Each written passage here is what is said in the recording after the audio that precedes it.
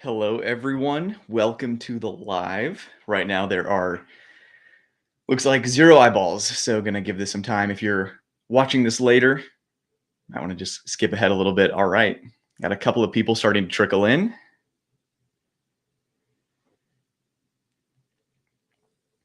So, if you are watching this back, since there are only a couple of people in here right now, a couple of things that I'm going to be covering in this live. Number one is going to be all right, live chat. What's up, Nicholas T?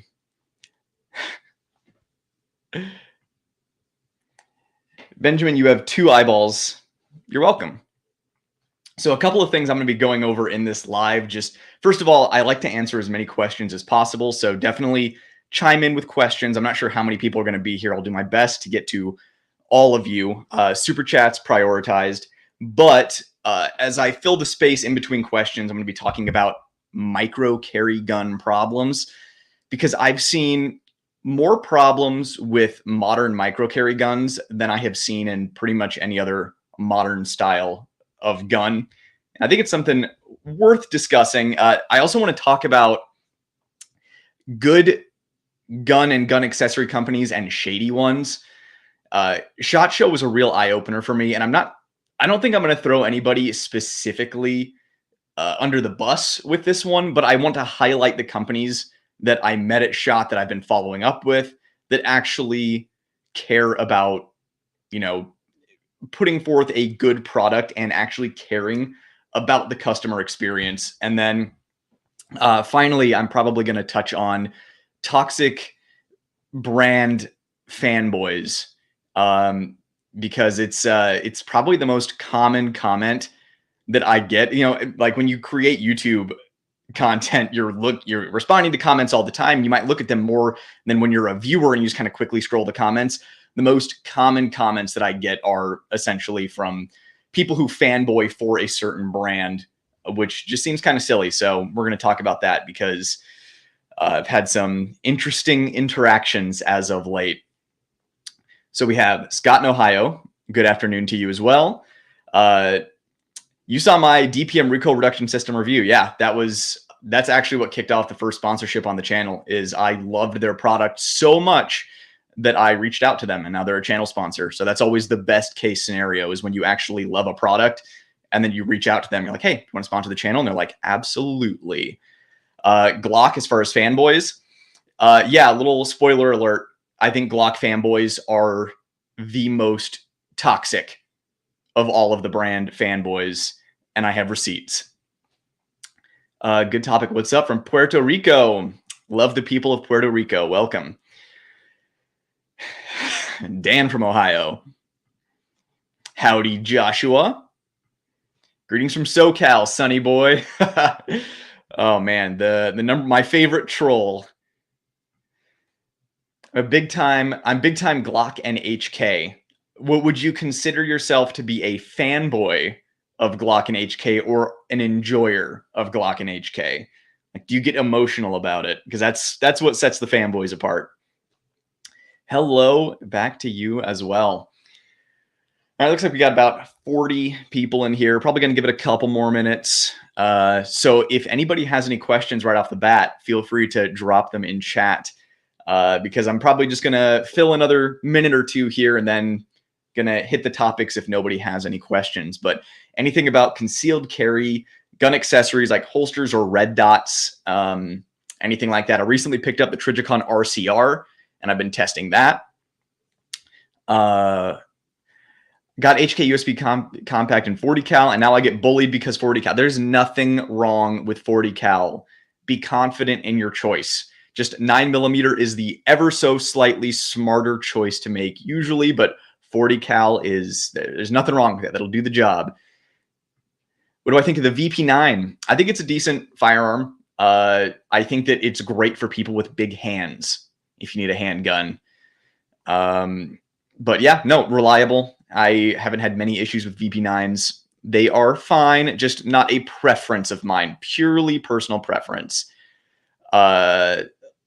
Shady companies to avoid, go. All right, well, we'll get there, because that's, like I said, I'm not sure I want to throw, like, I'll let you know the interesting ones. They're not, a lot of them aren't going to surprise you. It's mostly, I want to highlight the really good ones, because in this world where most are bad, it's a relief to find a good one. Staccato boys in the house. Yeah. Yeah. Staccato's cool. VP9 tactical. Yeah, no, again, super good. No problems there. Who are the honest gun tubers? Pretty much anybody. Most smaller, well, not most smaller channels. That's not true, because a lot of people are trying to get big by getting in good with gun manufacturers. So they're trying to say good stuff because they know if they say good stuff, those gun manufacturers are more likely to hook them up when they get bigger.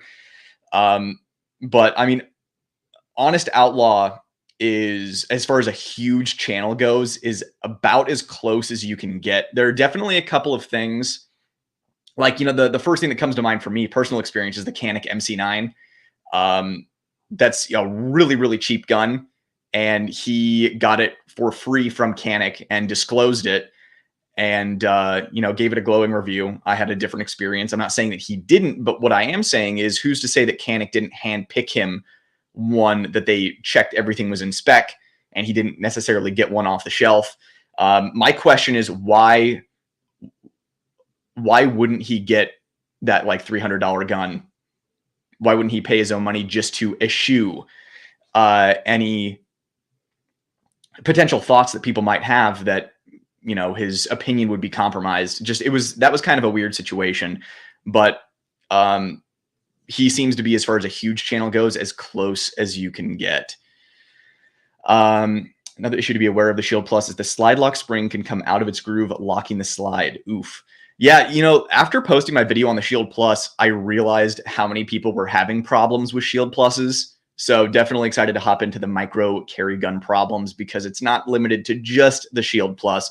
Although I am surprised to hear about just the frequency of quality control issues when it comes to the Shield Plus, considering the bigger M&P guns are typically squared away. The quality control issues I see on the bigger M&Ps are usually like cosmetic, like a crooked front sight, or, a sight pops out, something like that. It's usually nothing crazy. I wonder how many people overlook the CZ P10C. Yeah, for some reason, a lot of people who will get a P10C will move away from it. And I'm not really sure why, other than just pure speculation, because it's a great gun. It really is. Just people will get the P10C and then they'll end up going a different direction. They get bored of it. I don't know. Maybe just not sexy. I'm trying to buy my first gun. I really like 2011 style pistols. Should I go with the Prodigy or Bull Armory SAS, or neither? I would go Bull Armory every single day over the Prodigy, or as you said, the Prodigy. And the reason for that is just frequency of quality control issues. Now, the only Bull Armory I have experience with is the TAC series. People ask me about the Ultralight. I don't have experience with it, so I'm not going to recommend it or not recommend it. But I do recommend the Bull Armory TAC series very heavily. The Prodigy, you could get a great one that runs. I've seen the MIM parts break in those. I think there was some dude on Reddit that had his ejector break at like 2,000 or 3,000 rounds. But Bull Armory, the TAC series is good to go. I would be patient and wait for that, especially since they have the new TACs coming out. I don't know if you saw it at IWA, the SHOT Show in Germany. TFB TV, their channel Showtime, covers the shows. They have a great video with Bull Armory. That's probably my most anticipated release, is their new 2011 style pistols, double stack 1911s that they're coming out with. Recommendations for P365 AXG Legion holster. How do you want to carry it? If you want to carry it appendix, tier 1 concealed, I like the Axis Elite. If you don't want a spare magazine, the Xiphos Elite is really good. The other holster company I recommend is Tenacor. Anything from Tenacor, if you want to carry behind the hip or appendix, Tenacor is good to go. I also like JM Custom Kydex. You can check them out as well. I live in SoCal, so only get 3 weapons on a CCW. Is it only 3? Wow. For some reason, I thought it was 5. Have a CZP01. What holster would you recommend? Again, depends on where you want to carry. Same recommendations I just gave to the other dude, pretty much. If you were in a Resident Evil 7 scenario, mutant hillbillies kidnap wife. Well, that's an oversimplification, but I'm not going to get into the details of Resident Evil lore. What loadout you going with? You know what? The loadout from Resident Evil 8 Village is pretty good. I think I'd go 44 auto mag. Getting that Bull Armory Axe C ported tomorrow. Can't wait. Yeah.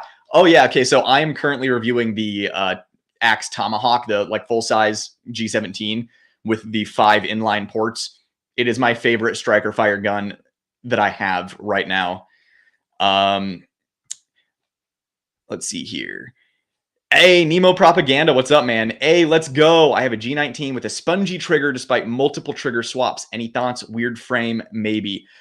First of all, what generation is it? I wouldn't be surprised if it was a Gen 5 because, though I have had Gen 4s too. So yeah, I had a G45 that had, it was like a frame issue. It originated from, it was a Langdon Tactical G45 that I got, and that the trigger was horrible. Had the Langdon Tactical trigger job on it. Sent it back to LTT twice, and they did trigger swaps on it. They did tuning, and it came back like worse every single time.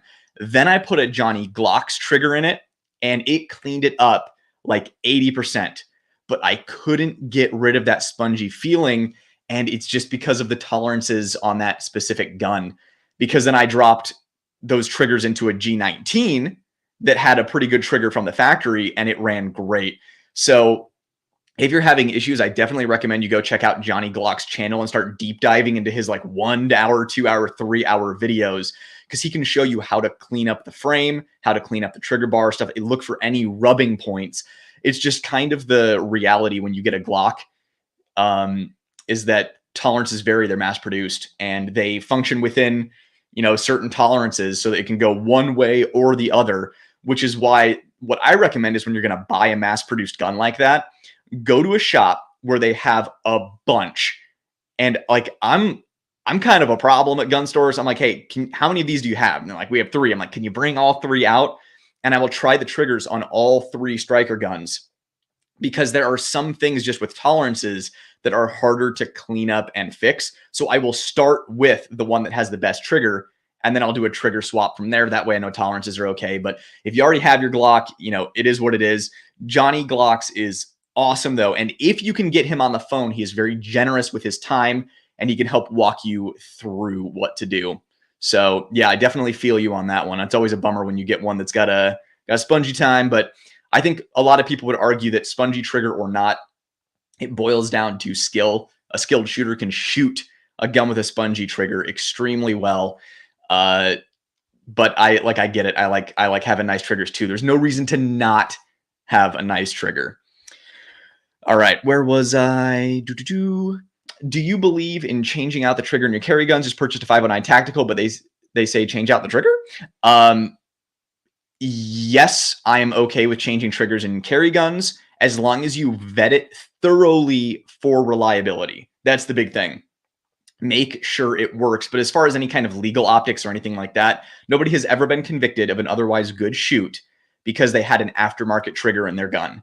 So it would be one thing if you modified your trigger to make it like 1.5 pounds on a Glock, because then an argument could be made that, did you really mean to pull the trigger or was it negligent? So I have no problem swapping triggers and carry guns. Just thoroughly vet it for reliability. Anytime you change anything on your gun, even if it's adding a weapon light, shoot a bunch of rounds through it, including your carry ammo. Make sure it works. Have you ever appreciated a gun more the second time around? That's a really good question. Really good question. Off the top of my head, I'm going to say no. I don't think so. Maybe Glock, because I grew up shooting 1911s and like Smith & Wesson revolvers, and I hated Glocks, couldn't shoot them well, and then I taught myself to shoot a Glock well, and then that's what I ran for a really, really long time. So I would say Glock. I appreciated it more the second time around. It's kind of that meme, you know, where it's like the stupid guy and he's like, I bought a Glock, and then it goes up the curve, and you know, it's like the average dude, I bought a SIG, and then it goes back down to the Jedi Master, and it's like, I bought a Glock. And it's kind of that meme where a lot of people just end up going back to Glock after they have problems with other manufacturers. That's not to say that Glock doesn't have problems though. but we'll get to that a little later. Those are pushing Olight, never would. My God, that's how you'll know that I sold out. But honestly, Olight wouldn't be offering me enough money to sell out anyways. So they have reached out to the channel multiple times, and I've said no. What's your favorite JRPG, and why is it Persona franchise? My favorite JRPG is Persona 4 Golden. You saw right through me. Am I that predictable? I saw the only YouTube review on TAC Pro 5 with a bunch of failures. Did you watch? If so, what do you think is the reason? No, I haven't seen that. I honestly want to check that out. I would have to see what kind of failures it was having, but I'm with 1911 and double stack 1911 style pistols, it's pretty easy to diagnose malfunctions to see what the problem is. Hopefully it would easily be fixed. It would just boil down to how is the customer service and the warranty service.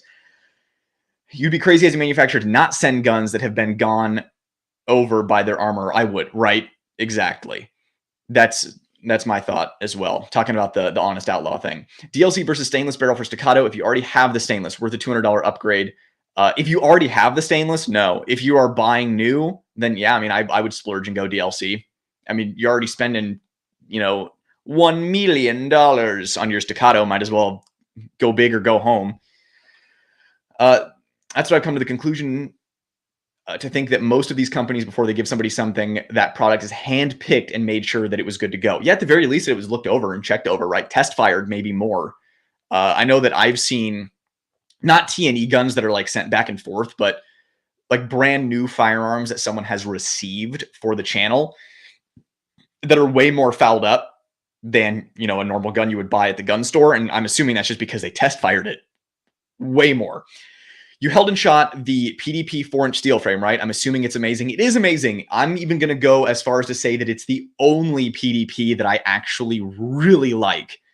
Just something about that barrel length, slide length, the way it reciprocates with the weight of the steel frame, the ergos of the steel frame. It's my favorite PDP. What DPM spring do you recommend in the 43X and P365 with PMM comp, the light one or the medium one? So assuming you got a standard kit and not a soft edition kit, I would go with the lighter spring in the standard kit. The soft kits, from my testing so far, if you're running a comp on a 43X or a P365, get the standard DPM kit because the comps aren't doing enough to make use of the lighter spring. However, Radian with the afterburner for the P365 and then eventually for the 43X, that might do enough where you would want to get a soft kit. But as far as what's on the market now, I would go standard kit, lighter spring. What we got here? What DPM spring do you recommend for? Oh, hey, there you go. Nice. Much appreciated, man. Thank you. Seriously, it's stuff like that.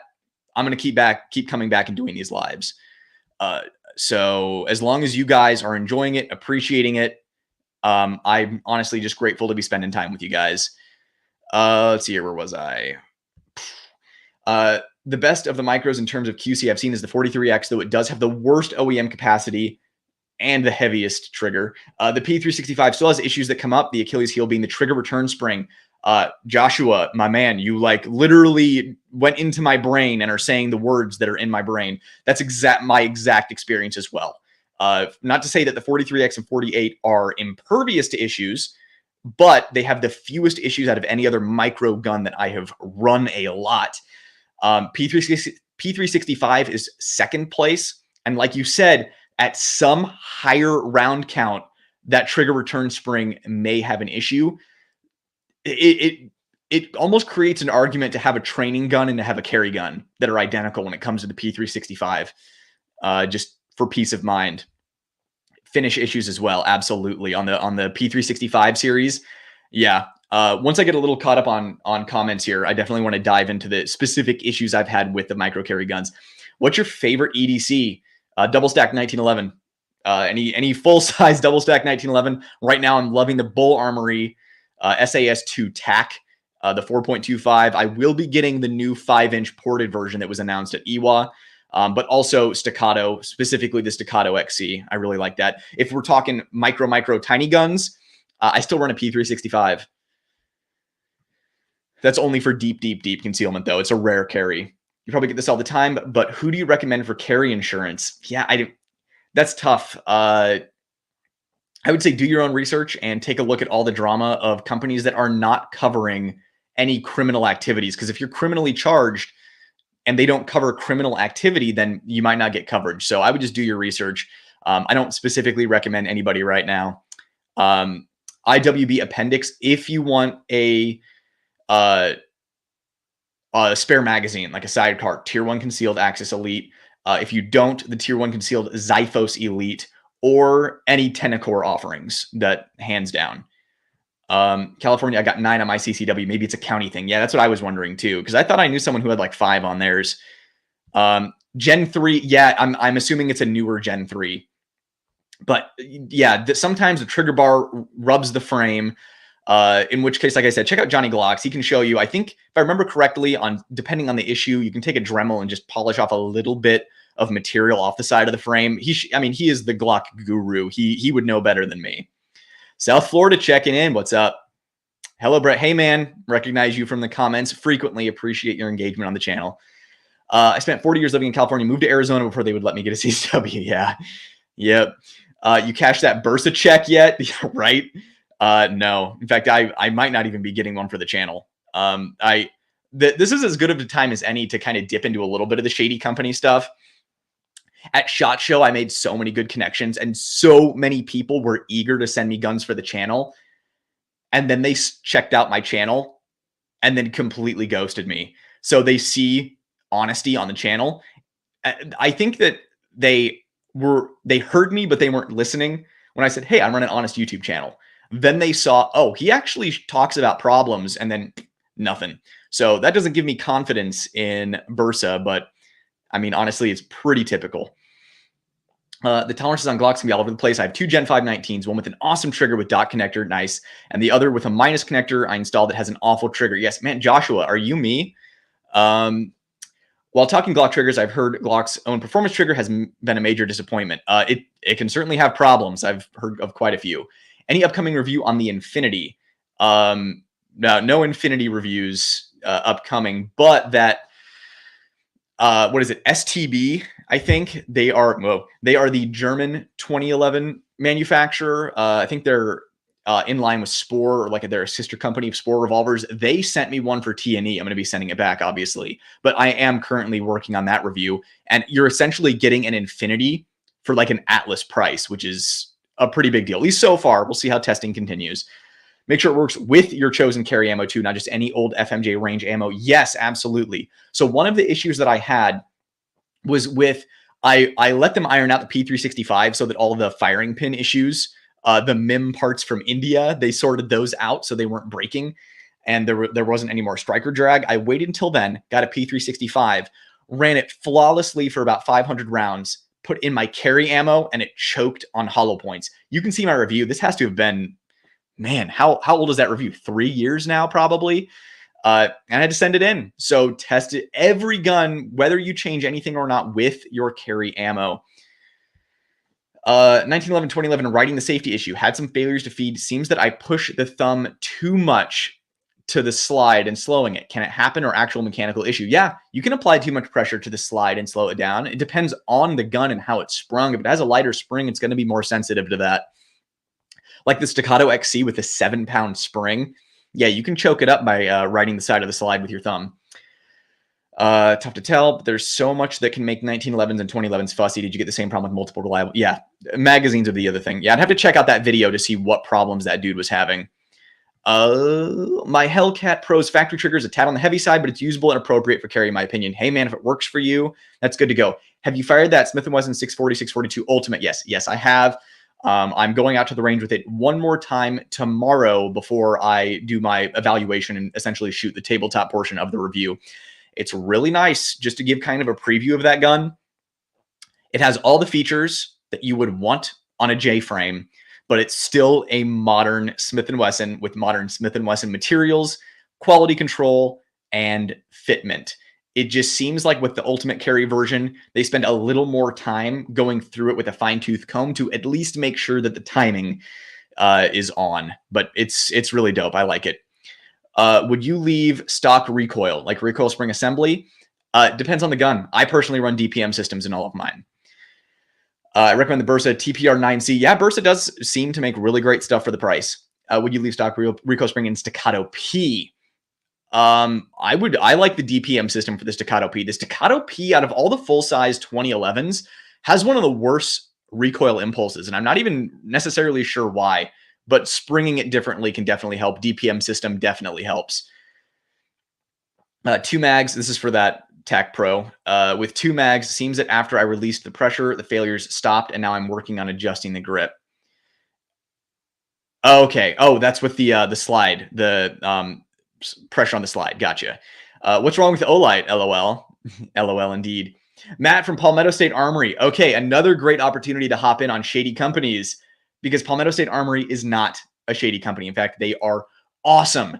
It's always great when you find a company who encourages thorough testing of their stuff so that they can improve and make better stuff in the future. And Palmetto State Armory is one of those companies. They absolutely kill it. They care about not only the quality of their product. I mean, they do make budget stuff. And yes, every once in a while, there are going to be quality control issues with mass produced items. But for the price, their quality is hard to beat. Their customer service is amazing. And they honestly care about the customer experience and making the best product possible, even if there needs to be some tough love involved. So 100% Palmetto State Armory is a great company and made in America. Let's go. Budget option made in America. Absolutely. Always love to see it. It's probably a grip issue then. You can't squeeze against the slide without having issues. Yep. I thought so. Yep, man. I love people working through problems here, because someone else might be having the same issue and they will see that and they're like, hey, maybe I was just writing the slide. Any plans to get your hands on the updated 226 or 229 Legion? Seems underrated considering so many tier 1 units used to carry it. Yeah, the 226 and 229 Legion are good guns. If I were going to get a 226 or a 229 that was modern manufacture, I would get a Legion. I don't know, because I feel like the 226 and 229, much like, I hate to say it because I love it, the HK USP have just kind of been eclipsed for practicality. So it's almost become a useful, reliable, completely usable, almost novelty. You get it because you like it, not because it's necessarily the smartest choice. No hate. Love the 226 and the 229. Respect its history. Just it is what it is. It's been a long time. P99 is underrated. I agree. I love the P99. That was one of my first handguns. I think it was my second centerfire handgun, the AS. Loved that gun. Regret selling it. So much help in the comments. Hey, Brett, your micro dagger should be shipping any day now. Sorry for the delay. Been nuts around here. Yeah. Oh, everybody, look, he sold out. No, I make it very clear that I run an honest channel here. And whenever a company basically takes out their balls, slaps them on the table and says, let's see what you got, man, I respect that completely. So yeah, looking forward to testing the micro dagger. And you guys know I'll give you my honest thoughts. And I know Palmetto State Armory will appreciate any feedback that I have to offer. But PSA is usually squared away. I'm sure it's going to be absolutely great. So definitely look forward to that in the future. I love the P99. We need DASA as an option just because of pistols. Polyframe striker doesn't mean we shouldn't have that option. Absolutely. And just to go back to Palmetto State Armory, the other company, guys, believe it or not, that just puts it all out there and is like, dude, show everything that goes wrong, is Hollow Sun. I was truly shocked. You know, I had been teasing them for so long, and then to find out that their mission as a company is to just make the best product possible. Now, granted, we do have a difference here. Palmetto State Armory is made in the USA. Hollow Sun is manufactured in China. Just want to, if anybody has any hangups about purchasing stuff from China, like obviously you're going to want to avoid Hollow Sun, but Hollow Sun as a company that makes products, they want to make the best product possible. And that includes getting honest feedback and sharing experiences, like wide. Just that actually legitimately impressed me. Doesn't mean their stuff isn't still made in China, but yeah, PSA and Hollow Sun really just want to make the best products they can. Are there potential training problems you see when owning multiple handguns like subcompacts and full-size handguns? It depends. The only thing that I really see there is trigger freeze with different triggers, and grip angles going from Glock to literally any other gun on the planet. But it's usually sorted out with just a couple of reps as far as the Glock grip angle goes. But yeah, trigger freeze is the only other issue. Like if you get used to running 1911s and then you get out like, I don't know, an FN reflex that's internal hammer fired and just doesn't have the best trigger, then you can end up getting trigger freeze. That's the only issue. But as long as you train and you make sure that you're doing dry fire reps with your actual carry platform, if you carry, like me, a double stack 1911, doing reps with another unloaded double stack 1911, that way I'm not always unloading my carry gun, then you can keep yourself squared away. But just know that the buck stops with you. You have to make sure that you're squared away. I have a P365 XMC that I replaced a terrible G26 with. Glock constantly had issues. I shoot more than most, and I've yet to have a malfunction. I'll go post my groups when I watch some more. Interesting. So I would be curious to know, G26, was it used? Did you buy it used? Did you replace any parts in it? And when was it made? Just to get interesting data points on that, because the G26 is a gold standard for a reason. It's usually good to go. So I'd just be curious to know those. Not saying that you're making it up at all. Like I said, Glock is not immune from having issues. Once I get a little caught up on comments here, I'm going to hop into the Glock fanboys. My P365 return spring broke with less than 3K through it. Yeah, that's kind of the thing, is it happens anywhere between 2,000 and 12,000 rounds. That trigger return spring will just break. It's spoopy. LA County Sheriff issues in my area and is 3 on the permit. Oh, man. I hate to hear that. Will you do a review of the newer M&P 2.0s with the flat face trigger? So I did a review on the M&P competitor that will probably whet your appetite. So yeah, as far as another one goes, probably be a while. I don't want to do like a bunch of M&P. I already did the Shield Plus and the competitor, but sometime in the future, probably do another M&P 2.0 video. Our county is CA only allows 6 firearms with no 10 millimeter. What? No calibers under 380, no jet fires, no Desert Eagles, no jet fires. What a bummer. Oh, have you considered reviewing the new Bull Armory Tomahawk with porting? Oh, it is in the works. I have been running it and loving it. Like I said earlier, I don't know if you were here for it, but that's like my favorite striker fire gun that I have right now. Wow, no issues, no rust in Florida, but their QC was the issue. I'm assuming you're talking about the P365. Yeah, so the rust issue with the X macro that I reviewed, it's interesting because the more I think about it, yeah, their finish sucks. Like it will wear faster than any other finish. I know that I was talking with a dude who does refinishing and does, gunsmithing and services. And anytime he gets a SIG P320 or 365 in, they have to put on like extra soft material on the jaws of the vise because the finish is so light and crappy that it rubs off even with the felt from the vise. The issues that I had, I think it more boils down to quality of steel. I think it's the quality control when it comes to the steel that is provided that is causing the rusting issues, combined with quality of steel combined with their bad finish. All right, Gordon, what's up? For defensive shooting training aid, USPSA or IDPA or neither? Why? I would say both. I think USPSA is more fun.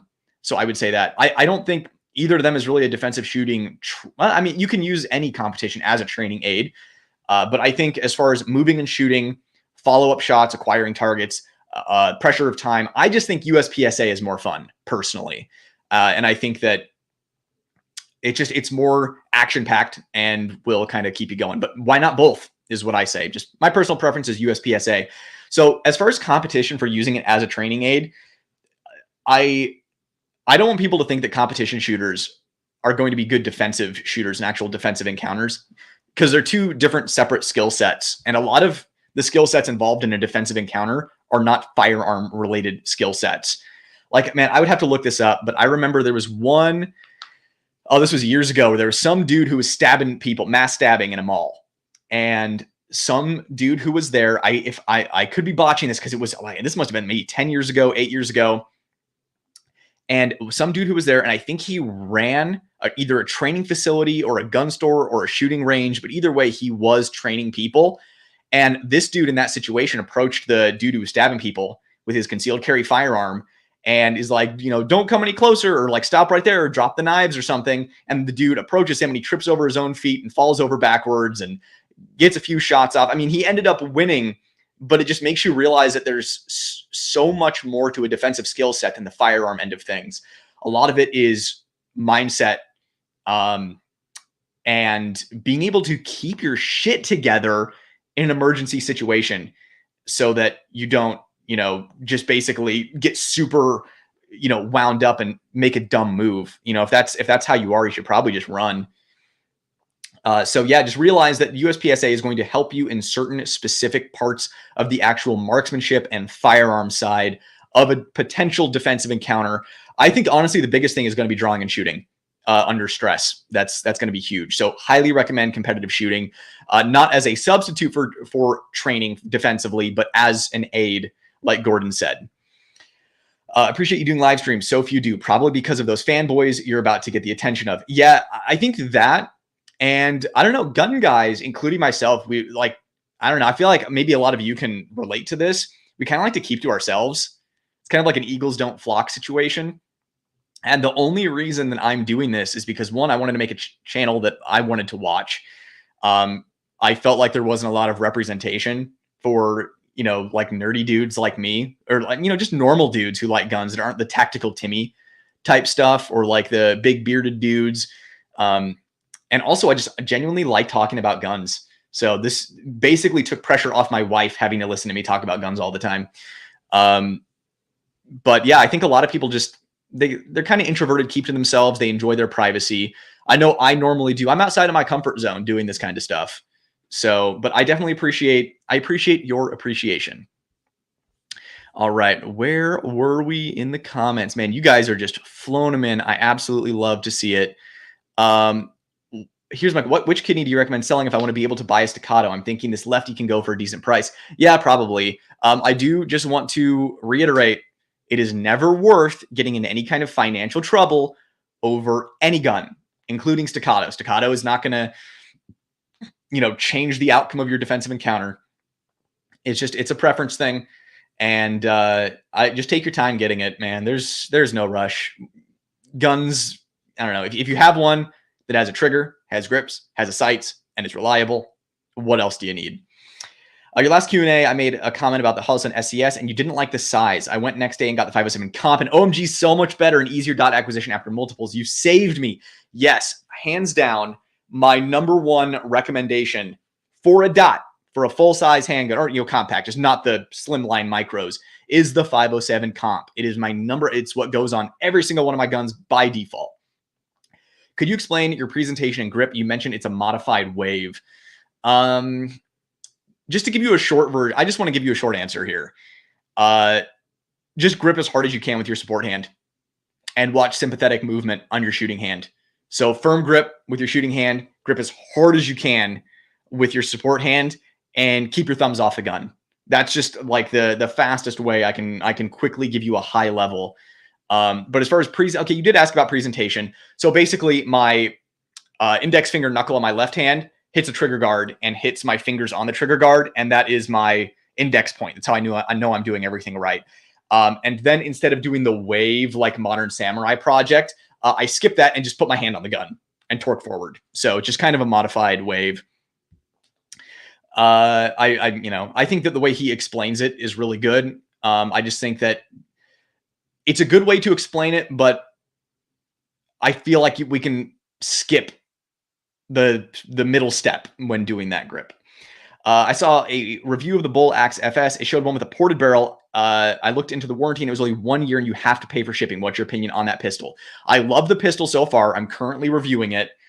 It's my favorite striker fire gun that I have right now. But yes, my only complaint with Bull Armory, I love Bull Armory. I'm even going to go as far as to say that they are my favorite manufacturer right now at this moment. And also, speaking about companies that are good and not shady, is Bull Armory. My only complaint with them is their 1 year warranty. It's the only thing that truly sucks. I've heard some people complain about the not customer service, but like warranty service. Like you said, like maybe paying for shipping and stuff like that. I would imagine if you had a real issue, you wouldn't have to pay. But Bull Armory is another one of those companies that one is like, yes, show everybody the problems that you're having, or show everybody the good experiences you're having. Tell people what you like and don't like about it, because we want to make the best gun possible. And the proof is in the pudding. Like I said, check out TFB TV Showtime channel, the Bull Armory announcements at IWA or IWA.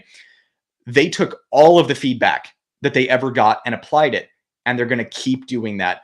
Even on the axe full size, that tomahawk, they took feedback because people complained about the grip texture. It's kind of like that checkered grip texture that was like dragon scales on the way down. People hated that. They switched to their tack texture. So they really do genuinely listen to feedback, and Bull Armory is probably my favorite manufacturer at this moment in time. Favorite JoJo's character, Gyro Zeppeli, if you've read Steel Ball Run.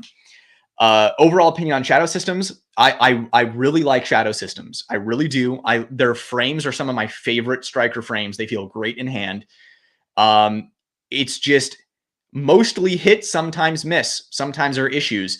This is another great opportunity to talk about a micro carry gun that I had issues with, the Shadow Systems CR920.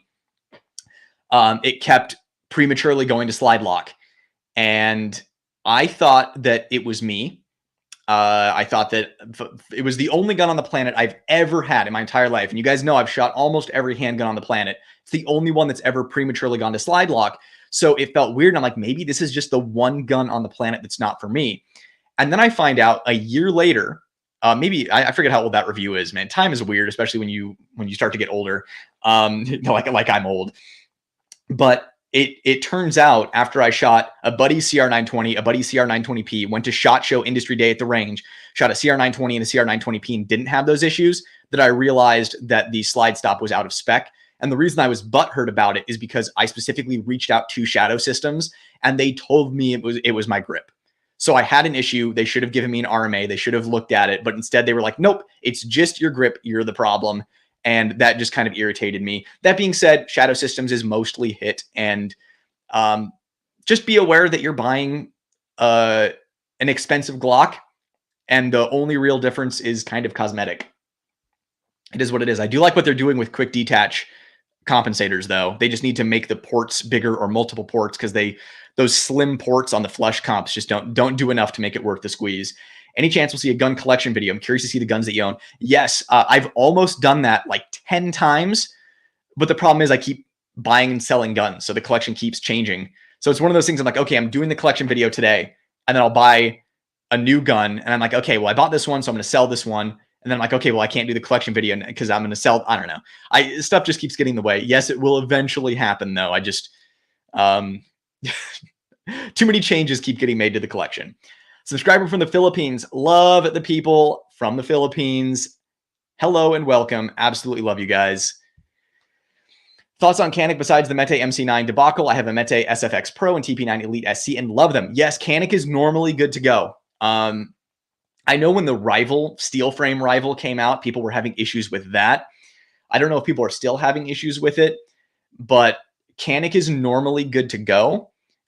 Just after the horrible customer service I had from Century Arms, I'm just not personally, I'm not going to buy a personal Canik for myself after that experience. I cannot bring myself to give them money after the experience that I had, even if their guns are good. Do you like any of the gas pedal thumb rests for 2011s or the antimatter wing for the Surefire? You know, I'm really glad someone asked me this question because so the antimatter wing, one, the guys running the company seem awesome, seem like pro 2A patriots. It looks like it is quality made, a quality product. Like I don't want you to get that wrong. It is well made. I'm not saying that it's junk. It is excellent, excellent, excellent product. My issue with those thumb rests, gas pedals, and wings like that go on weapon lights is it requires you, man, I really wish I could hold a gun up on live. But I need to get like a blue, and I'd probably get banned for a blue gun too, because YouTube just is stupid. So normally I grip my gun like this, and this right here is where a normal like gas pedal would be on an open gun, so that you can get kind of a downward pressure on it too. It is where a gas pedal should be. When you get that antimatter wing, all of a sudden it's way out here. And maybe it's just because I have medium-sized hands. Maybe someone out there with like XL hands and long fingers doesn't have this issue. But you really have to crank out there to get your thumb on that wing. And I think people would make the argument that locking your wrist out like this is going to be good for recoil control. To me, it makes things too stiff, almost like locking your arms while shooting. And them acting as 2x4s pushing you back instead of slightly bent elbows and them acting as shock absorbers. It's important to lock your wrists when shooting, but I feel like pushing your wrist all the way forward like this just to get it on a wing. I don't know. I feel like there's a lot of tension there. I'm sure somebody could prove me wrong, but what I would like to see is somebody who was not sent one for free, who is a talented shooter, shoot 3 drills side by side with and without it, and look at groups and look at times. That's what I'd be interested in. I bet there would be zero difference because I don't know. Especially people putting them on staccato XCs. I don't know. I don't want to go on a tangent here, but I do prefer gas pedals that are further up. There's a reason gas pedals aren't all the way out there at the end of the gun on open guns. If that was the best, that's what would be on open guns. Would you be shocked they don't have any mill contracts due to Berry Amendment compliance? LE contracts are a different story. Why would you be shocked they don't have any mill con? I don't know what you're talking about. Maybe I forgot. Maybe it was mentioned in a comment earlier. Maybe you're responding to someone else. I don't know. But if you clarify, I will answer it further down. You'd be surprised how many Glocks actually have issues for many shooters. Okay, so this is something I want to get into with Glock. Hold on a second here. Okay, Kyle, my dude, I'm going to get to you in just a moment.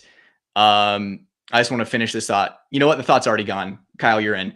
Have you seen the Fowler Vanta 9? Absolutely gorgeous. Yes, I would love to get a Fowler Vanta 9.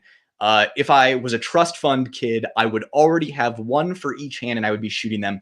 I've heard only amazing things. Fit and finish looks absolutely perfect. What I'm excited to see how they progress as a company, because, you know, once they have another few years behind them and they start truly getting creative with innovation, I think that they're going to be a force to be reckoned with. Okay. Where was I? One man show here, folks. Here we go. You'd be surprised how many Glocks actually have issues for many shooters. This is something that I want to mention about Glock, because just with quality control with firearm manufacturers nowadays, it's hard for me to recommend a gun to a new shooter. It used to be, I would say, okay, you know, look at this, look at that, and pick whichever one feels best. But with the trigger return spring issues on SIGs, if you're going to get to a high round count, that could be a problem. If you're somebody who's never going to shoot your gun, you're never going to know. And that is the crux of why these firearm manufacturers are cutting corners. And these micro carry guns just being a civilian only market, right? There are going to be no contracts.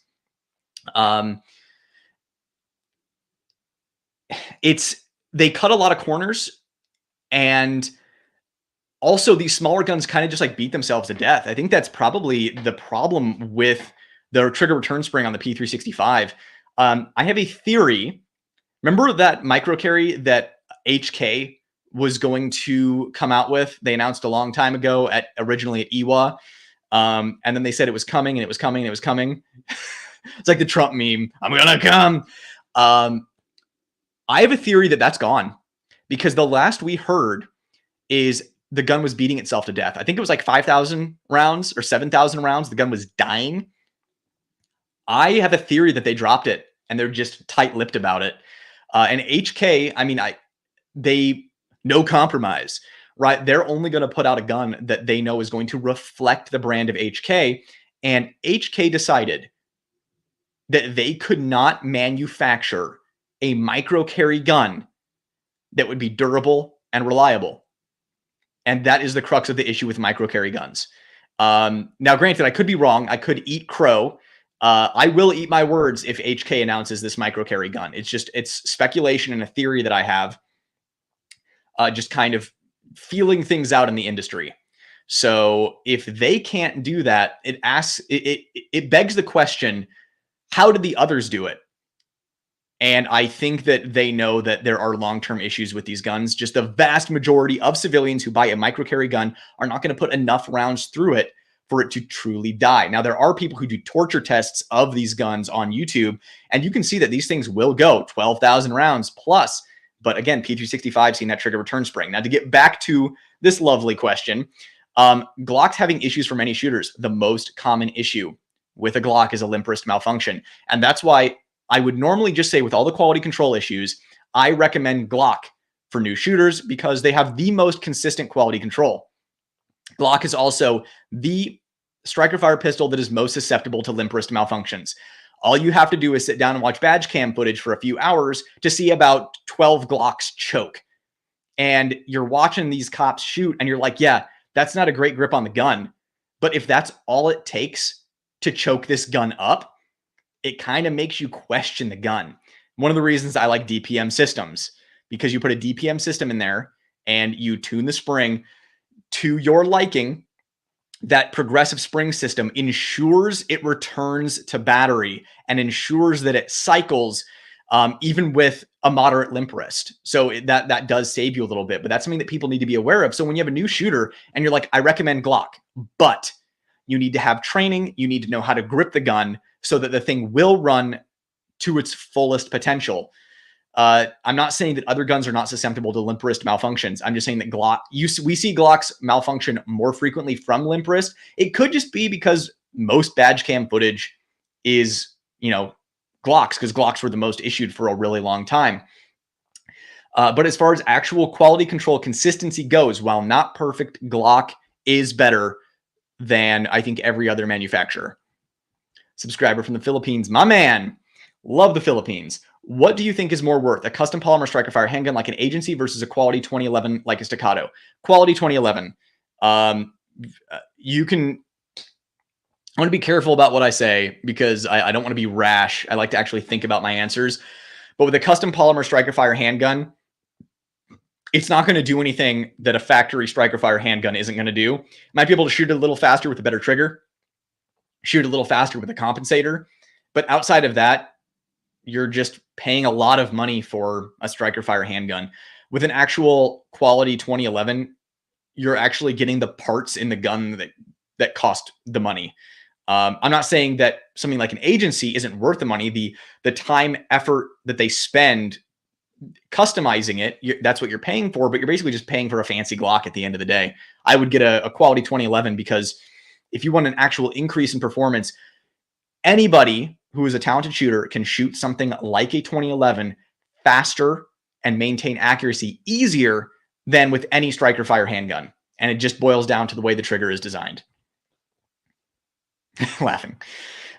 Recently purchased a tier 1 Access Elite with DCC clips. Any suggestions when putting the holster on to avoid destroying your belt with the clips? Get a better belt? That's honestly, that's probably it. Oh, you mean like putting it on so it's not like scraping? Yeah, I mean, you'd be surprised. Those DCC clips are hard to spring. I literally just, they come out maybe, I don't know, 1/4 of an inch, 1/8 of an inch, 1/6 of an inch, and just goes over without touching my belt and then clamps onto the bottom. And then when I take it off, I push downward pressure on it, peel the clips up, and it comes right off. So the clips are never even contacting my belt. I see what you're saying now. Is that original manga art on your wall? I like it. R.I.P. Akira Toriyama. Yes. First of all, moment of silence for Toriyama. He is the guy who made Dragon Ball. And as many of you probably better know, Dragon Ball Z from Toonami back on the day. Yeah, he unfortunately passed away. Being a mangaka or a manga artist is probably the single most stressful job in the entire world. So many mangaka unfortunately die fairly young. I believe he was only in his 60s. So that was definitely sad to see, especially he had so much of an impact on so many people. You go anywhere in the world and everybody knows who Goku is. So truly a profound guy. That was definitely sad. As far as original manga art, this stuff. So this is JoJo's Bizarre Adventure. And yeah, this is exhibition art from Hirohiko Araki. So that he does it for JoJo exhibits in Japan. It is imported. I don't mean to brag, but I got it on eBay. Armorycraft makes some good aftermarket plus 10% return springs for the 320. I think for the 365 too. Yeah, Armorycraft makes good stuff. I'm hoping to get my hands on some Armorycraft stuff here pretty soon. I definitely want to test their stuff out. They make good SIG stuff. Yep, train. Martial arts and stress, calm reaction to combat because it helps across the board in stress situations. Yeah, and the thing is, you can do all of that training and then get in that situation and still just be a puddle. So I think that if you've never been in a truly like emergency situation where you've seen a lot of blood gushing out of somebody, you kind of don't know how you're going to react until you see it. My P365 Rust, especially the mag. Yeah, so the mags. The magazines again are hit or miss, and I think it's their sourced steel because it's inconsistent. I have many P365 mags that don't rust at all, and I have like 2 that just rust like crazy. I just got a new G45 and put the new performance trigger in it. Dry fired it, but haven't had a chance to shoot it. I want to do the same thing as I did in my 19X. Yeah, I don't know. In one of my future videos, let me know how it goes because I've heard mixed things on that performance trigger. Yeah, not a tactical guy either, despite being in the Marine Corps a long time ago. People online can be really weird about guns. Hard to find like-minded people to chat with. Yeah, no, I'm definitely grateful to find guys like you that we can just be chill and not have our entire identities revolve around a brand of firearm. I can relate to that about wife girlfriend being happy to not have to hear about guns so much. I've been answering newbies questions on Reddit and Discord so I can get the gun talk out of my system often. Oh, Reddit and Discord. That is where the fanboyism attacked me. So this is good. This is a good segue. So talking about fanboys, out of all the fanboys, and when I say fanboys, I mean somebody who gets emotional about loyalty to a billion-dollar company that doesn't care about them, right? At SHOT Show, my first SHOT Show video showed the Glock 49 malfunctioning in my wife's hands. Now, everybody immediately screamed limp wrist, but like my wife has been shooting competition for a long time. Her form is not exactly mine, but she shot every single gun at industry day at the range. I mean, every handgun that was there, and the only gun that malfunctioned in her hands was the G49. So do the math. Also, she is a Glock girl. She runs Glocks. Like she has carried Glocks and run Glocks forever since she was like 15 years old, has been shooting Glocks. And this is the first one that's malfunctioned in her hands. And I showed it and I was like, man, what a poor showing from Glock on industry day at the range. Then somebody, and I found this out later because like people let me know way after the fact, and I was able to look and find at least one of them. Someone posted on the Glocks subreddit, and it was like, it's one of those things. It just goes to show the danger that the media can have on you by just the title of an article. Because the title of this dude's post was self-proclaimed gun expert blames like limp wrist malfunction on Glock. Like, what an idiot. And then posted it. So then, of course, everybody immediately goes on the attack. First of all, I have never called myself a gun expert ever. I don't even know what a gun expert would be. Maybe like a gun historian. And in the video, I definitely didn't. I was just a dude at SHOT Show. And then everybody on Reddit, that spread like wildfire. And then I heard it made it over to a couple of Discord servers, again, with that same incendiary messaging. And then all of these Glock fanboys came over and started arguing with me. And I basically just explained exactly what I explained to you guys.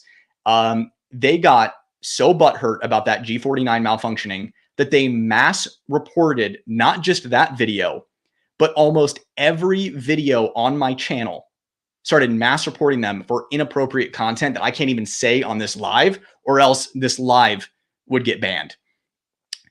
So YouTube, whenever a gun video gets reported, it's like an automatic loss of appeal because they hate gun channels.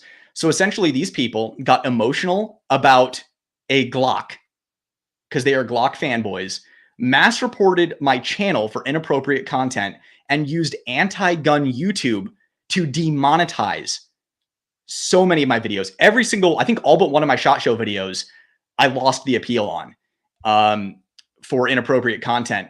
And when you lose the appeal on that, not only do you make no money off the video. So essentially I went to SHOT Show and busted my butt to get videos out same day for all of you.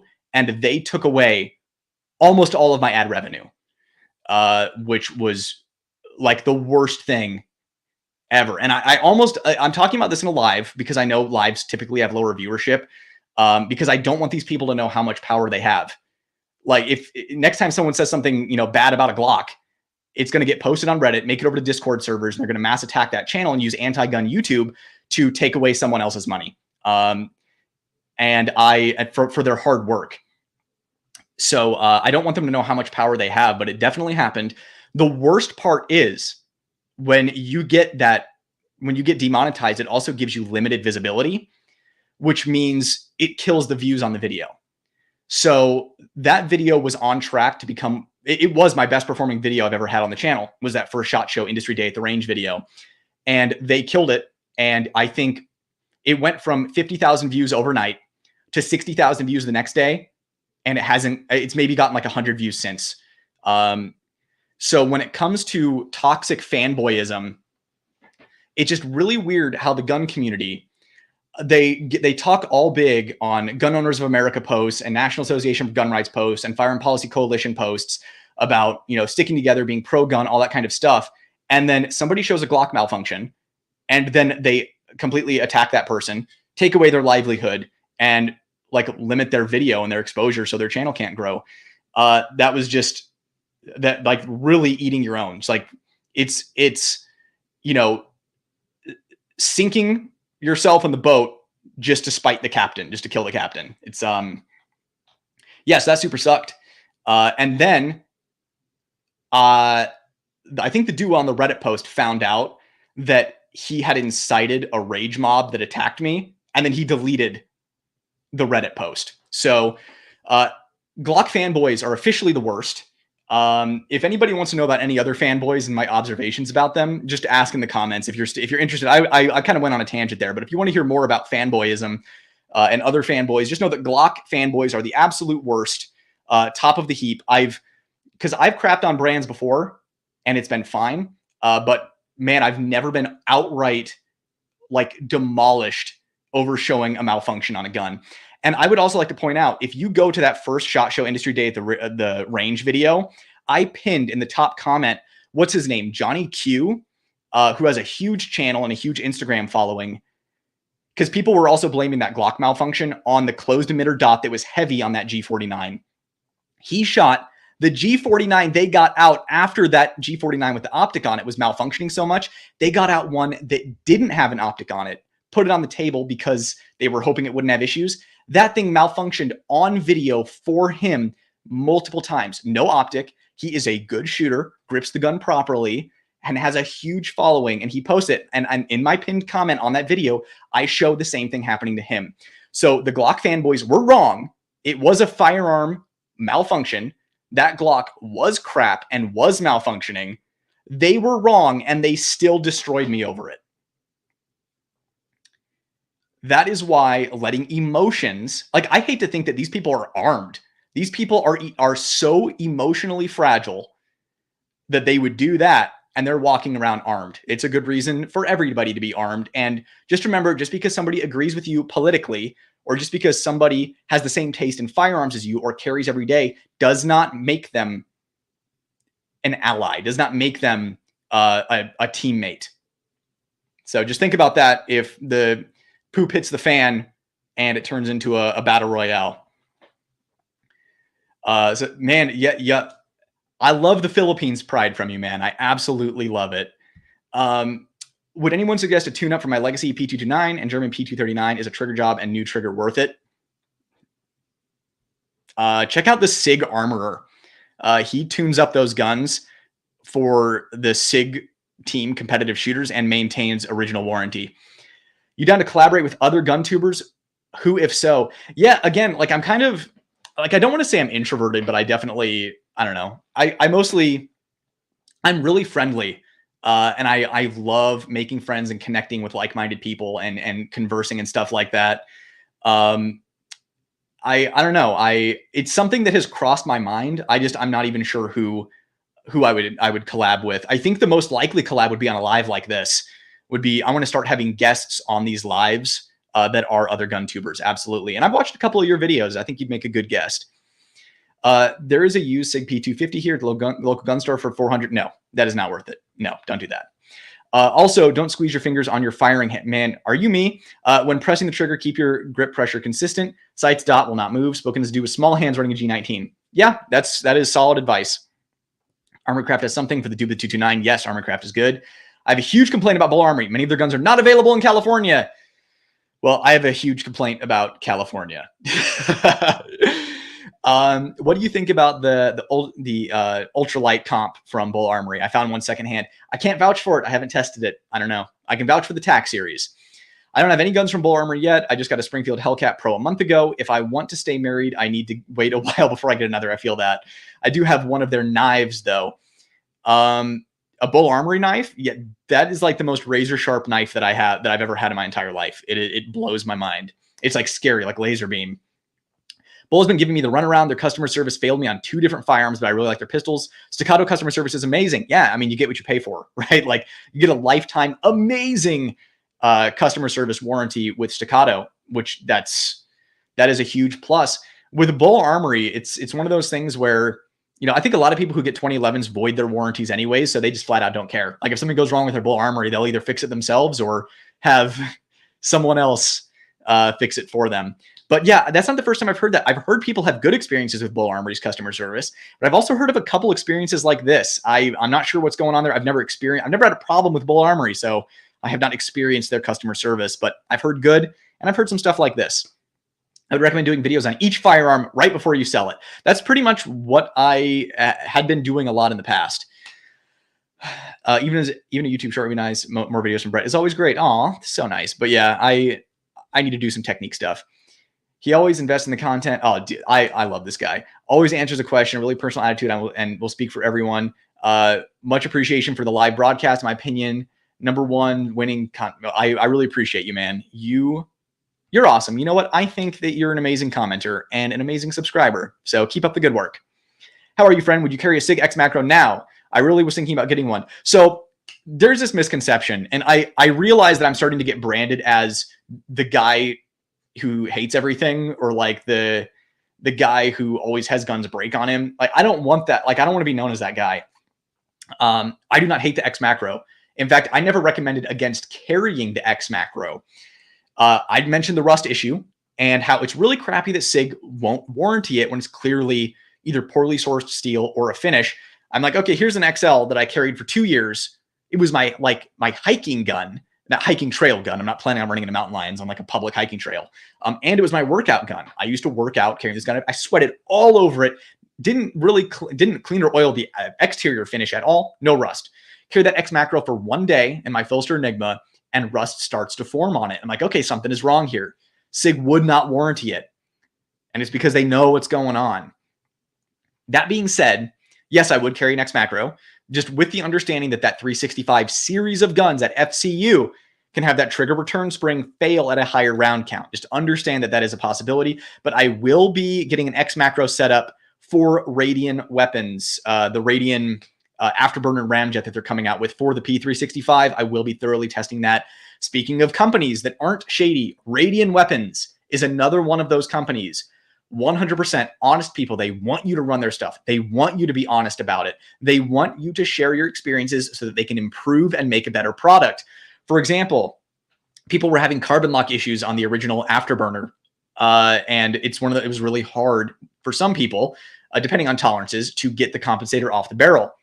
They fixed that. They listened to feedback. They didn't have to do that. They didn't have to spend the time and the money just making engineering changes and retooling to change that. They fixed it. Radiant Weapons is another one of those amazing companies up there with Palmetto State Armory, Hollow Sun, even though they're made in China, and Bull Armory, that they just genuinely want people to be honest about their stuff. And I truly respect that. I love my P365, but hearing all these issues are worrisome. I'm thinking of selling it. Luckily, I have never had an issue with mine. Yep, it's only a random high round count thing. P365s are normally good to go. And I do want to mention about the X macro. The only reason I wouldn't carry it is because the grip is so long. It's pretty much a full-size gun. I would rather just carry a full-size gun that doesn't have as much punch to it because it's heavier and has more mass and isn't as lightweight and thin as the X macro. All guns are just machines. Each brand will have their own problems. Yep.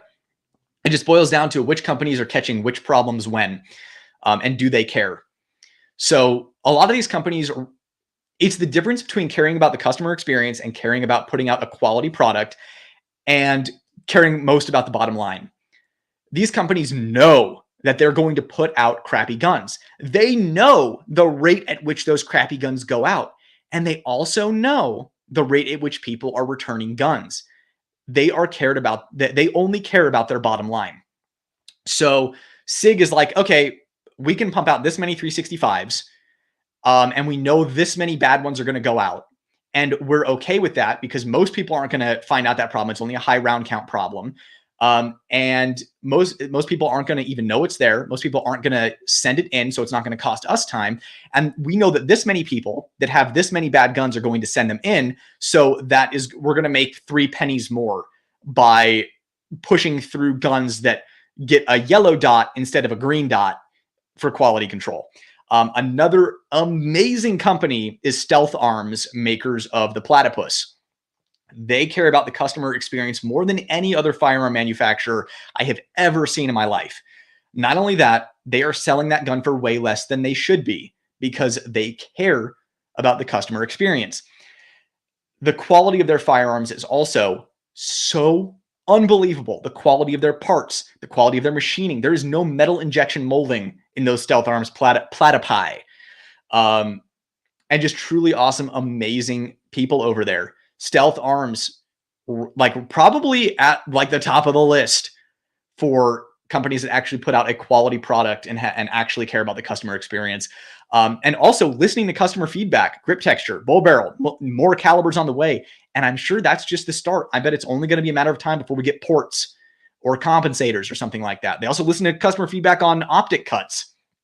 They, in my opinion, are the firearm manufacturer to keep an eye on for the future. I think that they are going to, I think they have truly incredible things ahead of them. They're already crushing it. And I think they're going to just keep getting bigger. Got to go. Wife giving me the deadly eyeball. All right. Well, if you watch this back, because that was, like almost 20 minutes ago now. If you're watching this back, appreciate you being here, man. Thank you. They're working on the SFP 9cc, but it's still a few years out. I disagree. We'll see. We will see. See you in a couple of years and we'll see who was right. Why recommend Glock anymore? MMPs are light years better. They're about the same. It just boils down to grip angle preference, really. You can also get a better aftermarket MMP trigger than an aftermarket Glock trigger. Johnny Glock's is the best aftermarket Glock trigger, and an Apex trigger and an MMP is better than that. But other than that, they're pretty close. Talented shooter can shoot them both the same. Remember, HK couldn't get it to be reliable. Yep, exactly. Trust HK far more than Glock. What if I told you that I had a metal injection molded extractor on my HK USP brake? M&P 2.0 is the best new gun owner pistol to me. Shoots great, durable, reliable, looks good, inexpensive. Also, yes, I've been recommending that as I'm like, hey, listen, look at the Glock, look at the M&P, pick whichever one feels better. And of course, everyone's going to pick the M&P 2.0. The quality control that Smith & Wesson has, like the issues they've been having, causes me pause. You watch badge cam vids too? LOL, I watch them. Yeah, I think it's important to. As a civilian, you're not going to run into that situation that an officer is going to, but you can still learn a lot about a violent encounter by watching it. What's your thoughts on Dan Wesson DWX Compact? I actually don't like the way that it shoots. I shot it at Industry Day at the range. The Shadow 2 Compact shoots significantly better. Do you like the trigger, though? I like me a 1911 style trigger. Watch them all the time, and I thought I was alone here. No, it's important to watch that stuff if you're going to be carrying a firearm, because you need to be aware of the reality of using a firearm. Still rocking the T1C Hunter Constantine belt. Yes, I am using my Core Essentials belt for convenience. The ratchet system is just too, I'd rather be uncomfortable and have the convenience on a lot of days, but that Hunter Constantine belt still gets a lot of wear time from me. It's a very good belt. One of my most highly recommended belts. Yeah, they're very unique. Yeah, I don't like the way they shoot. The DPM recoil system is absolutely sick, especially when combined with a solid comp. Agreed. We're on the same page. LO, that flex on imported JoJo art. It's great art. Yeah, well, yeah. Everyone's jealous of my JoJo art. I live in Florida and sweat over my P365 mags. They don't rust. But that being said, I have friends that have some that are horrible. Exactly. I think it's their source steel that's the problem. Can you recommend a holster for the Shadow 2 Compact? Does Tier 1 Concealed make one? If not, does Tenacor make one? Because those are my two biggest recommends. I purchased a SIG P226 Legion SAO, and the mag coating seems anemic. I can even see bare spots on it. Hate to say it, but the SIG mags need a little oil and then wiped clean. Yeah, it's a consistency problem. PSA and Aero Precision fans are every bit as bad as Glock shills. I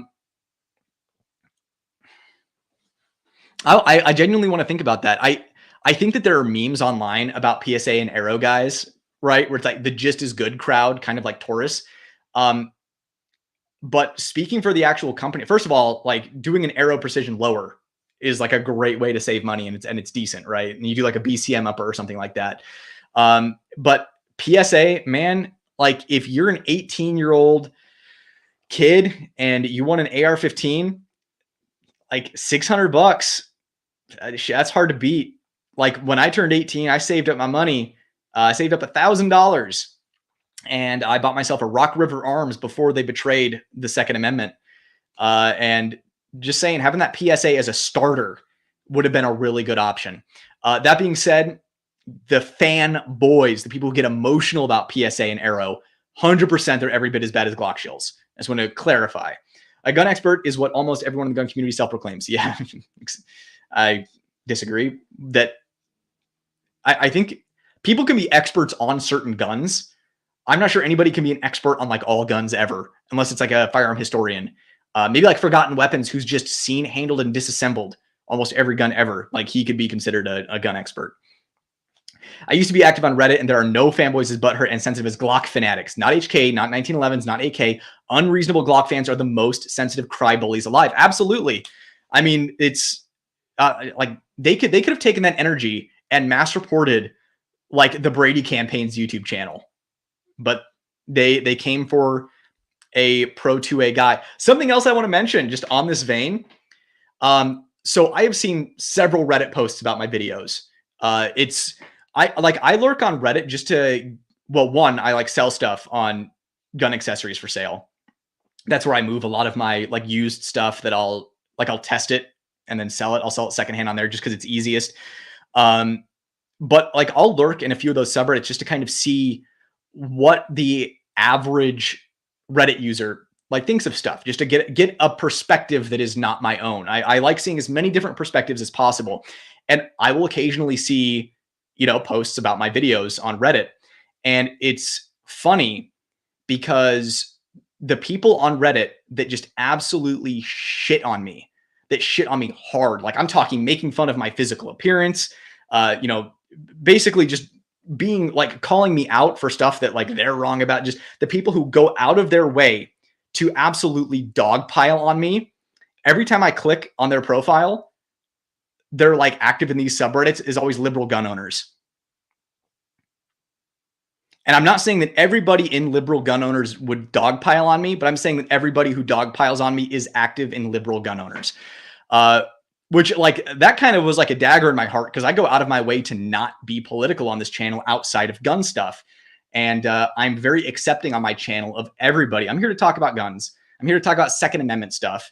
And no matter what background you come from, I don't care, what any of your preferences are. I don't care what you look like. You're welcome here to, discuss guns. That's just how I've always been. I like getting as many different perspectives as I can. I find different people to be extremely interesting, and we can learn so much from and about these people. And it's one of those things that they're just like shooting themselves in the foot, because how do you think that makes me feel? Where I'm like, okay, 12 people dogpiled on me and they're all active in liberal gun owners. Let's do the math on that one.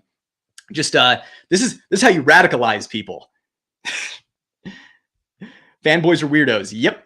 That's part of why I started supporting you through Patreon. That stuff is messed up. And I appreciate it. Yeah. It's when that happened, I did pick up a few more patrons, and I appreciate all of you, because that really was, I mean, it's like, I don't dwell on stuff, but there was a good like hour there where all of my stuff was getting reported and I was just fighting appeals.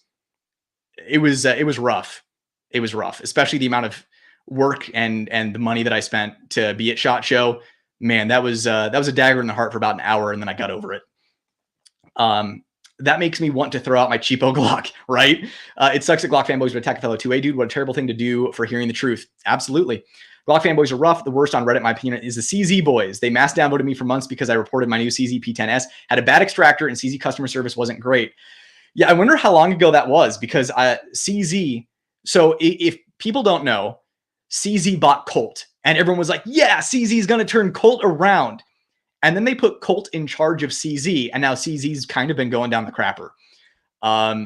But yeah, the CZ, I think it's more so Redditors that are the problem than CZ boys. Yeah, CZ fanboys who get emotional probably. And I think it's because it's very much their identity, right? It's like, oh, I have a CZ. Like, I don't have a Glock, I have a CZ.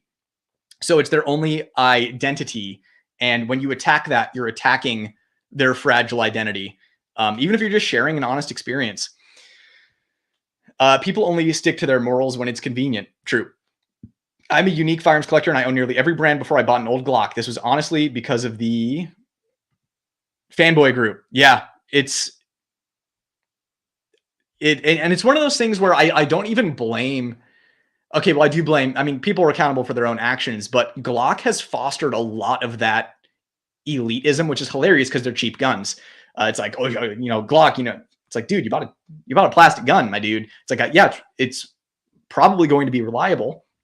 It has been the gold standard ever since it came out. I appreciate all of that. And Glock is probably my number one recommended firearm brand, which is hilarious. These people didn't even know anything about my channel that I recommend Glocks. My top 5 best pistols of all time, Glock made top 5. Like what? It made number 4. It's crazy.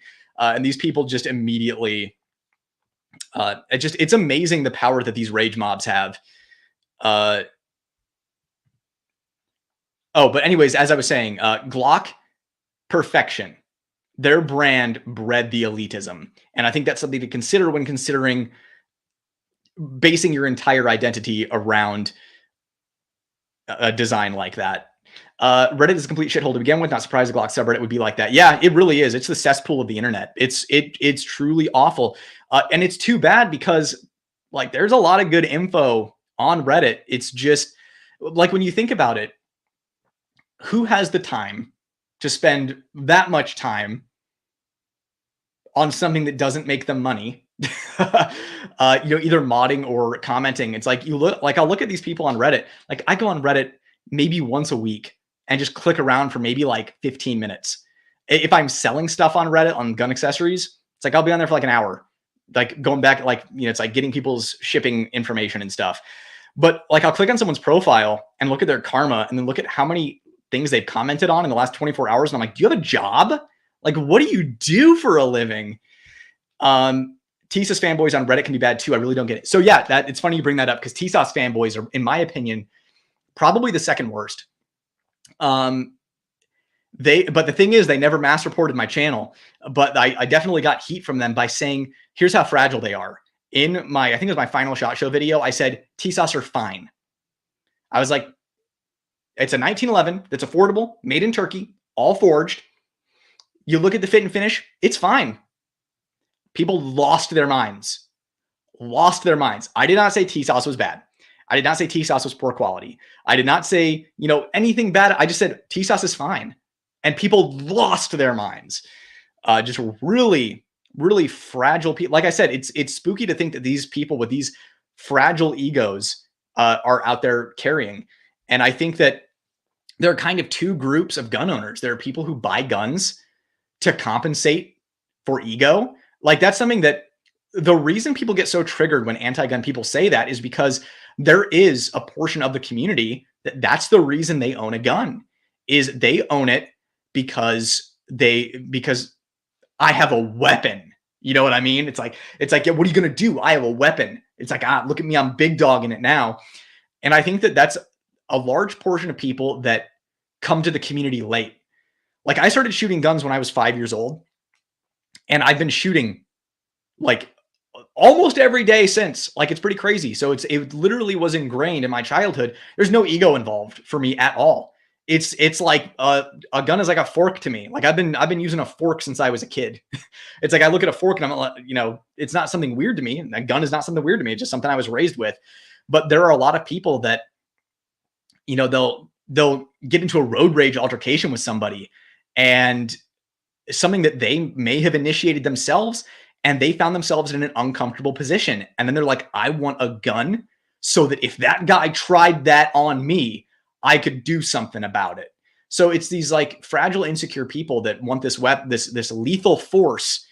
And that's just the wrong reason to do it. I don't think it's the majority of the community. I think I don't know, if I was putting a number on it, I don't know, 20%. I'm not saying of people active in the 2A community. I'm talking of gun owners.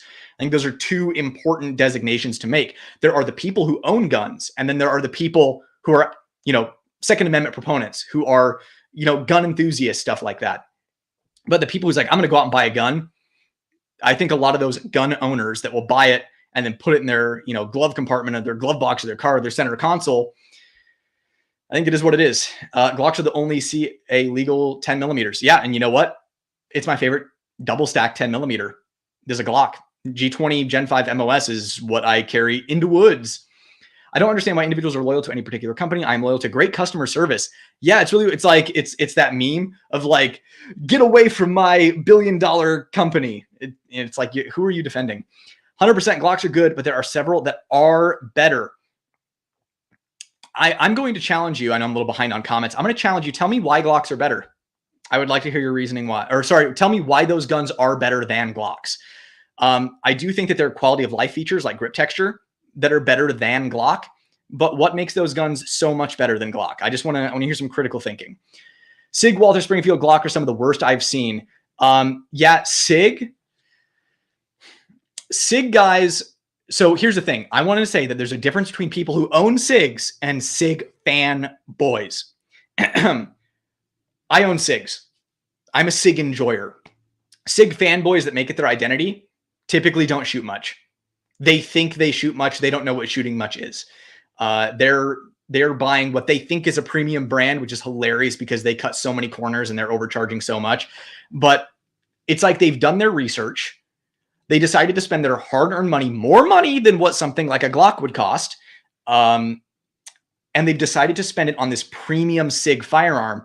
And then when you say something bad about it, they feel like you're attacking their choice of weapon, their premium weapon. And they think that you're crazy because they bought into the marketing hype. And yes, that includes bought and paid for YouTube reviews, whether it's bought and paid for via providing a free firearm or just having access to the latest stuff before it hits the consumer market, whatever. Springfield guys are interesting because I feel like they don't really have a leg to stand on after what Springfield did to the Second Amendment. They just honestly are like apologists. Now, I'm saying, there's a difference between people who own Springfields. I own Springfields. I'm a Springfield enjoyer, and Springfield fanboys, where it's their identity, it's their brand. But yeah, Glock, from personal experience, is definitely the worst I've seen. Besides guns, what are your other hobbies? Love outdoorsy stuff, hiking, big time. Absolutely love hiking. Video games, as I'm sure doesn't surprise you. Reading. I love reading books. I love reading manga. Watching. I'm a huge movie buff. Movies today are terrible. Don't ask me about modern movies, but I love movies and talking movies, and I love shows. Again, modern shows are terrible. Don't ask me about modern shows. I won't know anything. And then anime, of course. As much of a stigma as there is with that. I also love traveling so much. I travel probably like 4 times a year. I'm really lucky to be able to do that, to have the flexibility to be able to do that. Yeah. And honestly, just interacting with you guys. I love interacting with like-minded people in the community. You guys are awesome. I'm sure I'm forgetting other hobbies. When you're live, you're like, I forgot what my birthday is. HK fanboys. You know what? HK fanboys, it's just like they know that what they like. I want to be careful about how I say this because I want it to be true, is no longer relevant to the masses. And they don't care. They're convinced it's still the best. And I honestly don't have a problem with that. HK USP is dope. I love it, even if there are guns with better features out there. As a Glock fanboy, I bought 2 G49s. Both had failure to feeds multiple times. Hello, can somebody put a timestamp of this comment in the comments? like if you're watching this back, timestamp this moment. What 500 rounds, 115 for break-in, 250 of 124 to break-in. Yeah, dude, Glock should not need break-in. Like Glocks have never needed break-ins. G49, they have problems. Same with the G47, from what I hear. People are too invested in their brand. Yes, I've had 3 blocks out of 5 fail in some way in one day on a range trip. If you're still here, let me know what those problems were. I'm curious. Hang in there, man. Always. What's crazy about the Glock fanboyism? Those folks conveniently forgot about how the early Gen 4 recoil spring issues, cognitive bias is a real thing. Yeah, I hear you on that, but it's one of those things, like every company has had that. The thing about Glock, though, is they're a lot like SIG, where they'll just pretend like it never happened. Like that, like no recall or anything. They'll be like, yep, I don't know what you're talking about. Striker Dragon, what's that? That's so 10 years ago. In fact, they'll even deny it was 10 years ago. Wow, so basically you don't even consider me. Dude, you've already been here. Get out of here. PDP beats... By the way, I'm just giving him a hard time. PDP beats Glock all day, especially for the price. And yes, Walther has plenty of competition. Also, CZPO 1-for-1. I don't know if the PDP beats the Glock all day. Maybe for the price. Let me know why you think the PDP beats the Glock if you're still here. Those people. Can someone give me a recap of the micro carry problems? I don't know if somebody will do that, but if we get to the point where I get caught up, oh my God, dude, I love how much you guys are commenting. I'm going to start picking up the pace a little bit. Glock's about the only major brand I've never owned in my 50. Oh yeah, you already said that one. Some people can't handle the truth. It's true. Now I'm the guy who hates everything. How dare you steal my title? That is true. You do hate everything and everyone. Are you still running DPM and the Radiant Afterburner? Yes, I am.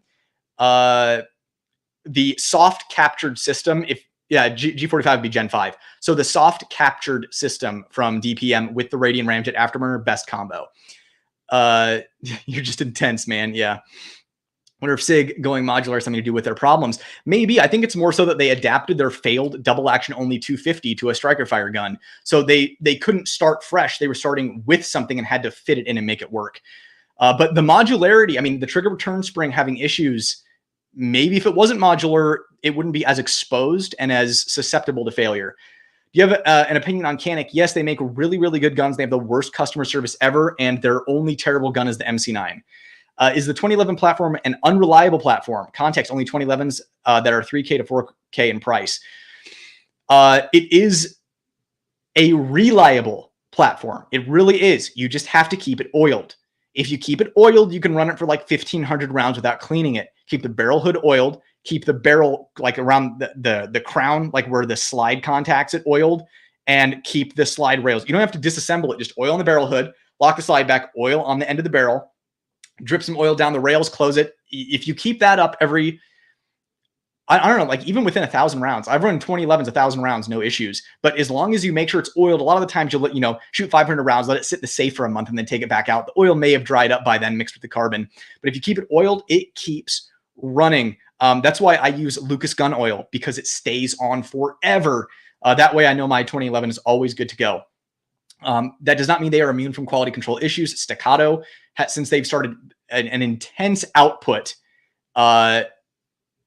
they have started, sorry, I'm like looking at comments and getting distracted. They've started having more quality control issues, but they have the best customer service in the universe. But Bull Armory TAC, I have had no issues with. Someone did mention that they had issues, but I'm not sure what that was.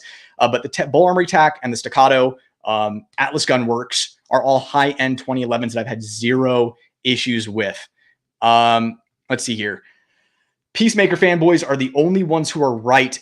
Honestly, you nailed it. I really should have thought first before saying that all fanboys are problems. Peacemaker fanboys are the only ones who are right. I 100% I stand by that. The PDP is mediocre at best. Glocks shoot better. I think from the factory, I would say define shoot better, right? Recoil impulse, yes, absolutely. But what you can pull off with a PDP trigger, it'd probably be easier to pull off shooting faster and maintaining accuracy with the PDP versus the Glock. But as you and I both know, it's about the shooter. But you can, after you put 1 million aftermarket parts in the PDP, make it shoot as good as a Glock. But I agree, from the factory, the Glock has a better recoil impulse. Where were we on these? Here we go. By Oakley, a deputy was shot in the cheek after the round was stopped by his sunglasses. Oakley gave that deputy free glasses for life. I would be curious what caliber and at what angle.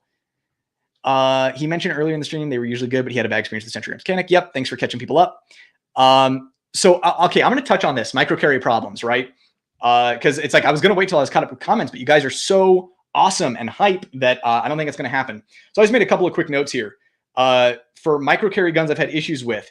P365 with hollow points, had to send it in. P365 XL, their optic mount was out of spec. And again, I think these are just cutting corner for the civilian market, these micro carries. X Macro, poorly sourced steel with the rusting issue. That thing ran 100% reliable though. Credit where credit is due. Glock 48 running it dry had massive issues, which is crazy because you can normally run Glocks dry, but you get into that slim line, dry it out. There's something about when you microize these guns, it makes it more difficult for them to run. I don't know if it's the lack of mass on return to battery or something, but when it's dry, it had issues. CR920, I mentioned the shadow systems earlier, the slide stop and the slide stop spring out of spec, and shadow systems misdiagnosed it as being my grip. Canik MC9, massive return to battery issues, and it was spooky because it showed up at a high round count. And that's something else. So Nut and Fancy, who I'm sure we all know and love, our autistic firearm representative.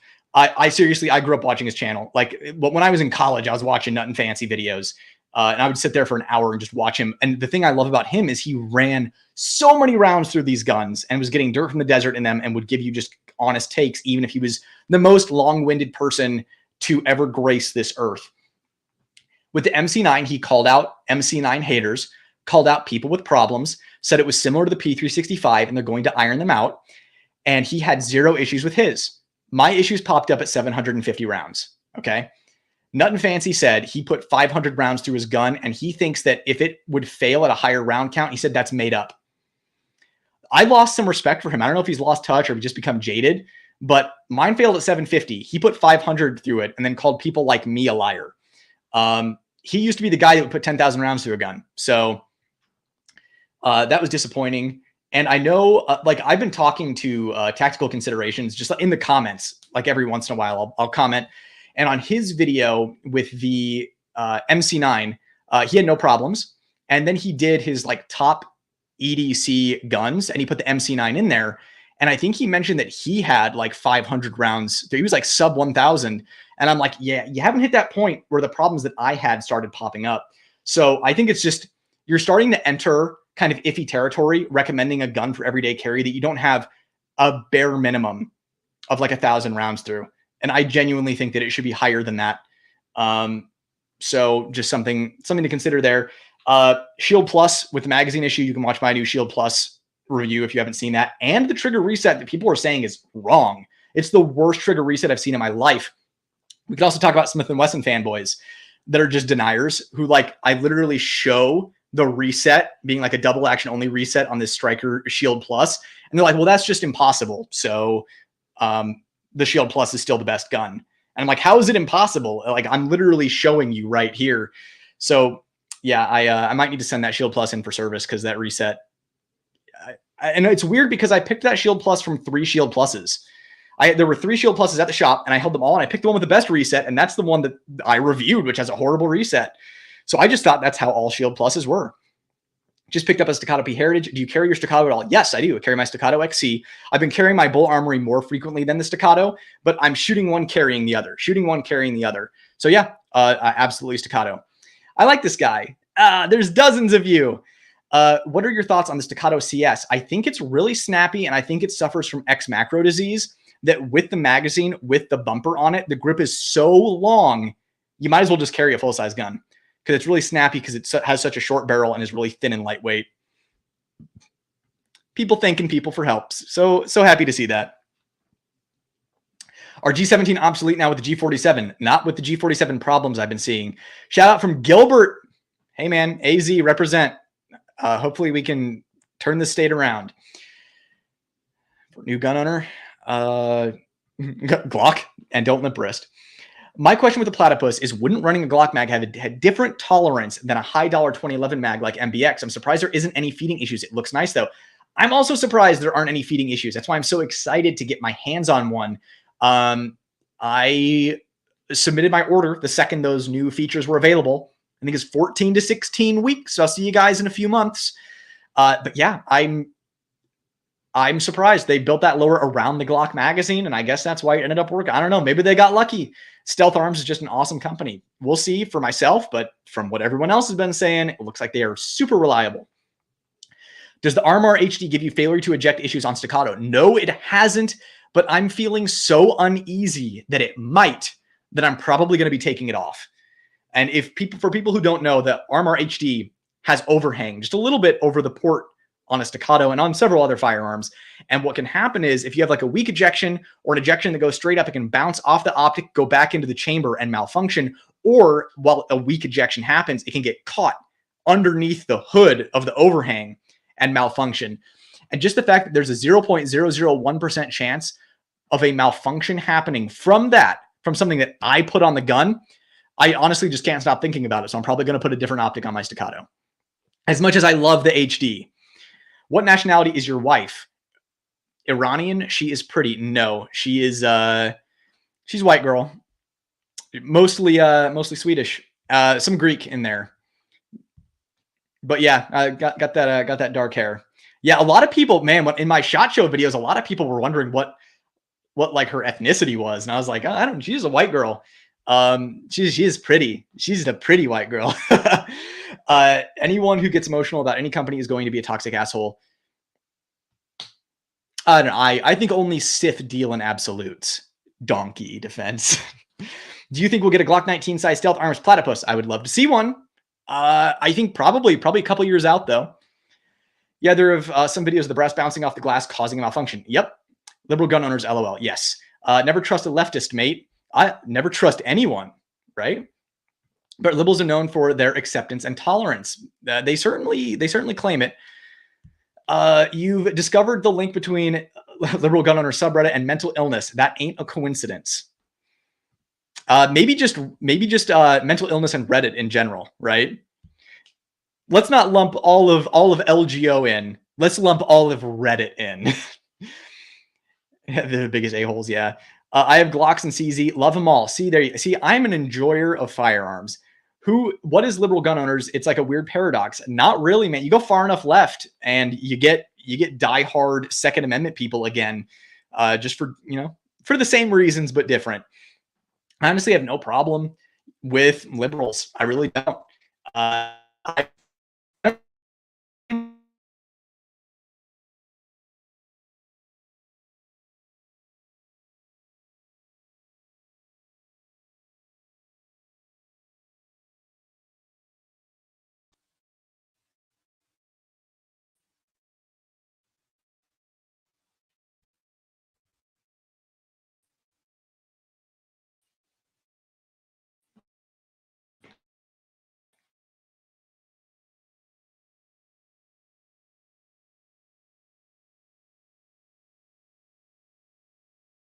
There we go. All right. Can everybody hear me?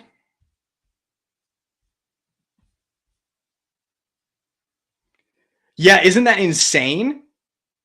I don't know. Somebody comment if you can see me and hear me. Yes. Okay.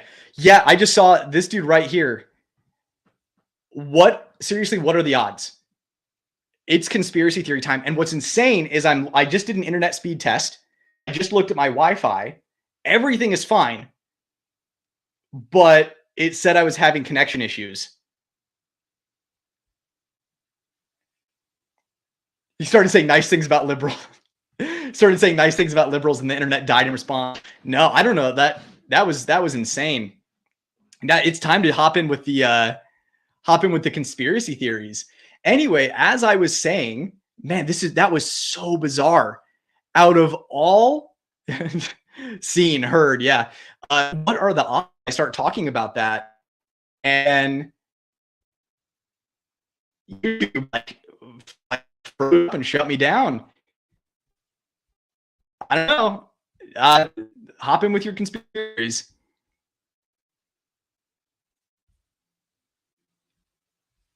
See here.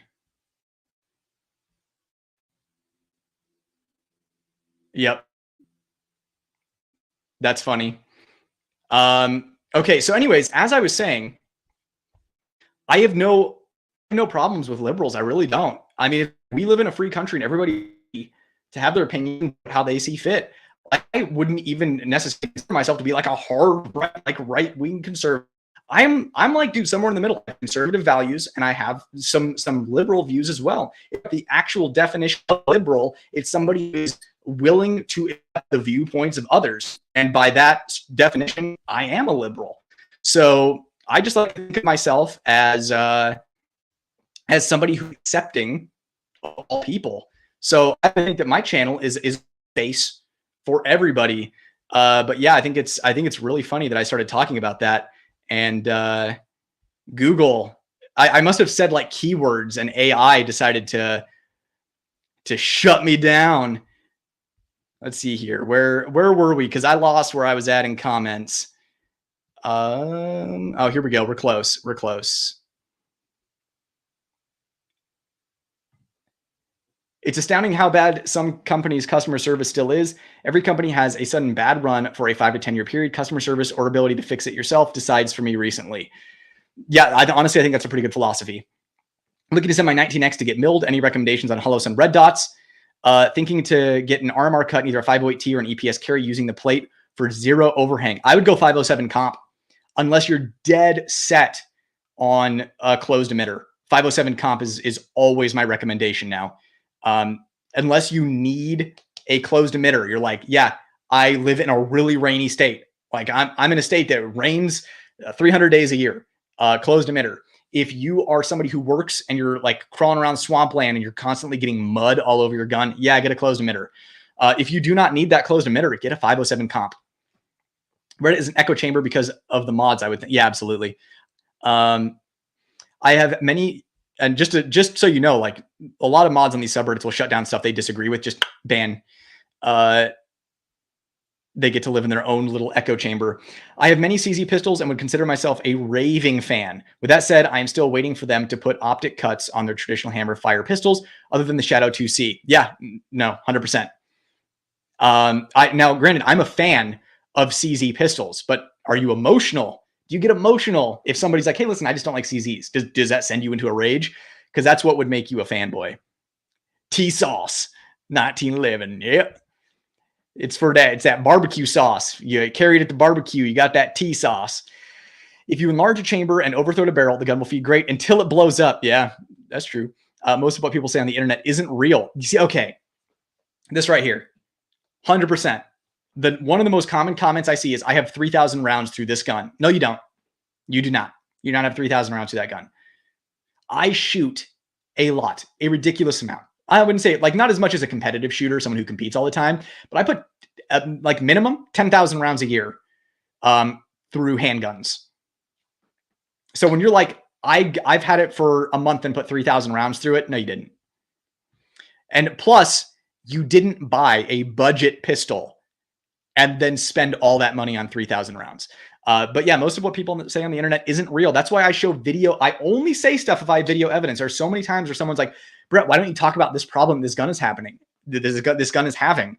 And I'm like, it's because I haven't experienced that issue. I will show it to you, video evidence, if it happens. I'm not going to talk about something that I haven't seen with my own two eyes and I don't have video evidence of. I don't understand how CZ allowed Colt to run their company, knowing the failure that's resulted under the Colt umbrella. CZ makes outstanding firearms and Colt will run them to the ground. Yeah, that was an interesting decision. Who knows? Man, people really know how to run businesses these days. The mod of the 1911 subreddit auto-locks any post pointing out a problem with T-Sauce. It's wild. Don't see him doing that with Kimber or Colt, but T-Sauce became his identity. Absolutely. It's the just as good thing, right? I also want to point out that T-Sauce, now I do not want to create a misconception here that this happens to all T-Sauce or this happens frequently with T-Sauce, but they always brag about T-Sauce being all forged parts. T-Sauce had a bad run of stainless steel, like government size, 5-inch. I think it was their duty model, 1911.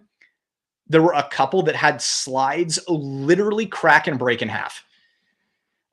2 people posted on the internet about it. So keep in mind, just because they're all forged parts doesn't guarantee that they were heat treated properly, or that they were, they were made properly. Great channel, BTW. Appreciate it. Thank you. Basically, every modern polymer striker gun is the same with superficial differences. I mostly agree with that statement. I really do. Other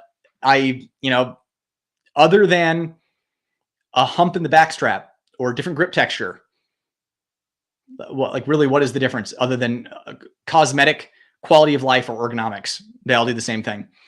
Are you a reloader? If so, do you like the Dylan X? I'm not a reloader. Something I missed the boat on.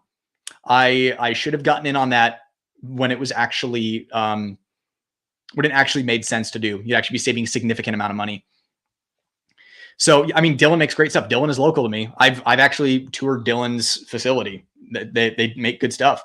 I saw your video where you're shooting clays indoors. Can you briefly talk about that? What kind of facility had that option open to a trap or 5-stand competition? So that was TNT in Utah. I believe it was technically Salt Lake City. But yeah, so TNT in Utah has indoor clay shooting. I call it clay shooting because it's not trap. It's not bunker trap or wobble trap. It's not skeet. It's not international skeet. It's not sporting clays. It's similar to 5-stand with only 1 stand. It's really cool. So you actually walk in to like this hallway and there are a bunch of doors in there. And behind each door is an indoor lane like I was in. And then they have, I want to say like 5 throwers set up, and you can program it to be random. You can program it for difficulty. So of course, instantly I'm like maximum difficulty, totally random. Let's go. And I just had the rental gun at the range that didn't fit me at all, but I had a lot of fun doing it. I think it would get old after doing it once or twice because it's the same, like I think it were 10 throwers. I don't know. Someone who lives in Utah who's been to TNT can probably say, but it's just those same like 10 targets. I don't know. It was a lot of fun. I recommend trying it at least once. If you ever find yourself near Salt Lake, try it out. I was just traveling. Whenever I travel, I visit whatever the best gun shops and shooting ranges are. Just it's like one of my destinations while traveling as I do research and find the best places.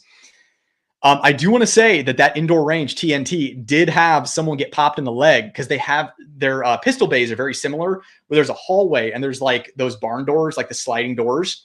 And inside each one is your own private room that is like a shooting lane. And, everybody, it's one big like indoor shooting range, but you have your own room and, the thing that sends the target down. And someone got popped because they're not bulletproof barriers in between rooms. And somebody was trying to clear a gun and boom, went through the wall and hit the person in the leg next over. And that's when I realized how bad of an idea that was, because first of all, I don't shoot at indoor ranges. If I have to, I have no choice. Like usually I'm teaching a student and they want to meet up in an indoor range because they don't want to drive out to an outdoor range, or it's the summer here in Arizona and they don't want to get torched. But I like C2 Tactical here locally to me and Scottsdale Gun Club. They have those clear barriers so you can see what everybody is doing. And then you just hope that bullet resistant glass does its job. But it was a cool range, TNT, Salt Lake, check it out. So many people are butthurt and hate your guts just because your opinions are different from theirs. I ran into too many in life. They are funny and make me, laugh my shitter off. LMSO, man. I'm going to get roasted for having live brain and not being able to put that together. But yeah, no, you're right. It's not just the gun community, right? It's literally just human beings.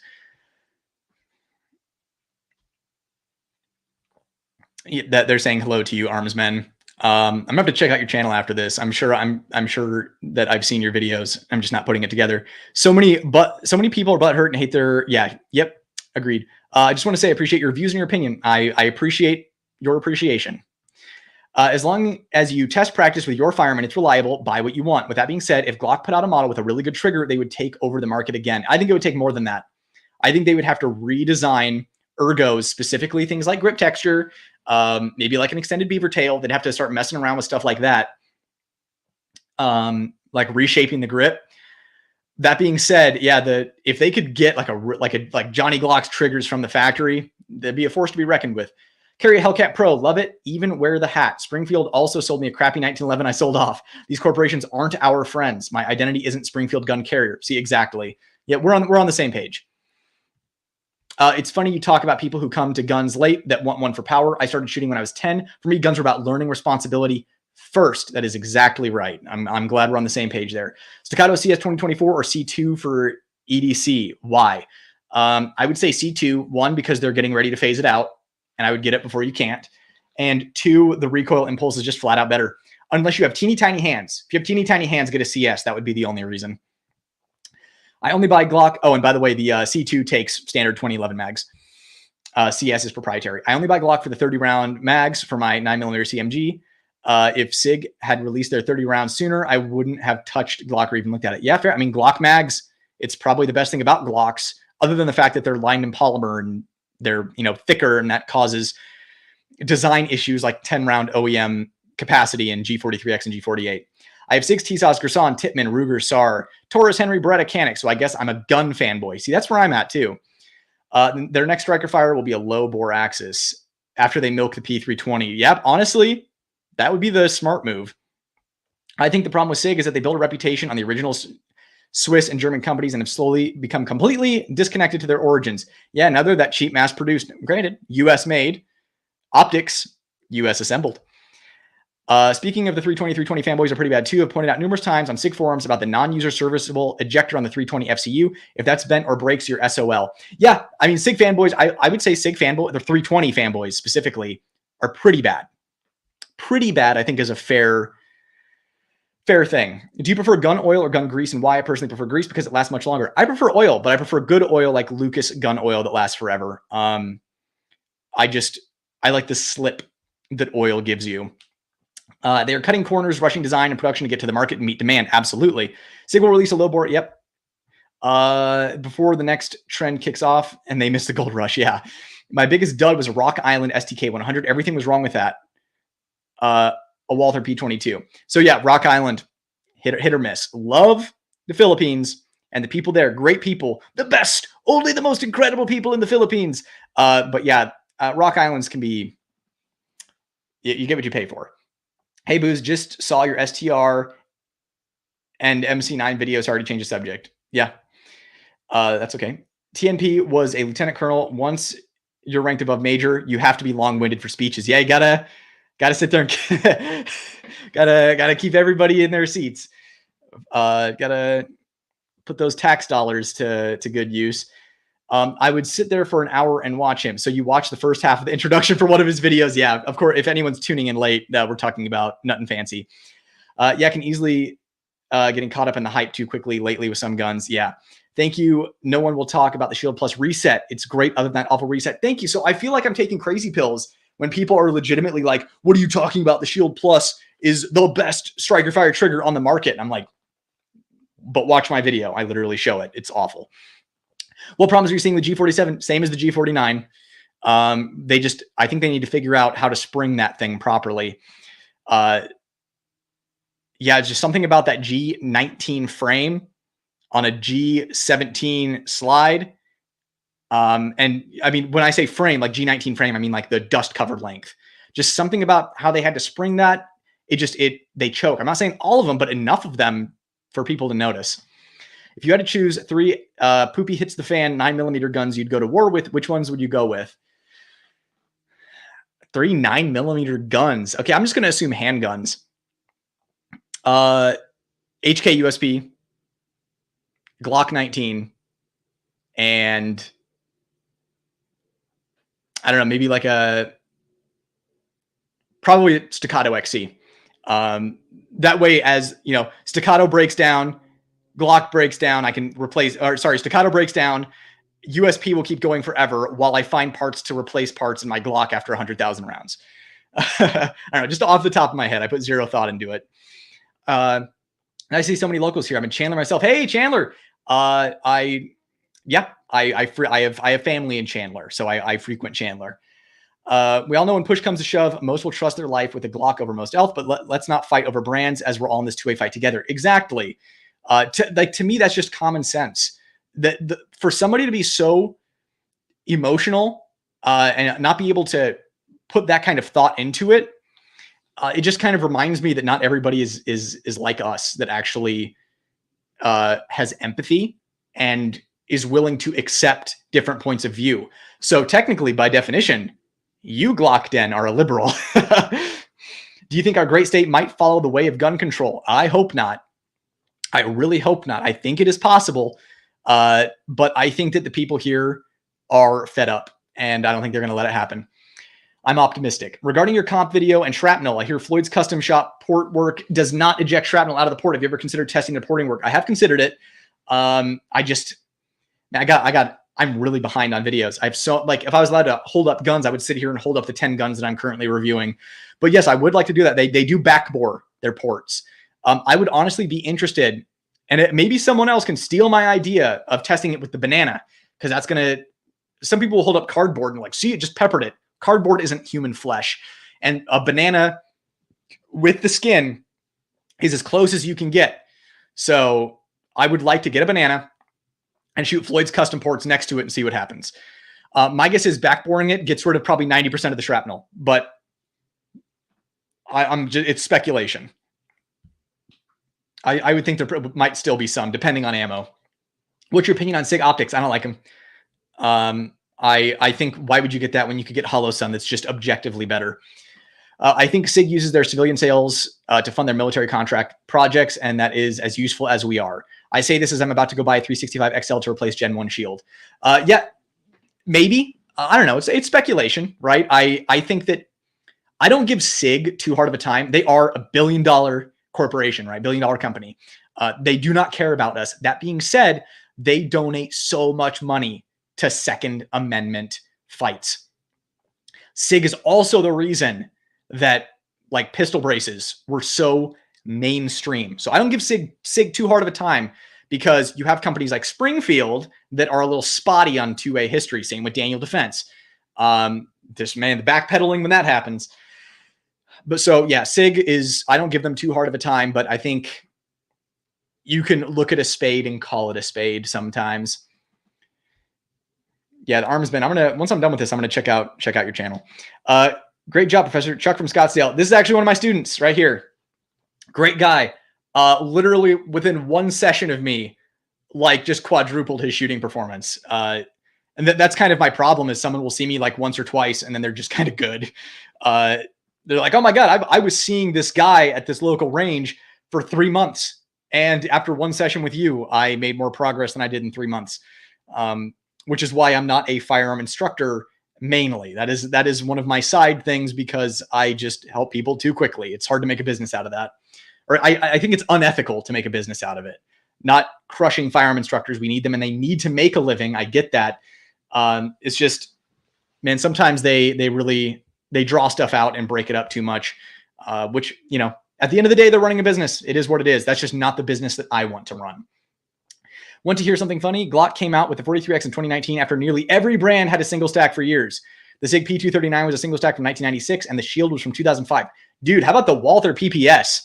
Talk about ahead of its time. Now, granted, that thing beat itself to death too, but yeah, no, Glock was real late, and that 10 round OEM capacity was like, really? That's the best you could do? But it's the best they could do reliably. Luckily, Palmetto State Armory has the micro dagger magazines that, from my testing, have been good to go. Yeah, so if you're tuning in late, I literally started talking about liberal gun owners and how I have, you know, no issue with them and welcome them to this channel to talk about things. And, you know, I'm here to talk about Second Amendment. I don't care what your political view on this channel. I don't care what your political views are. I really don't. I'm here to talk about guns and pro 2A stuff. I started talking about that. I'm like scared to even say the words now, because then YouTube like froze up my video and shut it down. And it was a little too much of a coincidence. And here's proof. Look at this. Boom.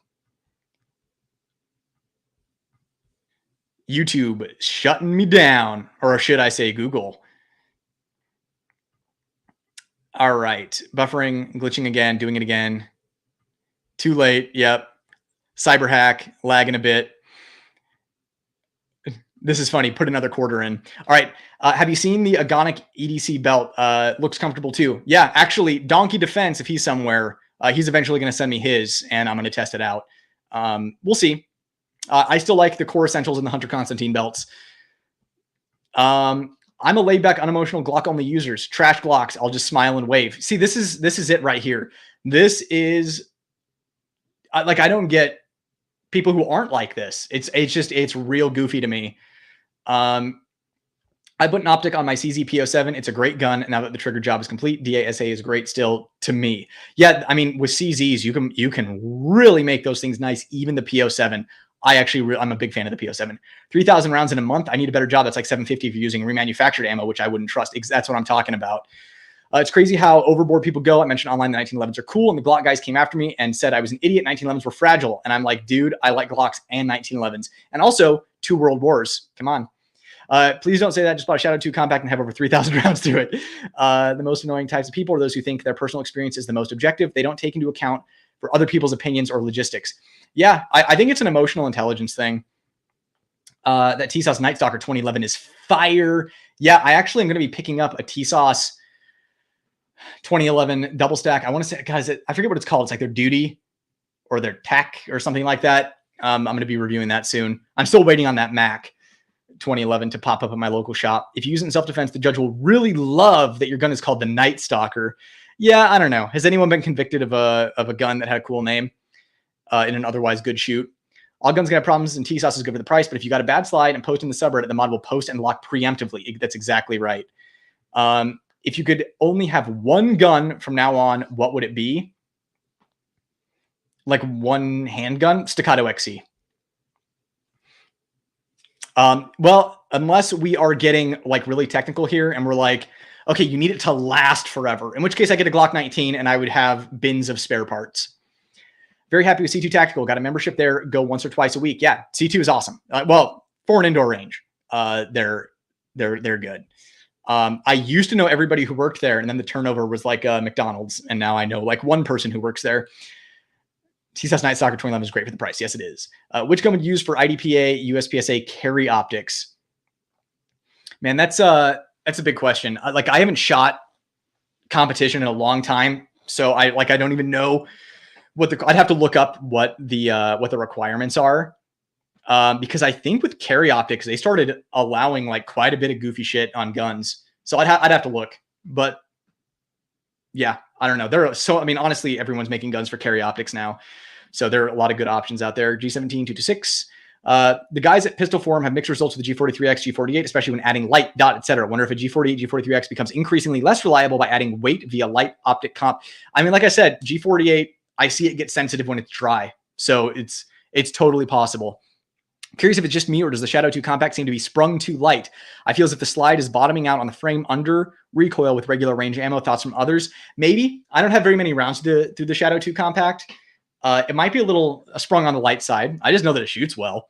What I would do is I don't know if DPM Systems is making a kit for that yet. If they are, I would get it. If not, I would reach out to DPM Systems. They will get on a video call with you, most likely, and they will custom make a Shadow 2 system. And then they will actually just offer it for sale on their site. So reach out to them. Just let them know that Nightwood Guns sent you and that you want to, if they don't currently offer one for the Shadow 2 compact. I have a couple companies in mind that are great firearms, but horrible QC. It breaks my heart. Also, TNT does have an indoor clay shooting spot if you visit Utah. Let's go. Yep, that's the place.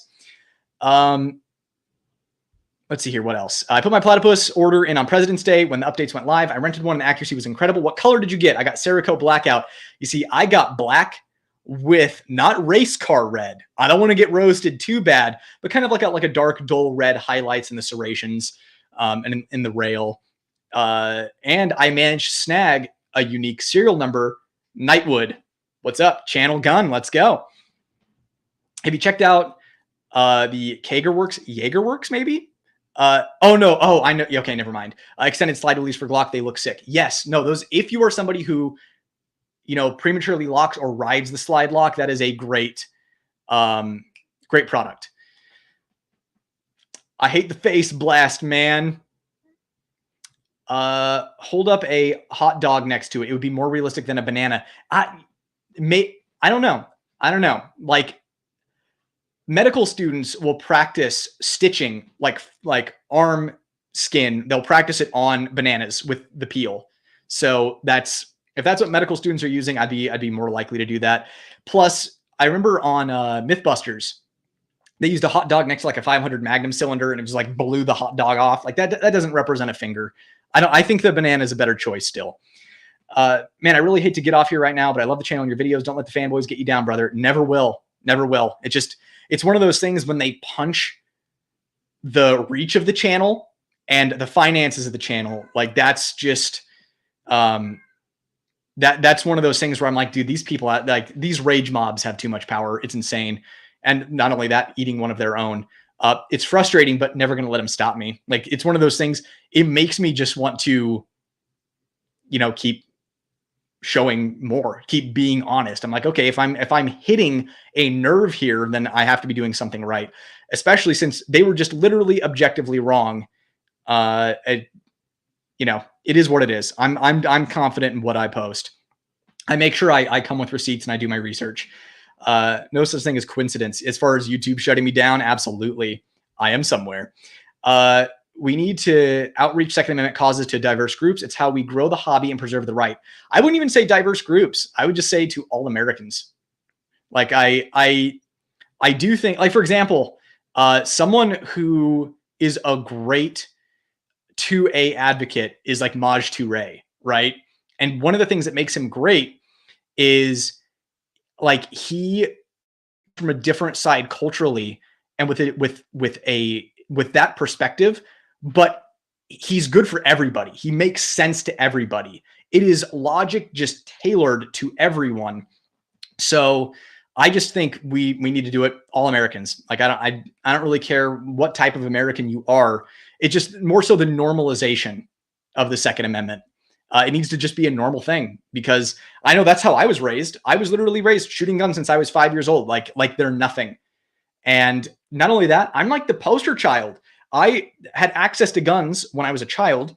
I played violent video games as a child, watching violent movies as a child. I'm this maybe not much of a testament. My parents were cool, but it's like I'm watching like Gladiator and The Matrix when it's coming out, and playing Grand Theft Auto 3 as a child, and I don't have a violent bone in my body, so I'm just it's one of those things. We just need a normalization of gun ownership, because when it's normal and it's not a weird abnormal thing,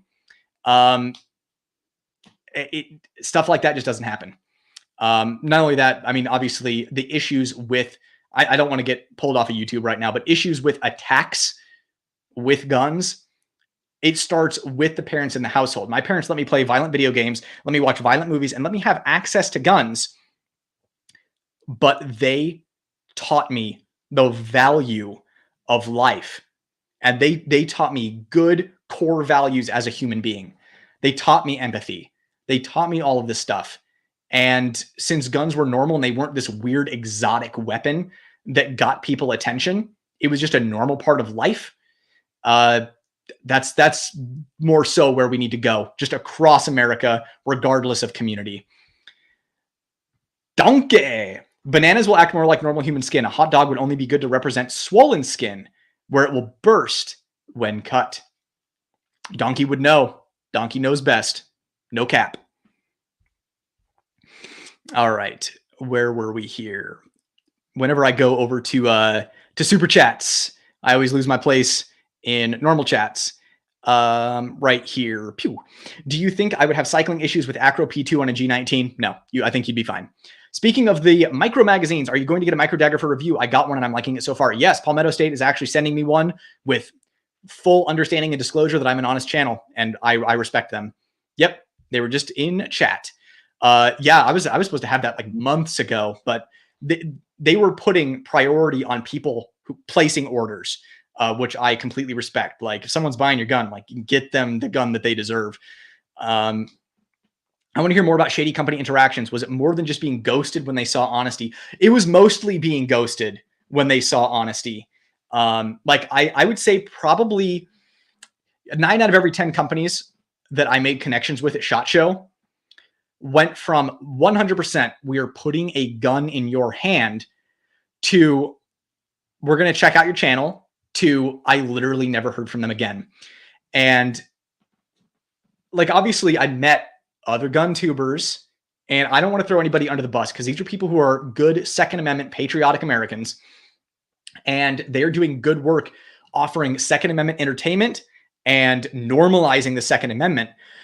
But hearing from these people, the non-disparage agreements and the NDAs that they sign to get guns from these bigger companies, it all of a sudden, like, man, it makes you question things. I also know that there are honest channels out there that literally flat out lie about how they got their gun.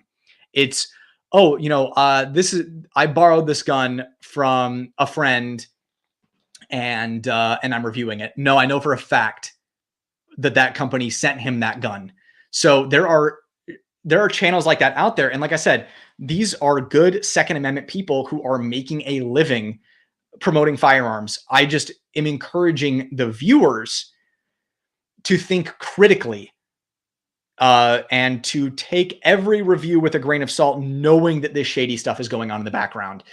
I will say that the companies at SHOT Show that just absolutely wanted nothing to do with an honest channel be Smith & Wesson, Springfield Armory, Glock. Who else? I like, it's one of those things. I took a lot of notes at SHOT Show. SIG.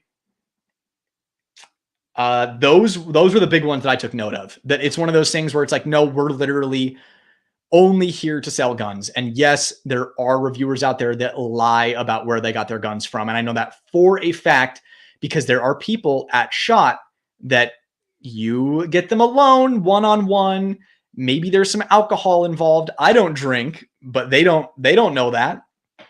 And they have really big mouths and they spill the beans about a lot of stuff. So just keep that in mind. Like I said, just to reiterate, good companies that promote honesty: Bull Armory, Hollow Sun, Spore, the German company that makes revolvers, Palmetto State Armory, DPM Systems. Honesty, they value. Oh, Stealth Arms with the platypus. Those are companies that firsthand I know value honest feedback. Show the people. We are so confident in our product that we want you to be honest. And we are so confident in our customer service that if you have an issue, you will share a great experience with your audience. That's something I genuinely respect.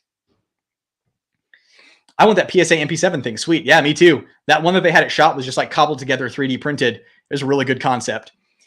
Apologies if this has been asked already. Have you learned if Canik fixed the MC9 issues? Man, I'm still having people comment on my video saying no. I don't know what the frequency is. It seems like frequency has gone down, but it doesn't seem to be completely ironed out. Blacklisting. Yeah. 5.7 in a sleeve. Yeah, that's pretty much what it is. But I mean, it's a cool thing, right? Like we can get these fun guns to just enjoy. Yep, still want to take it for a spin. Yep, agreed. I'm currently in the midst of building out my G45 the same way you have yours set up. I just ordered the Ramjet Johnny Glock's trigger today and my tax return money. Keep up the awesome work. Great. That's going to be an awesome setup, man. Love the Red Dead profile pic too. And I'm assuming your name is in reference to Mortal Kombat. Dope. People make hot dogs with intestines as the case, not skin. Banana is better. Yep, agreed. Teach women and kids. That's how you get it out. Dudes are already into it. I don't know, man. First of all, what is a dude now? What do you think of Wilson Combat and their FUD takes as of late? This is a good topic. If anybody is watching this after the fact at 2 hours and 17 minutes, this is a really good topic. What do you think of Wilson Combat and their FUD takes as of late? It seems like they don't like red dots, weapon mounted lights, or dropping a slide on an empty chamber. Meow. So I think that they are, first of all, look at what that's done for their channel, the exposure that's gotten them, the Wilson Combat YouTube channel.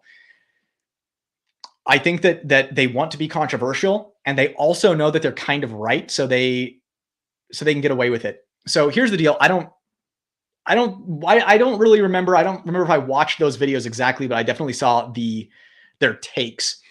And I believe it was weapon mounted lights. Like, you don't need one.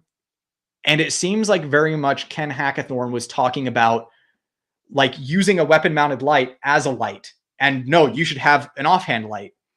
So weapon mounted lights, you shouldn't have that. And I'm like, well, you have to pick one? Like, why can't you have both?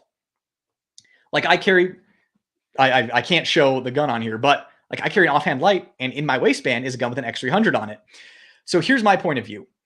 I would rather have it and not need it than need it and not have it. If I'm going to apply that logic to carrying a firearm in a low crime neighborhood, I'm going to apply that logic to a weapon mounted light that I'm probably never going to need as well. I don't know, like, apparently these people have never had their car break down on a road trip in the middle of the night. Apparently these people have never had to, pull over in a bad neighborhood because they're having a diarrhea attack. Like, apparently at night, like they're coming home from a late shift. Apparently these people have just like, don't go outside at night. For me, I prefer to have a two-handed grip on the gun. Even if handheld light see the threat, and then you can draw and shoot one-handed, or you have the option to drop, draw, and shoot with two hands. Then with two hands on the gun, you can see whether or not the threat is down on the ground, or if they're still pointing the gun back at you with a good two-handed grip. If it does not keep you from concealed carrying, if it's not too cumbersome, if it's not too heavy, if it's not too uncomfortable, then why not carry with a weapon-mounted light? In your house, why not have both handheld and weapon-mounted light by your bed? I just don't get that argument. It's like, just because it's there does not obligate you to use it. It's just like having a firearm. Just because you carry a gun and somebody comes up and shoves you doesn't mean you have to use your gun. You can walk away. You can use pepper spray. That's something else. Palm pepper spray. As John Correa of Active Self-Protection says, it's between a harsh word and lethal force. It's good to have. I do not want to rumble with someone on the concrete. I don't. Like, for one of two reasons. One, I crack my head open on the concrete, or two, I crack their head open on a concrete. I'd rather just spray them in the face with pepper spray and leave. So yeah, you don't have to use a weapon-mounted light if it's on the gun. I don't see any reason to not have it, unless it's going to 100% prevent you from having a gun. Red dots. You do not need a red dot. That is a fact. You don't need a red dot. Does that mean a red dot is not useful? No. A red dot is useful, but you do not need it. I don't completely disagree with his take, but I do disagree with his closed-mindedness of it being a gimmick or a toy. It allows you a higher level of precision while remaining target focused, which is how you should be shooting regardless of sights or dot. If you're shooting defensively, it should be target focused. And a dot allows you to maintain a higher level of proficiency in that situation being target focused. Like, it's common sense. There is a learning curve to finding the dot out of the holster. When you put a dot on your gun, you are adopting not just new gear, but a new skill set that you have to, then train. You have to train the skill set of finding the dot out of the holster. You have to, train the skill set of target focus and not looking at the dot. Ben Stoker, like, I know people think that he's like a Pit Viper douche. He's one of the best shooters in the world, and he articulates it so well. Like, if I was going to tell you follow one dude for shooting advice, it'd be Ben Stoker. Go follow his channel. He just talked about target focus and how there are two types of dudes. There are the dudes who are like, oh yeah, target focus 100% of the time. And then there are dudes who are like, I'm always working on target focus. And everybody is always working on target focus. It's a hard thing. You have this loud dot, right? Like, screaming for your attention, but you have to be looking through it, which is why occluding the dot is a good tool to be able to adjust to that. Let's see here. We have, so yeah, and closing the slide on an empty chamber, just don't do it on a 1911 that has a really light trigger. Like, I do agree with that. But no, you do not need a red dot. It is a useful tool. Best ranges locations to shoot at in Arizona. I am a member of a private range called Cowtown. I like them a lot, but they're starting to add more rules to the range, which is like usually the beginning of the end for these places. But I do like Cowtown. It is private. You need a membership. Indoor ranges, Scottsdale Gun Club is a destination. I would try to go in the middle of the day on a weekday because it's going to get real busy and they prioritize members. C2 Tactical. There's one in Tempe. There's one in Scottsdale. For an indoor range, I also recommend them. Where else have I shot? Oh, I mean, Ben Avery is like one of the, it was the largest shooting facility in the country for a long time. Now I think it's second. If you want to do clay shooting, Ben Avery Clay Target Center is the place to go. Ben Avery's main range, man, if you want to see your life flash before your eyes like 6 or 7 times in an hour, go to the Ben Avery main range. The thing that sucks about that is it's like a stop and shoot, like shoot for 10 minutes, stop for 10 minutes kind of thing, or shoot for 20, stop for 10, and then you have to like go down and change targets. It's kind of a pain in the butt, but they are adding new ranges out there where like you can shoot steel, and they're revamping the place. Ben Avery was just so much better. Ben Avery was so much better when it was privately owned. Now it's owned by Arizona Game and Fish, and it's run by the state. And it's about as good as anything else that's run by the government. Rio Salado is another good one. I know lots of competitions are held out at Rio Salado. I used to shoot out there frequently. I've heard good things about Phoenix Rod and Gun, but I personally have never been out there, believe it or not. I'm trying to think other ranges out here that I like to go to. That's everything off the top of my head. If I think of something else, I'll let you know. Where were we?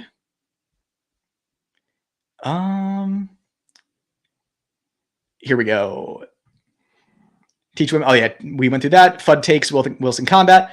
Honestly, people need to learn the laws better and explain them better. A majority of firearm owners don't even know them. I mean, I don't know. That's kind of the same thing as saying like the majority of people in America don't know the laws about like driving on the road. Like they don't know the rules of the road, right? Like, I don't know. I think it's a lost cause when it comes to that. You just kind of educate as best that you can. But everybody on the road should have a license and should have insurance. That doesn't make it so. And even though they got that license, doesn't make them a good driver. What should I go with for CC? A Shield Plus or Canik MC9? Love my 5-inch 2.0, but seriously like the Canik Shield Plus. I could never recommend the MC9 after what I went through. Shield Plus, vet it for reliability. I'm at work, wish I could participate more. I also wish you could participate more. Sorry that you're at work. Hopefully you make good money. Would you outright recommend ported or compensated handguns to newer gun owners for EDC? No. No, I don't think so. I don't think newer gun owners would get the benefits of a ported or compensated handgun. I would recommend compensated over ported for a new gun owner, though. But I'm not saying that like a new gun owner should not get a ported or compensated handgun. I'm just saying that they're not really going to see the benefits of it. And as far as compensated handguns go, like comps you get from the factory usually don't do much. So I would say no. I would say get a normal gun. And once you've built the skills up where you can actually see the benefits of a compensator or ports, then you can move up to that one. But I know people who have regretted getting their guns ported or regretted Loctiting a compensator onto their gun. But I don't know anybody who has regretted just getting like a normal pistol that they can then add that to later. Good parenting guidance can solve so many issues. Going into education, it's crazy how many kids seem to come from homes that just don't give a shit. Dude, it is. I mean, granted, I think it depends on what part of the country you're in and specifically like what part of the state, what part of the city, what town. But vast majority, man. And the thing is, you know, like I always joke that I'm a little bit older than I look. And I like looking at these iPad kids that are now like turning into adults and just the stuff they were exposed to that their parents just didn't know any better. It's like Snapchat and the weird, creepy stuff that was happening with kids on that. I mean, these kids, I honestly just feel really bad for them. I mean, I don't think the human brain is adapting well to this cyborg technology. God, I hate to see it. It's like with technology, the internet is raising kids instead of parents. And you got to put the blame on parents. There are great parents out there, but the vast majority, honestly, both are working full-time jobs at a minimum usually. And the kids just, they don't get the attention. So they're raised by celebrities in the internet and YouTubers. Well, I get the popularity of the G43X. I'm more drawn to the G48 MOS, so underrated, but I feel it's so well balanced, especially with the PSA magazines. Unfortunate the S15s aren't 100% reliable. I agree. I prefer the G48 to the 43X unless you're going to put a compensator on it. If you're going to put a comp on it, then you're basically turning the 43X into a comped like 48 length gun. But I agree, the 48 super underrated. You get more muzzle velocity out of that barrel too. 16 rounds of 10 millimeter or 7 rounds of 357 mag. 16 rounds of 10 any day. Mo is beta, as they say. How old are you getting DBZ episodes with fan subs on VHS because UPN didn't finish the Frieza saga old? Yeah, I enjoy people not knowing my age. I'm getting a reputation of being a vampire, and I'm really vibing with that. But yes, I am on the cusp of that era. I'm on the cusp. But first of all, dude, OG DBZ, can we talk about the effect that had on this? I mean, the one, you and I talking here, we're super similar. And I have now realized it's because we both grew up watching Dragon Ball Z. Man, talk about teaching good life values. Instead of putting kids in front of Paw Patrol, we need to be putting kids in front of Dragon Ball Z. In fact, I think I'm gonna run for office on Second Amendment and encouraging parents to put their kids in front of Dragon Ball Z. Great masculine values. Just truly, if you want your boy to turn into a man, a respectful and respectable man, dangerous man, Dragon Ball Z all the way. Best thing you can put a kid in front of. Where were we? Revolvers are based. I don't disagree. Losing Paul Harrell will be a huge blow. I know 3 people personally who got into firearms because of his videos. Absolutely. It's one of those things. I don't agree with everything Paul Harrell says. I have my own thoughts and feelings about his videos. That being said, he put out quality 2A firearm entertainment and got people into guns. And that is an invaluable public service that he did. So seriously, Paul Harrell, goated. Basically, all the major companies don't want to risk honest reviews. That's exactly right. They care about their bottom line. If it's not going to benefit them, if it's not guaranteed going to benefit them, they don't want to do it. That's why I respect companies that are willing to receive feedback. I had my 507 comp break star bursting dots and received a new one in under 30 days. That's still kind of long. That's probably my only complaint about HoloSun is they do have occasional quality control issues. And I think under 30 days, like you're saying that like it was a good thing. To me, that's kind of long. I would send me a new one now. That if that's how they're going to be running the company, like manufactured in China, just send a new one, eat it. Did you check out the PWS UXR? I did not. Have you tried the new Walther PDP steel frame? How do you like it? Yes, I have, and I love it as much as I can love a PDP. Imagine needing a weapons light. Real men like Ken Hackathorn have perfect nocturnal vision like a possum. That's that right there. That's it. That's the comment. Only fools fight fair. Absolutely. Hackathorn was reading about where cops use weapon-mounted flashlights and shot people. He's just paranoid about lowest common denominator. And yeah, that's exactly it. He and Masada Ayub seem to only think about LEO contexts. I think so, because I think that the era that they're from, the vast majority of firearm instructors and like concealed carry instructors, it's still kind of this way with concealed carry, were police officers. And police officers, a lot of them, well, most of them, 99% of them are not gun people. They're not gun people. And honestly, they cannot shoot well. So they come at you from a perspective of being a police officer instead of being a civilian defender. And I think that they're a product of their time when it comes to that. And the thing is, I appreciate their perspective. Like a lot, I don't want people to shit on them because of their different perspectives. I just think it's something to consider. Like I genuinely consider what Ken Hackathorn said about red dots. And you know what? He's partially right. You do not need a red dot. People have been clapping people with irons for a long time.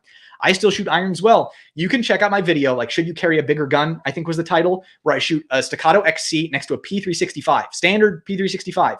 With irons, Staccato's XC had a dot. The difference was less than you would think.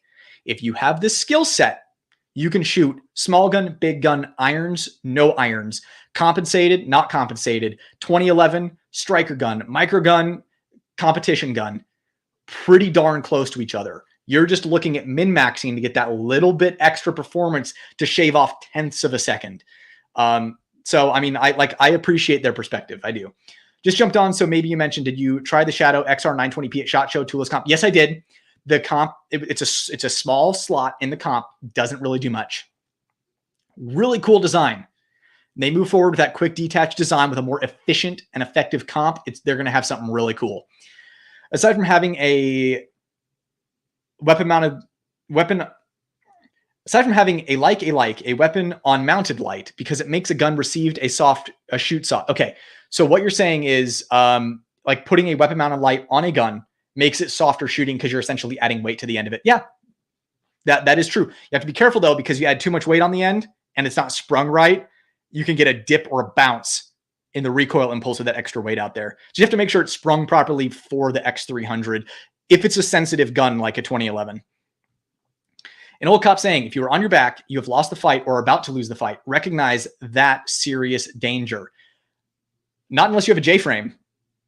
Then on your back, they're in your world by old cop standards.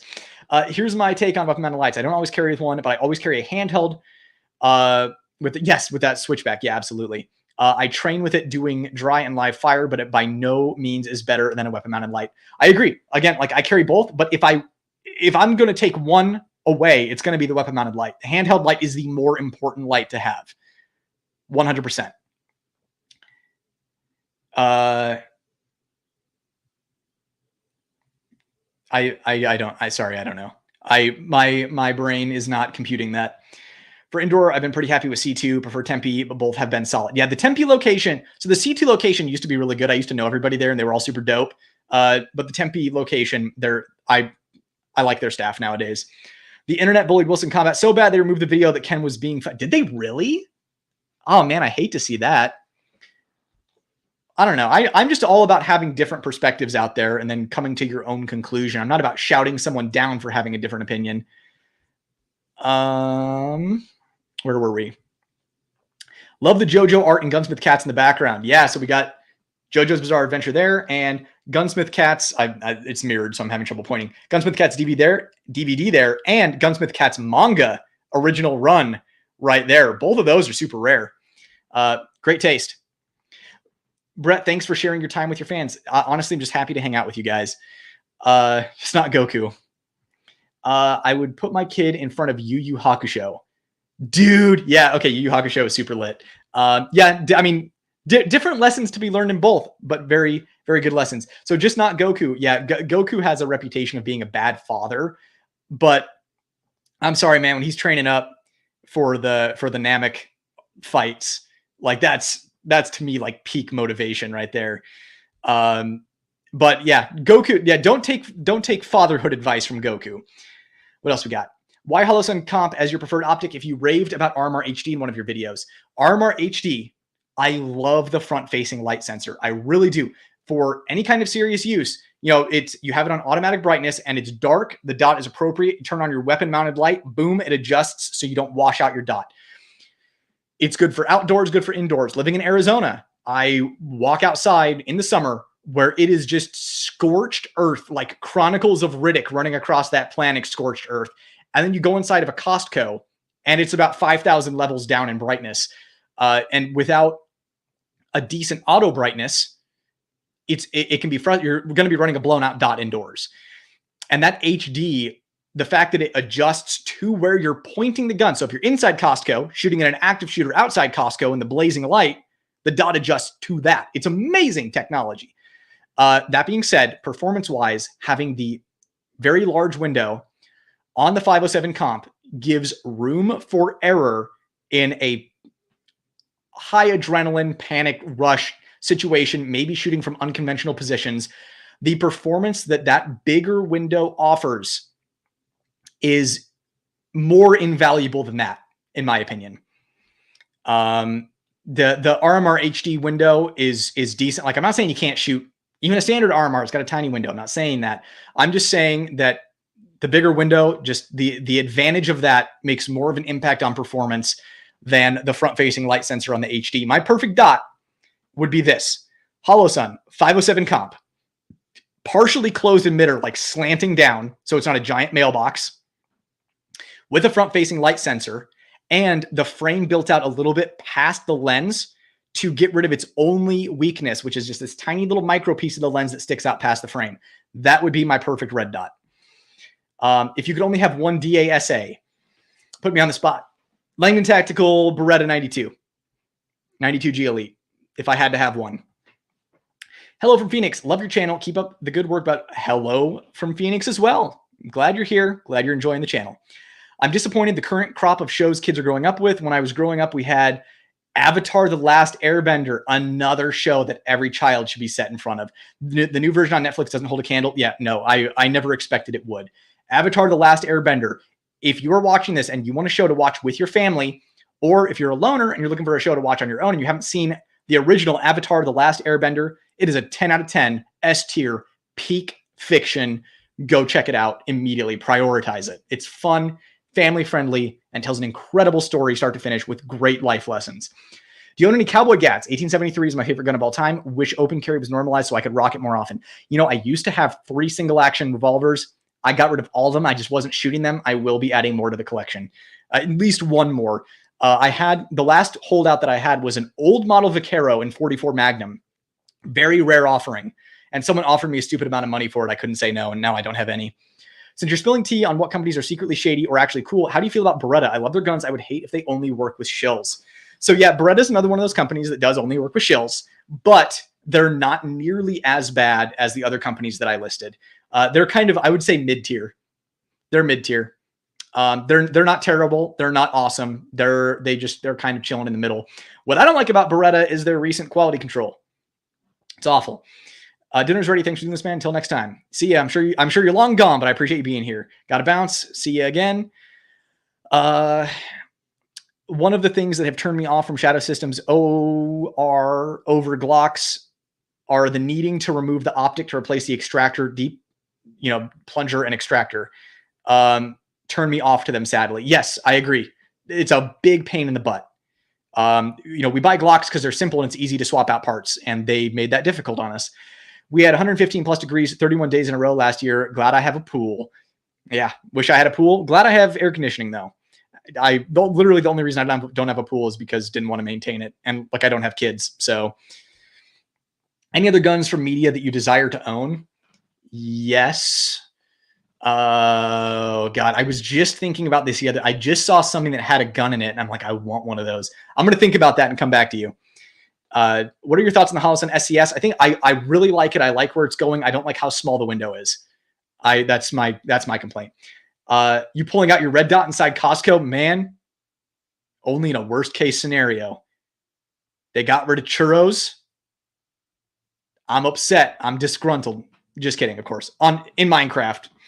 Have you tried the new belt from Neomag? The one with the alias clips within the belt? Are you planning to review it? I'm not planning to review it. Donkey Defense, who was in here earlier, I don't know if he's still here, reviewed it or is reviewing it, got one for review, and he didn't like it at all.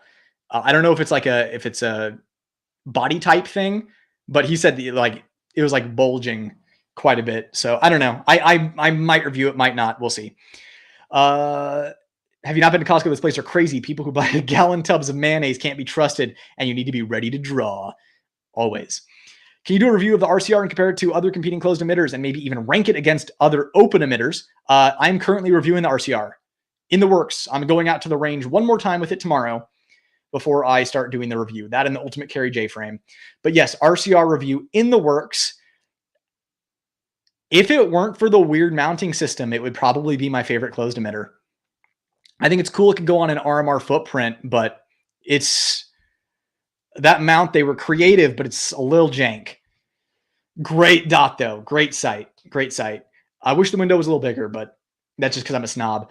I've got an MMP 2.0 with a Harrington comp runs fine with 115, but after seeing you run the Springfield Prodigy, I'm sold. Yeah. First of all, Harrington comps are really good. I'm not going to say they're as good as the Radian Ramjet Afterburner, but the important thing is it balances Harrington comps balance performance with reliability. I've never had a reliability issue with a Harrington comp. But yeah, no, that's a nice setup. But yeah, 2011s and double stack 1911s just run so well.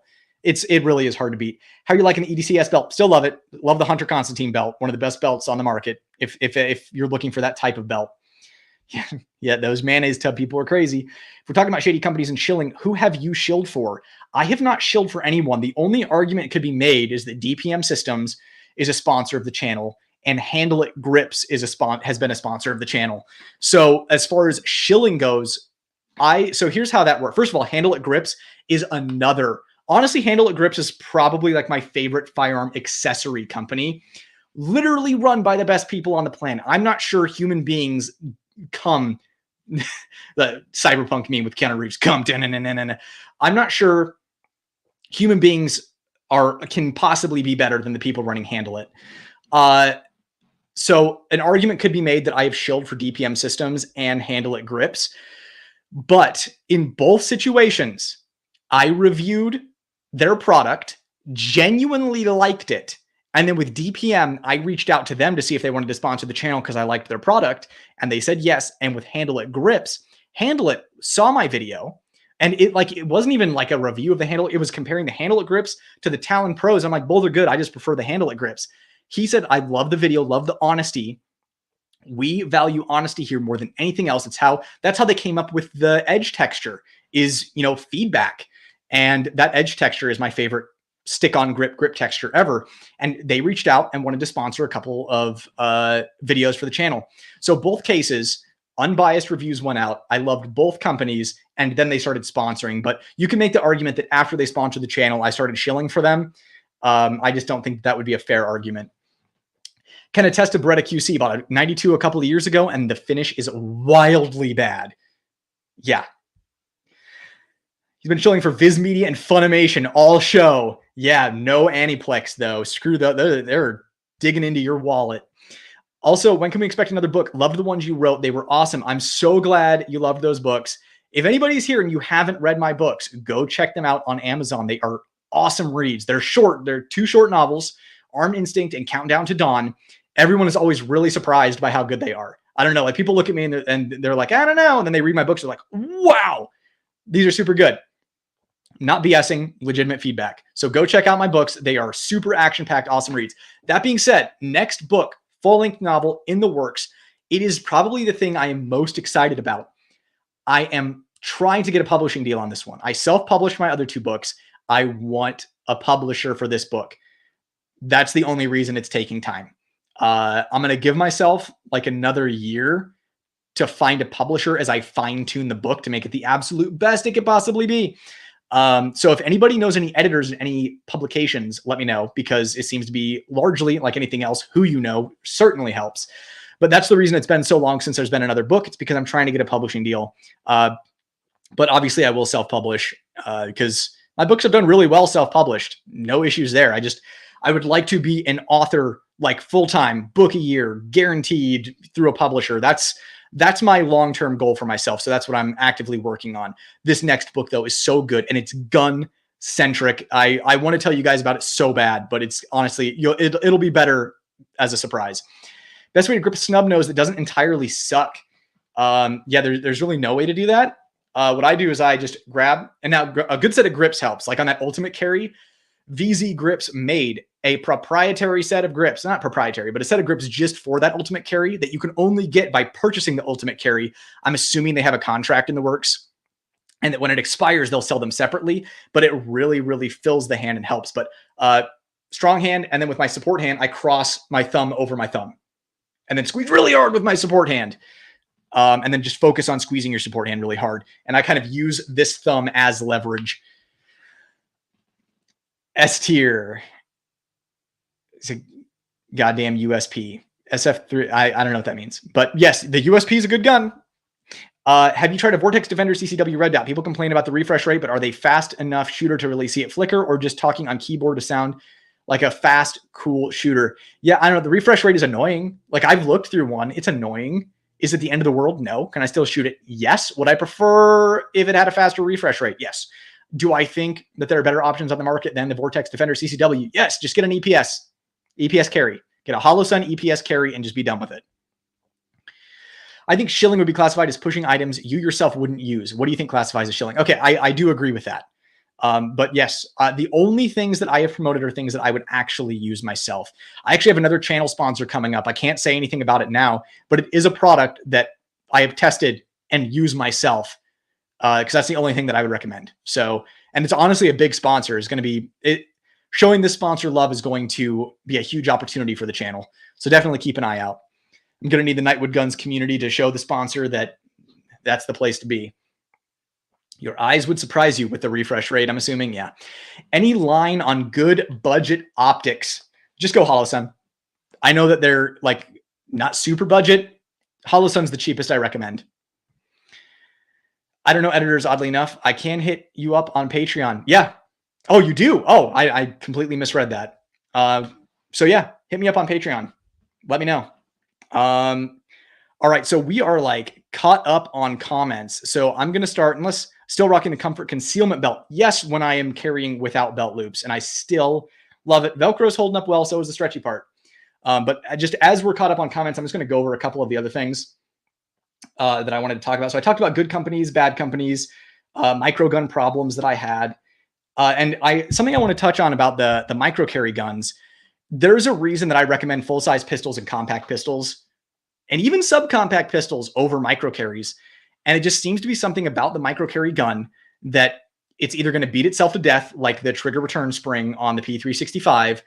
I see higher round count issues with these guns. Like I said, they're more sensitive.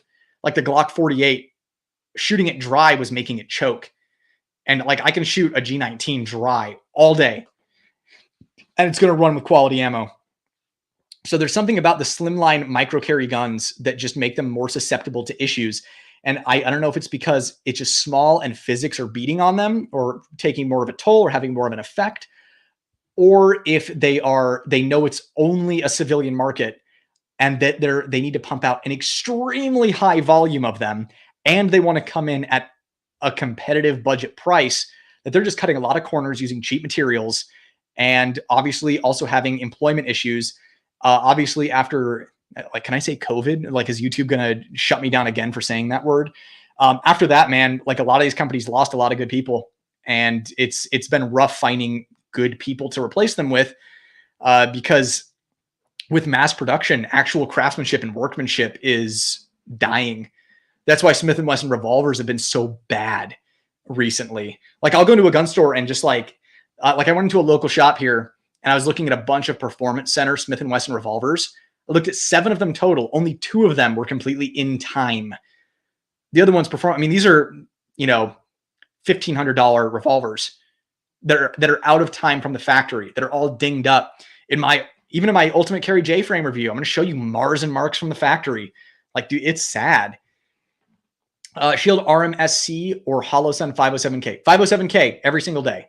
Honestly, EPS carry. I would go EPS carry. You can even get the cheapest model that doesn't have the solar failsafe. I would go EPS carry, but 507K would be my second choice. Don't get the Shield RMSC. Have you ever had an opportunity to train with John Lovell or Modern Samurai Project? No, I have not. I honestly would really love to. In both cases, John Lovell for tactics, Modern Samurai Project for technique. Thanks for your content and integrity. GG, sir. Well, thank you for your kind words and your comment and your engagement. I appreciate you. With respect to books, how do you like Larry Correia and the Monster Hunter International series? Honestly, I have not dived into it. So I am not qualified to answer that confidently. It's only hearsay. Clearly, I need to carry my Colt Delta Elite 10mm 1911 to not risk the issues with subcompacts and micro compacts. Hey, you have been left no choice. You have to carry it. I'll send you my single stack 2.0 Shield if you want to try to break it. See, those, like the OG Shield 2.0, just a solid gun.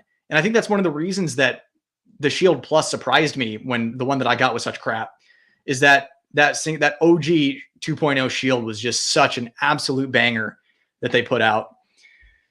All right, what else we got for my little notes here? I've covered almost everything.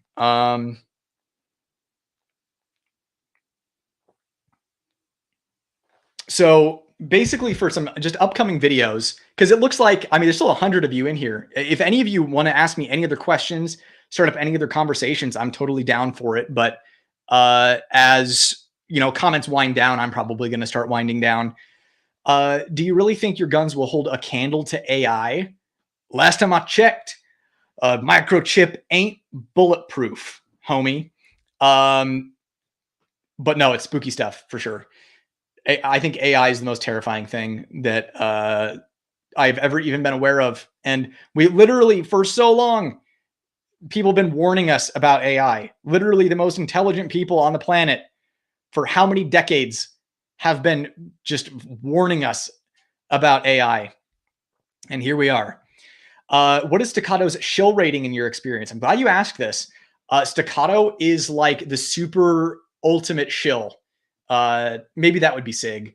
But yeah, Staccato is definitely, they are not going to do anything that is not going to give them a huge return on investment.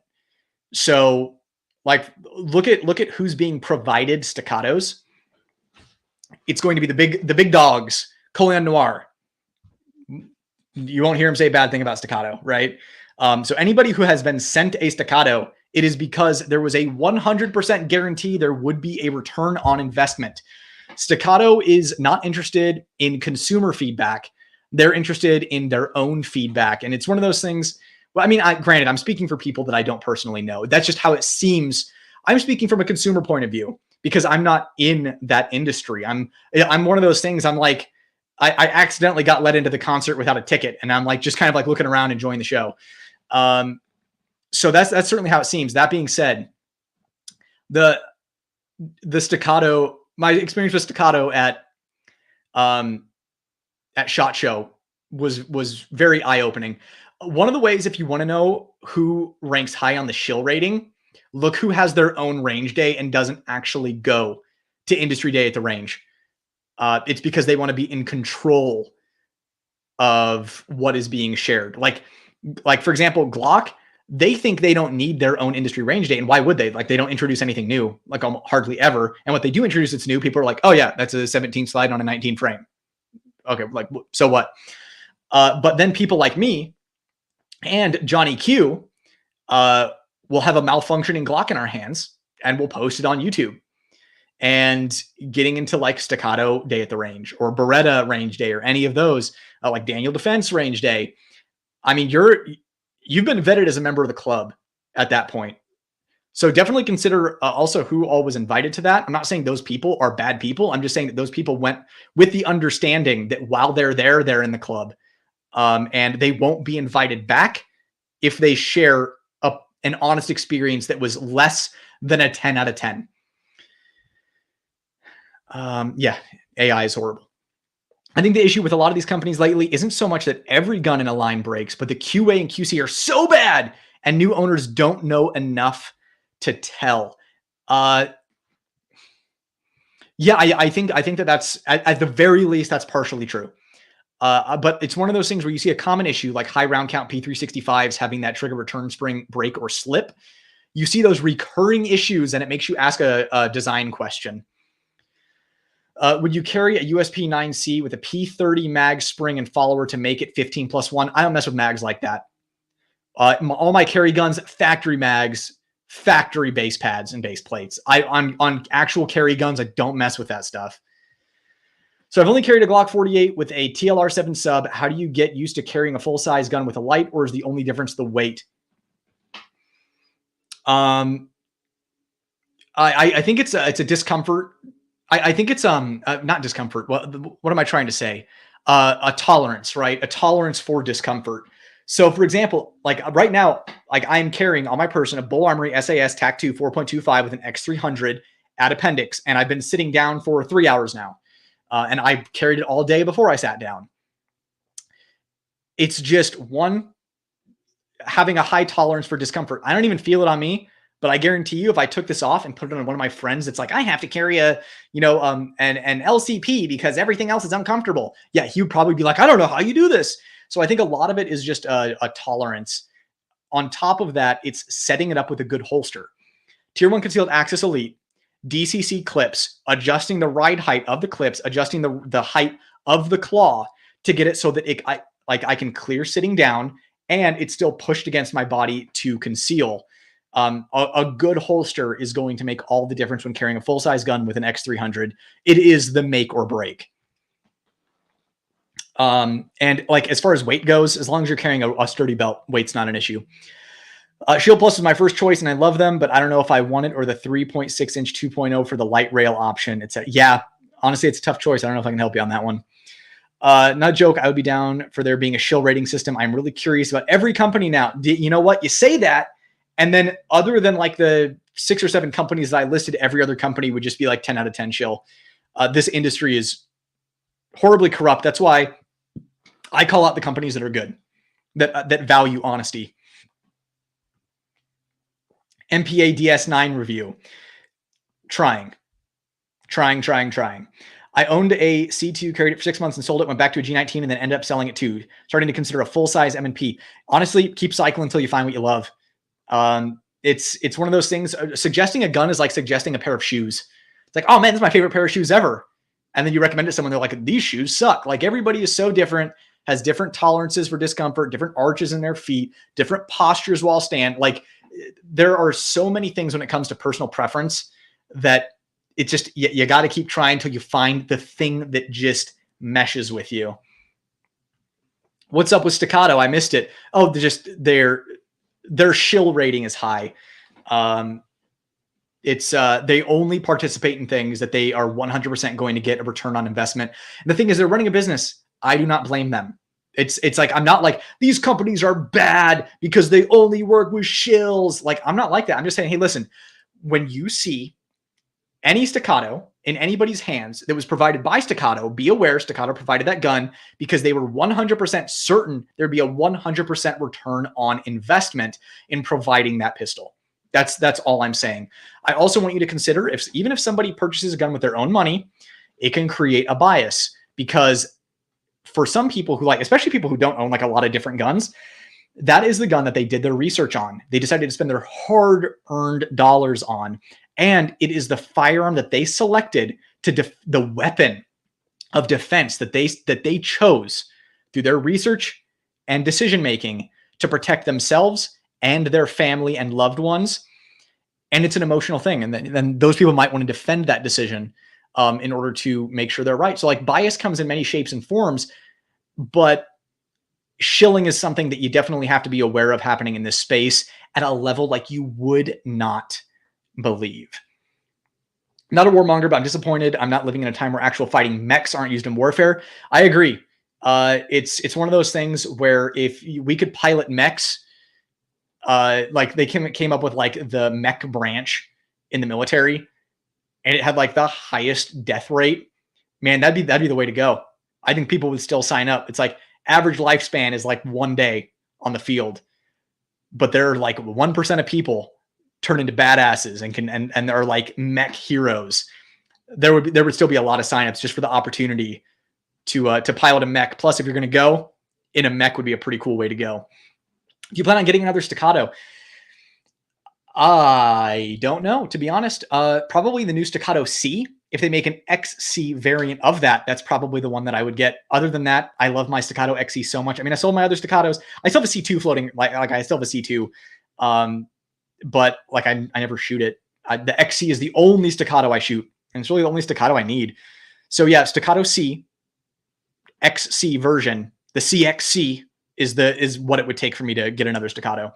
Have you been able to shoot a SAR 9 subcompact? Thoughts? No, but I'm aware of it. I mean, you get what you pay for. It is what it is. Like you could do worse. Thoughts on a PX4 Storm? They're awesome. That's what I think. I would love to have the Langdon Tactical PX4 Storm with the VP Armory comp on it. Man, that is a steep price point for something that I don't need. Definitely something that I want though. There's a recommendation for a leather holster. Well, the 365 and 320 have badly designed elements enough to make them just mediocre. Also, that 365 grip is just too slim even for me. That's why a lot of people like the X Macro, but the problem is then you're losing a big portion of the concealability. That's why I like the grip of the Shield Plus, because you're in that kind of like slim micro category, but you still have the surface area for your support hand. But yeah, I don't disagree with you. Definitely some design stuff. Would you show most of your holster and carry setup? I really want to show you guys so bad on this live. I've almost held stuff up like 20 times, but it's like my last video, I held up a bunch of guns, not realizing that was a no-no. And, I just had to like leave it. I had to like turn off monetization so that I could fly under the radar and it wouldn't get taken down and I wouldn't get a channel strike. But definitely check out my other videos, specifically like my Tier 1 Concealed Axis Elite review video. You can also look at my Bull Armory review video, and I show the setup. 3.6 M&P is better than a Shield Plus any day. It's the best 2.0 to me. I agree. That's kind of the direction I'm leaning. Thank you for being completely honest and transparent. It occurs to me there are fewer unbiased voices for gun reviews than I previously thought. Yeah, there are people playing the honest game, and like I said, like privately with my friends, I have named the channels just with the understanding, like, dude, don't throw these people under the bus. I want to tell you guys, I'm just not here to start a shitstorm, and I'm not here to attack pro 2A, content creators. It's not going to happen. I'm encouraging viewers to just critically think when watching any, review video, because they are good pro 2A people.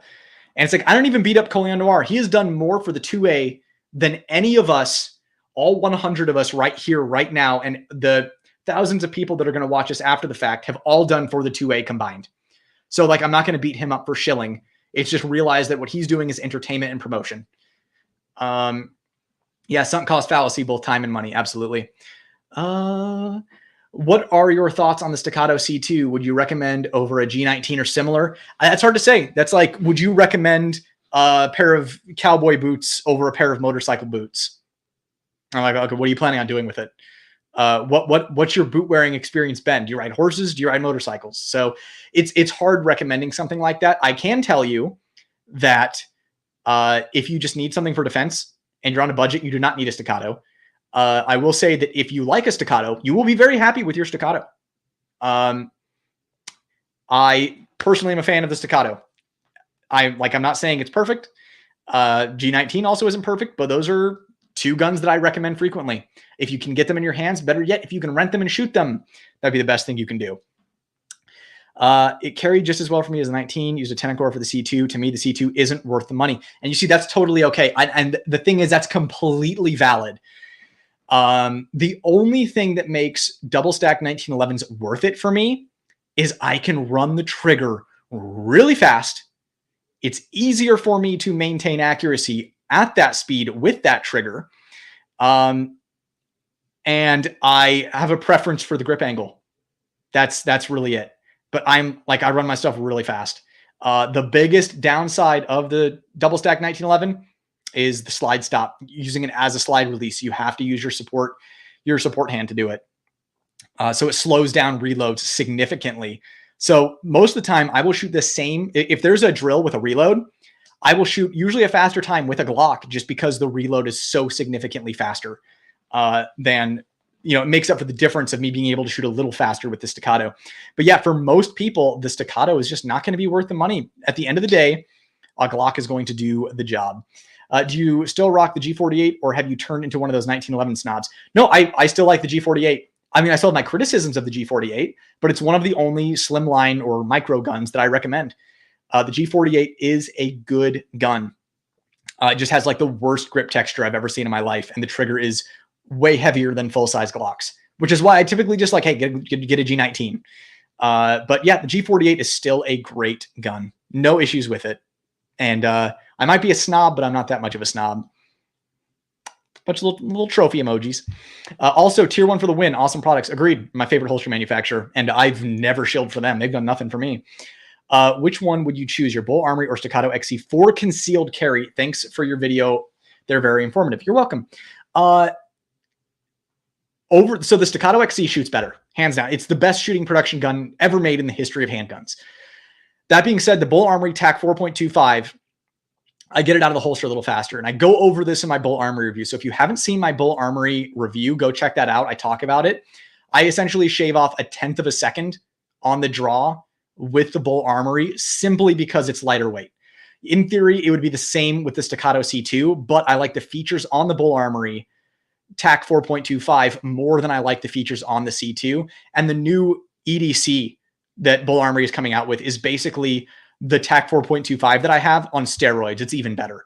So for concealed carry, I would go Bull Armory TAC, but I would honestly wait for the EDC that's coming out. I think it's Q2 this year.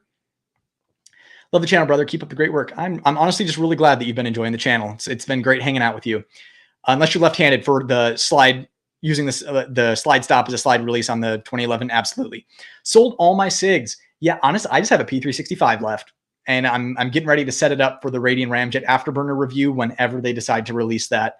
But it is what it is. People have their preferences and people do their research and come to the conclusions that they come to. And it is what it is. Brett, thank you for your openness and honesty. I can't wait for the next book release. Have you reached out to Simon & Schuster? No, but I definitely need to.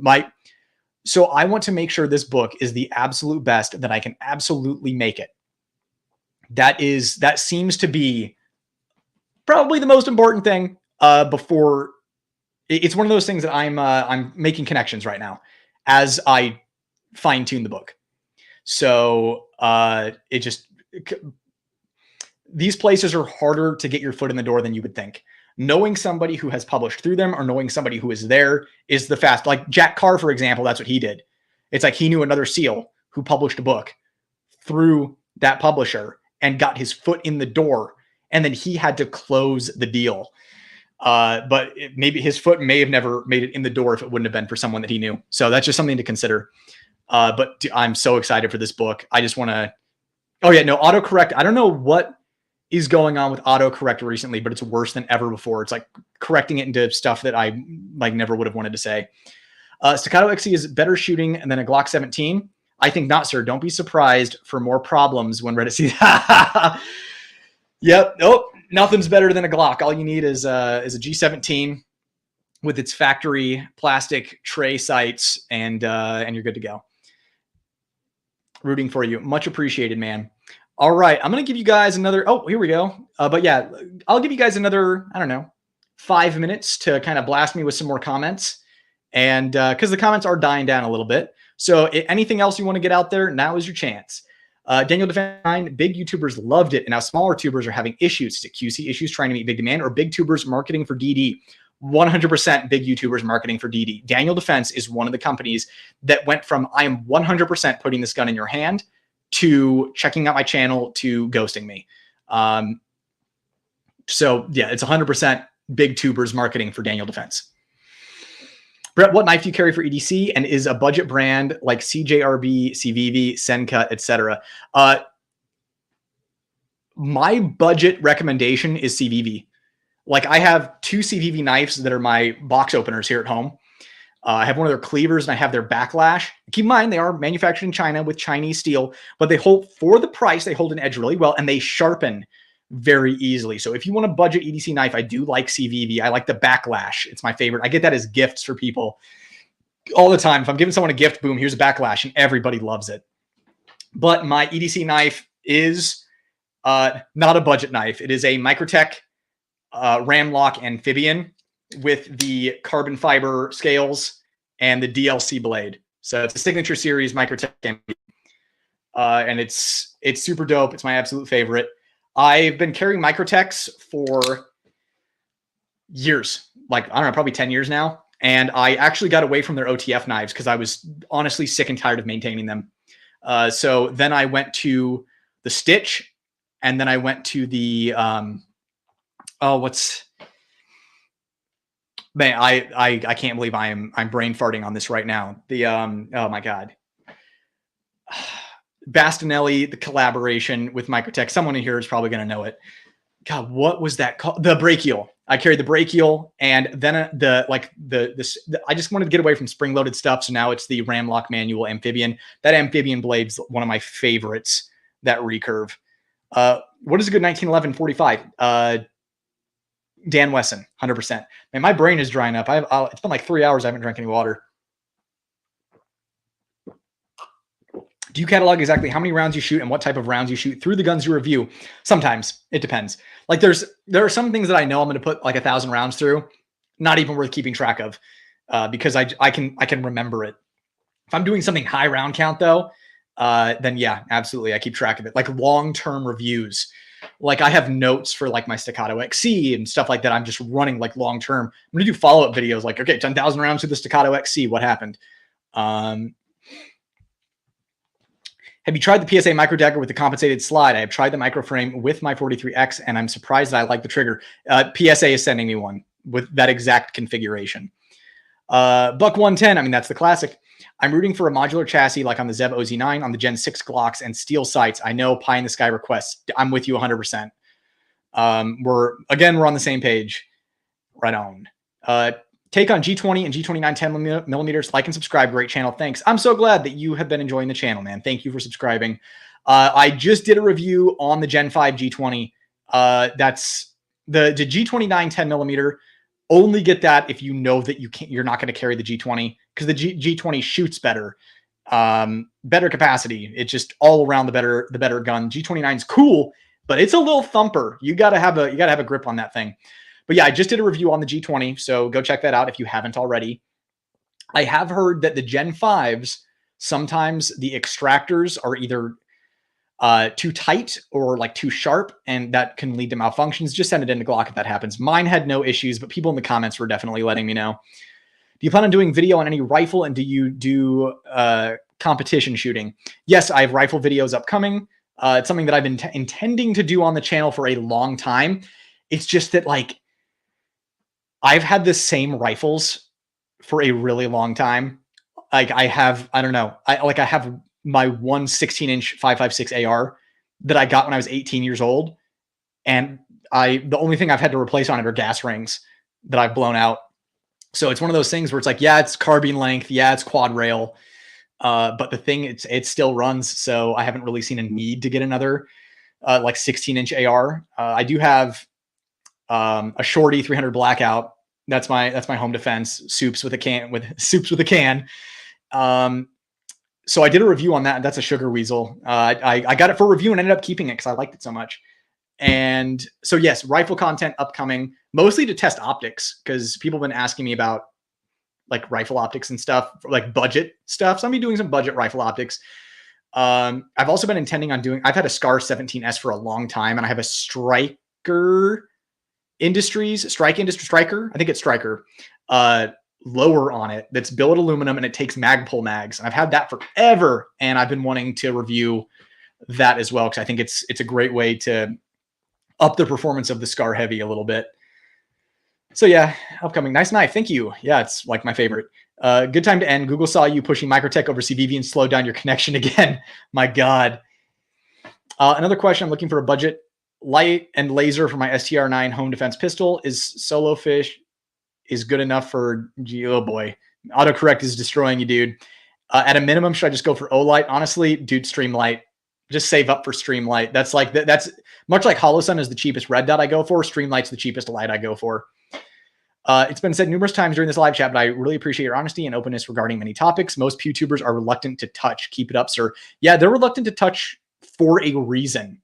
I cannot tell you how much it has stunted my growth by doing this, but I genuinely believe that this is the future, not just of GunTube, but of YouTube. It's one of those things. I remember like watching it. It was when I was going to be doing my DPM systems review, and I wanted to see what else was out there. And Humble Marksman had a video on DPM systems, and I remember scrolling down to the comments, and some dude in the comments on that video said, "I wish you would have done this, blah, blah, blah. You suck. The lighting was terrible," or something. And Humble Marksman said back to him, "You have an iPhone, you have a computer, pick up your phone and be the change you want to see." And that stuck with me. That was profound. Thumbs up to Humble Marksman for that remark, that comeback, that clap back, as they say, because that's pretty much just what I wanted this channel to be. I wanted to be the change I wanted to see. I wanted to run an honest channel, even if it was going to be hard, which it has been. So yeah, anyways, I appreciate your appreciation. Gen 6 Glock chat, is this real? No. Do you like Constantine EDC belt the best still? I can't see paying that much for a belt. It's my favorite comfortable belt. Yeah, it's the best built comfortable belt. I like that and the Core Essentials belt. If you're worried about the quality of the belt, that is not the issue at all. The only potential downside is the connection, like hooking it and looping it. Well made, super durable. It can just be a bit of an inconvenience. Maybe that's just me being spoiled by the ratchet system on the Core. What is your opinion on the issues between USCCA and attorneys on retainers? Yeah, there's been a lot of drama about that. Basically, I just don't recommend any firearm insurance company that won't cover if you're criminally charged or like criminal activity. Like that's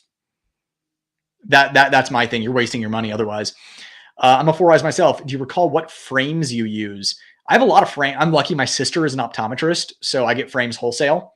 Like she has her own practice. So I get my stuff wholesale. So I have a lot of frames. I like Carrera frames. These are Hugo Boss. Like I said, I get them wholesale.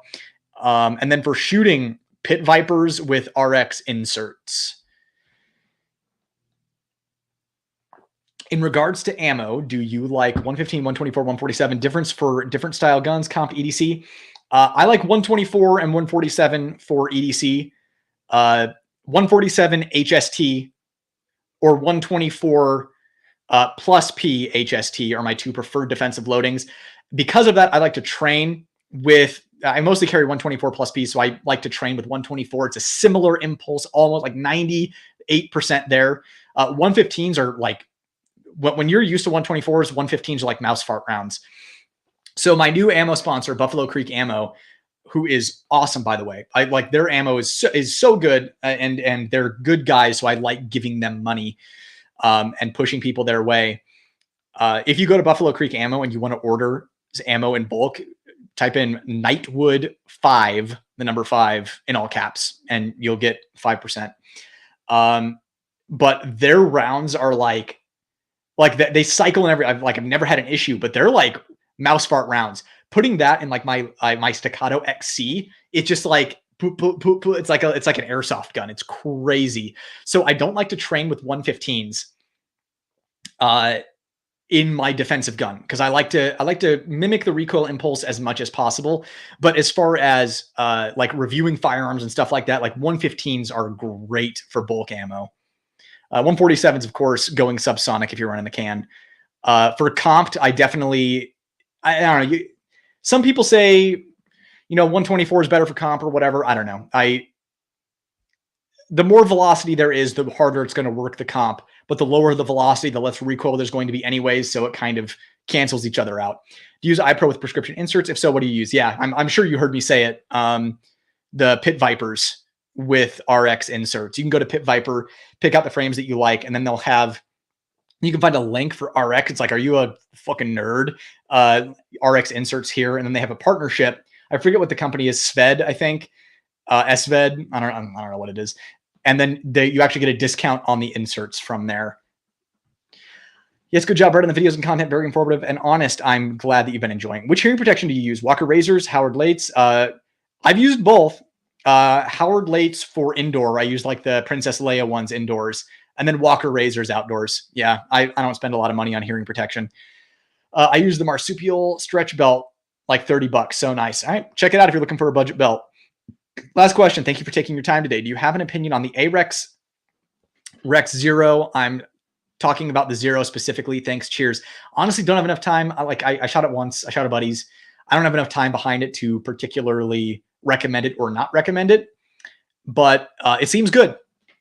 That's all I really have to say. Other than that, you're going to kind of have to form your own opinion and do your own research. I don't have enough time and rounds behind it to really form an informed opinion. Have you tried any of the G9 defense ammo? Ballistics and gel tests look amazing, etc. Yeah, like ammo fanboys are another thing. Like I'm just not about this. And correct me if I'm wrong, but I'm pretty sure the G9 defense ammo is like the lightweight, high velocity stuff. It might even be like the alloy bullet. I'm not sure, but I always go tried and true. I go for mass, penetration, expansion, and mass. I like a balance of all of those, because ballistics and gel tests are a great way to just compare one bullet to another, but it's also not bone, cartilage, muscle, flesh, and tissue. So I go with what good people have been clapping bad people with most successfully. I would honestly like to see new ammos adopted and used on a wide scale so that we can actually get real data that's not just ballistics gel. What's your go-to AR-15? I have a Rock River Arms that I got when I was 18 years old, and I've been running it my entire life. If I were to get a new one right now, it'd be BCM. Sucks to hear what the Glock fanboys did to you, man. You make a good point, though. Not everyone who carries is your ally. Exactly. Something to consider. What round is your favorite 9mm round for home defense? 124 plus P Federal HST. Hope Radiant will make ramjet and afterburners for other handgun models. I'm surprised our staff is exceptionally small. Yeah, dude, like small shop, small staff making the best stuff. So definitely requires patience. They have announced that they're working on the 43X. Obviously, I shot the P365. They indicated that they were interested in making them for additional models. If I were a guessing person, if I were just guessing, just a wild guess, I would guess that they're probably looking at the SIG P320 and the Walther PDP. That would be my guess. Nightwood 5, as in 5 fingers on your hands, and it is all capitals. Nightwood 5, all capitals for Buffalo Creek ammo. What are your thoughts on round counts for CCW? Is 8 to 9 rounds enough for EDC? Depends on what you want to be prepared to defend against. If you are pretending, yeah, that is you're doing SWAT rolls in your living room. If you are preparing for a single mugger, then yeah, 8 to 9 rounds is enough. I like more. More is better. More is always better. Nobody has ever gotten into a gunfight and complained that they had too much ammo in their gun. Like, oh my, I have all these bullets in my gun and I didn't even use them. Why even carry them? No one's ever said that. But people have run dry in gunfights. So I always go for more. And it's one of those, that's one of the reasons I give the G43X such a hard time with its OEM capacity, is because you can get a smaller gun with 13 rounds. And, you know, those 3 extra rounds, you never know. Maybe it would have made a difference. Maybe you wouldn't have run dry. Like all I know is that, like that quote from Unforgiven, if I'm gonna get killed, it's not gonna be for a lack of shooting back. That one-armed dude, like grabbing all those rifles and stuff. I don't think I would ever, my soul could ever forgive myself if I lost a gunfight because I ran out of ammo. Like, it's just one of those things that I'm not about. So more is better for me. And I don't like, I don't know. I would rather have too much than not enough. So carry as much as you can. And reloads, man, if you pay attention to active self-protection, where, you know, he's watched, I don't know, 300,000 shootings over the course of a decade or longer, like 13 years or something. I don't know. Yeah, like it's almost an unfathomable number. I'm probably exaggerating, probably being a little hyperbolic, but he has only seen, I believe, one time where a civilian reload made a difference in the outcome of a gunfight. And that's for many reasons, including the fact that you just can't count on a reload. You're essentially fighting with what you have in the gun, but it happening one time among all of those times is enough for me to carry a reload. Honestly, the main reason I carry a reload is, one, if I have clear malfunction and need a fresh magazine. And two, this is the biggest reason, it evens out my belt line carrying an appendix. Just because of my body type, it looks like I have a tumor on one side if I'm not carrying a sidecar or, you know, with a spare magazine on the other side. So more is better. All right, where are we at here? Yep, we did that. And yes, Buffalo Creek ammo, if you're looking for some training ammo, some 115 9mm, this code's going to save you a bit. I have a P365 XL Spectre comp, and my mag release is super hard to engage. Any advice? Get a Glock. No. You could reach out to SIG and see if they'll do something for you. Honestly, it's a 50-50. It depends on who you get at SIG, but it should not be super hard to engage. One, do you carry it? And two, have you checked it for rust? Or has it always been super hard to engage? Either way, it should not be, unless you're arthritic. Does the round fire in my gun? Does the round expand? That's about all that matters. Gel and all that stuff. As long as it works and won't kill your neighbor 2 houses down, you should be good. Yes, to a point, right? Because I think, does the round fire in my gun? Does the round expand? Will the round reach vital organs in a meat creature, a bipedal meat creature? I have to be careful what I say on this live. It is important that round reach.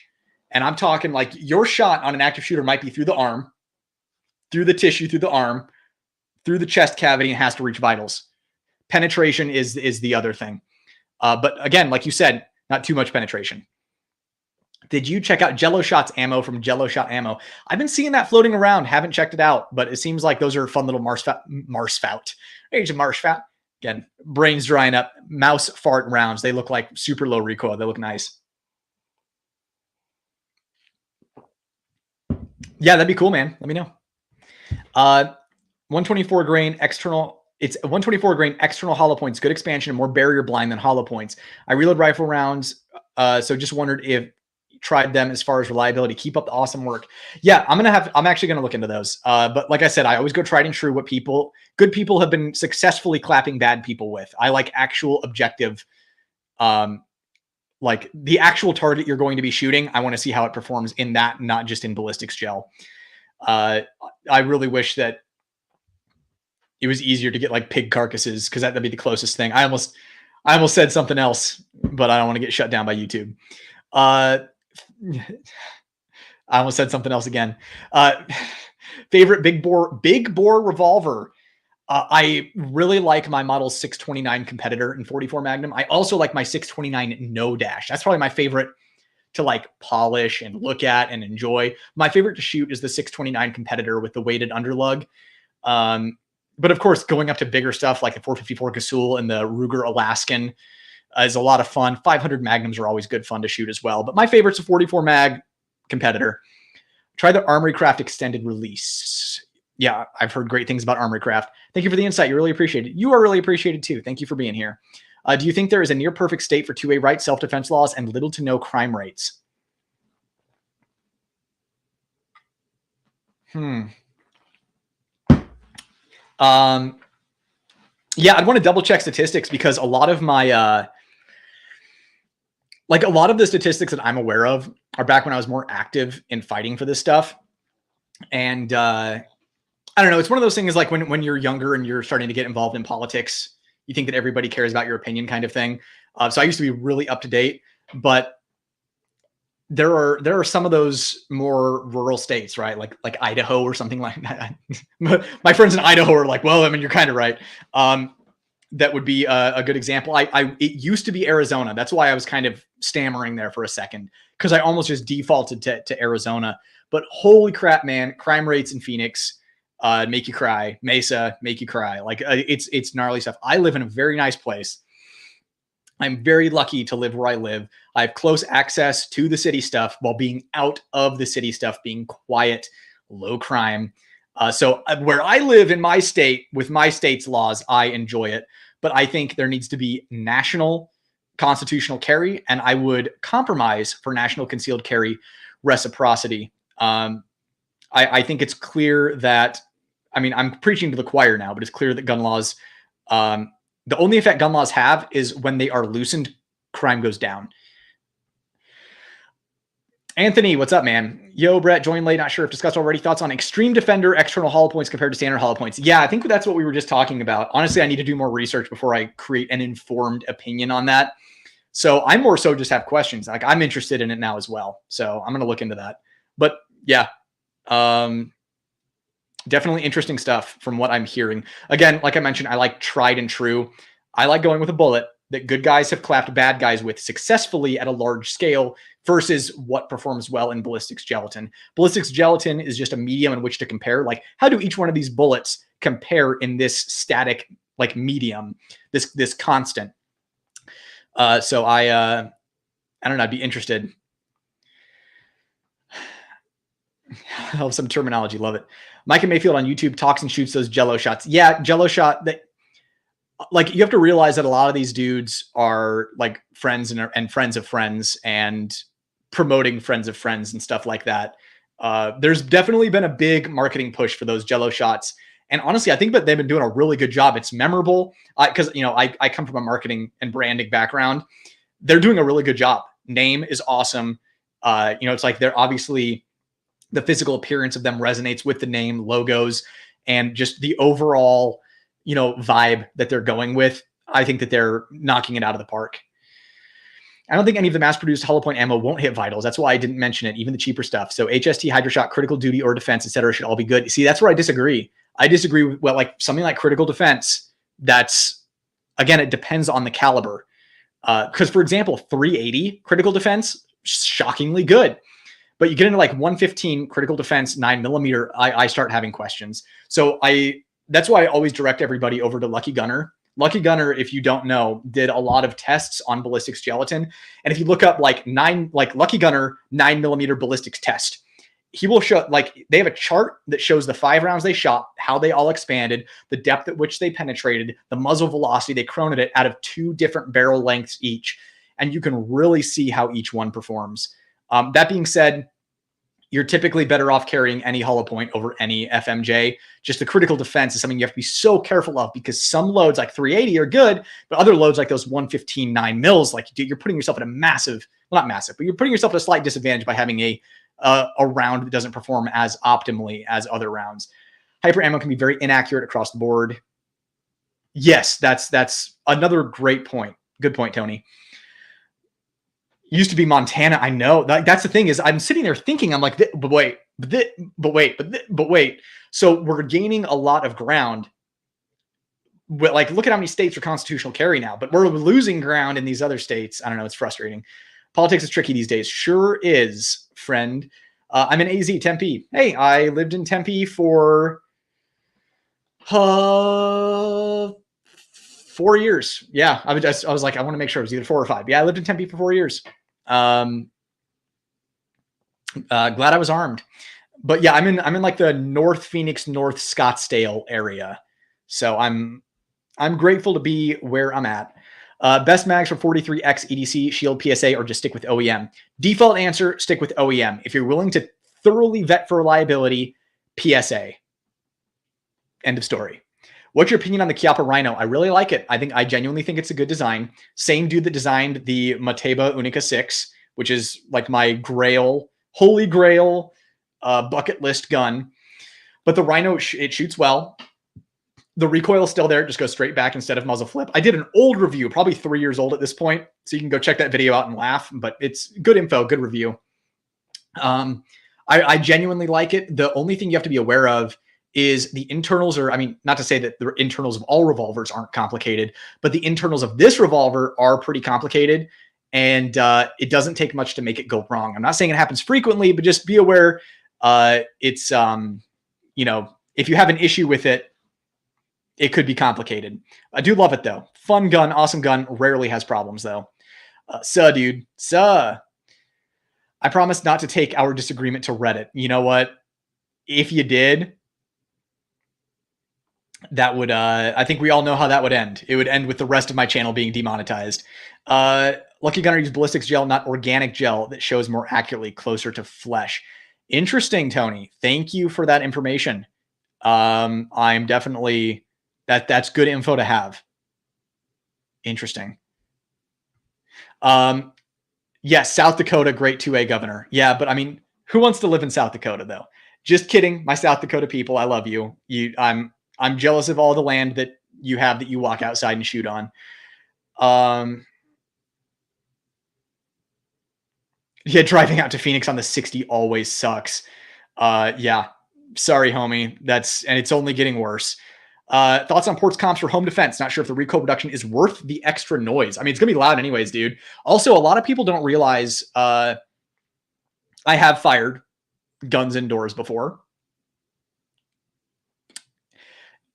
Auditory, what is it? Auditory exclusion. Again, I've been going for like 3.5 hours not drinking water. Is a real thing. Where, you know, gunshot goes off and, you know, your ears essentially constrict to protect your hearing. Hearing damage is still happening, but there's no tactical disadvantage. You're not losing your hearing in the moment, but that permanent hearing damage is happening. So it's going to be loud. You're probably not going to hear it as much as you think. And you'd be surprised how much furniture and, you know, rugs and all that kind of stuff actually eats up the sound. I'd say no problem. Ports and comps for home defense. I always just make sure people know about ports, that they shoot shrapnel. You're 60. Final answer. Pretty close. Pretty close. He's from Mesa.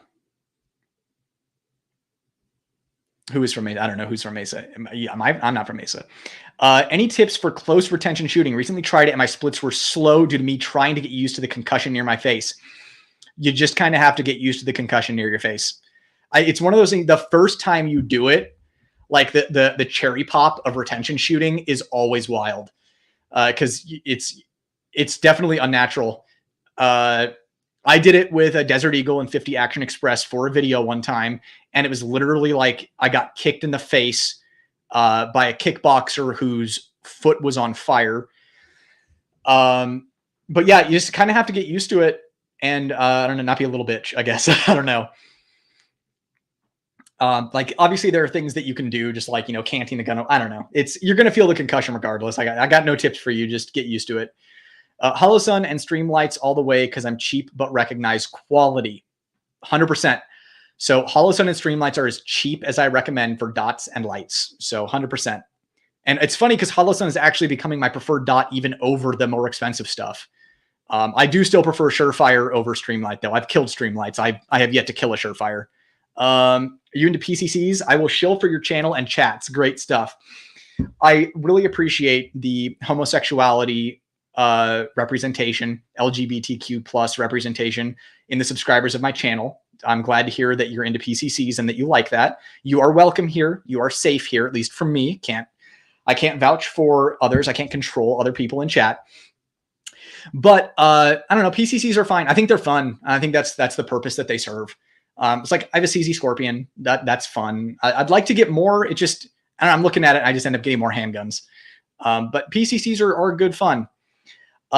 Thoughts on 365 XL versus mid-size guns for EDC? I always am going to tell you mid-size gun unless you absolutely cannot carry it. You're like, I like wearing Under Armour and I can't conceal a mid-size gun. It's just not going to happen.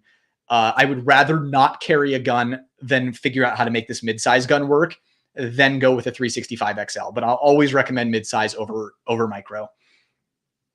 AZ Air Gunner on YouTube has the best ammo gel test on YouTube and uses organic gel. That's what I was mentioning. He's from, oh, understood. I'm actually going to make a note of that so that I can check him out. Thank you for the recommendation. I am always looking to learn and grow, and I definitely appreciate the recommendation. I'm going to check his channel out. Thank you for the rec.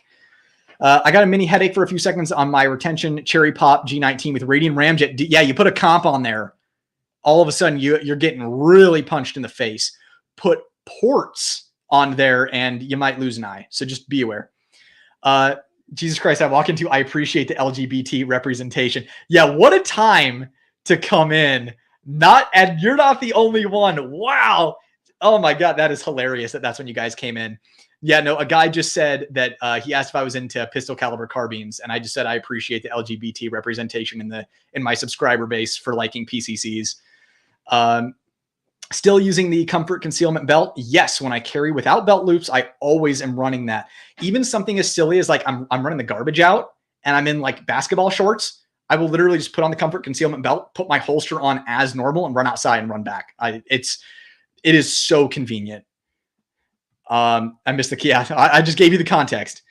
Yes. Thanks again for the recommendation. Top 5 favorite anime, not just gun-based anime. Cue like half of the people leaving the live right now. Top 5. I will go 5 to 1 to make it exciting. I would go probably number 5. I'd like to do a top 10. Maybe you can ask me a top 10 too. But Full Metal Alchemist Brotherhood, Code Geass, Cowboy Bebop, JoJo's Bizarre Adventure, and Gurren Lagann would be my number 1 favorite. That's not to say I don't like other animes. Those are just probably my top 5. But I could easily give you a top 10. Is there a huge difference shooting Is there a huge difference shooting 115 grain 9mm over 147 grain? It's just a slight difference in recoil impulse. Any layperson wouldn't even tell the difference. Like 124 snaps a little more than 115, but 147 comes out a little slower. 115 is typically like a mouse fart. So yeah, I would say small difference, not huge difference. Who are your top 3 honest gun tubers? I don't even know if I could come up with 3. I would say, Honest Outlaw is the biggest one, although he's not perfect, right? Now, most of these gun tubers I absolutely love. Great guys, great message, normalization of the Second Amendment, 2A entertainment, incredible guys.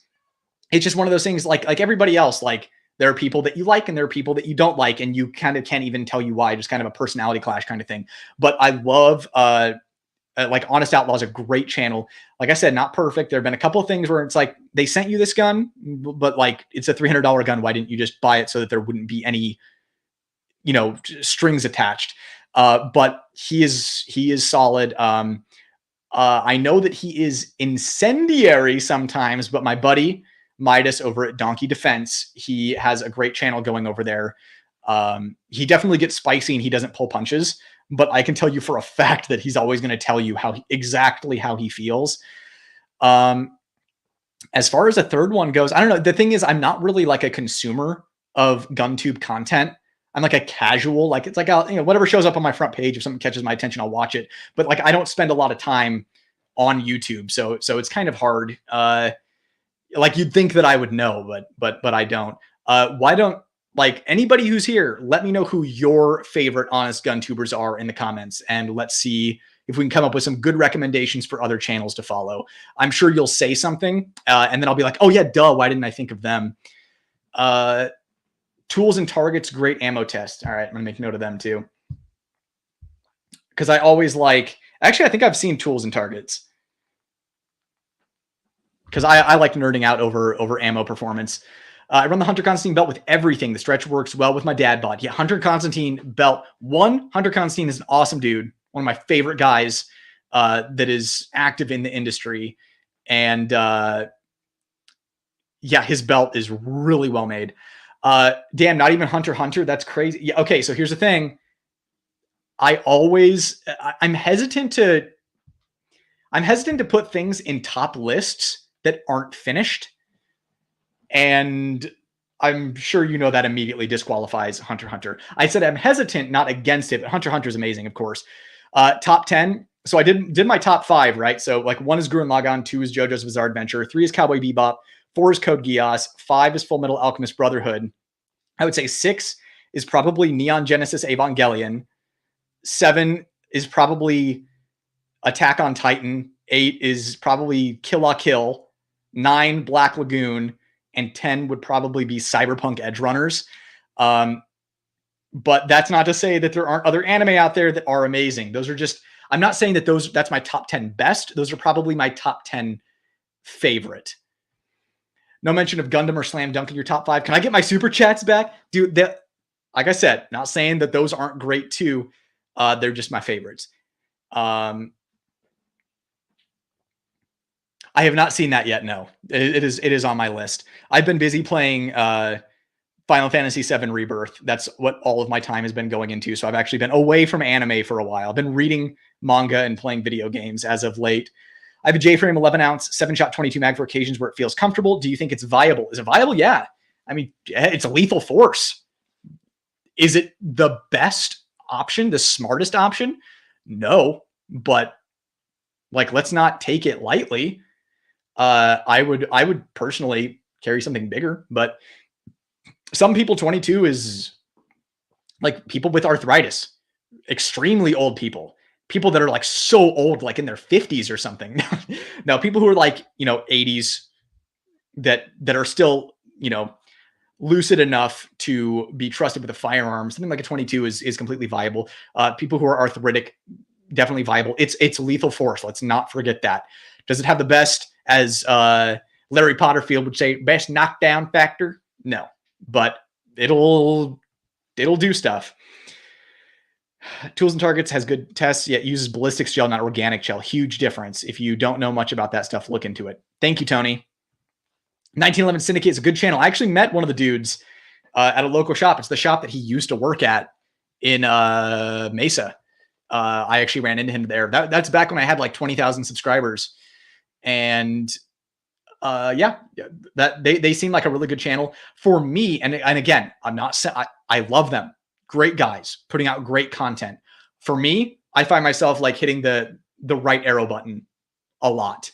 Cause it's like the two of them are like bantering and like next thing, like I got stuff to do. So not something that appeals to me, but great guys, great channel. They typically seem to be honest. Like I know that they're buying almost all of their stuff. But when I was talking to him, we were just like talking about YouTube, he was like, things are going to have to change on this channel. Cause for the longest time, they weren't turning on the monetization for their channel. But I think that like they've started having sponsors and stuff like that. I know they sell real estate. But I know that they were buying all of their own stuff, which does make them objective and a good, honest channel. So absolutely. Honest Outlaw, Hickok 45. People have arguments.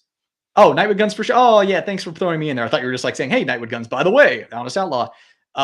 So Honest Outlaw, great. Hickok 45. People have questioned that. I think it's fine. I just think you know what you're getting into when you're watching a Hickok 45 video.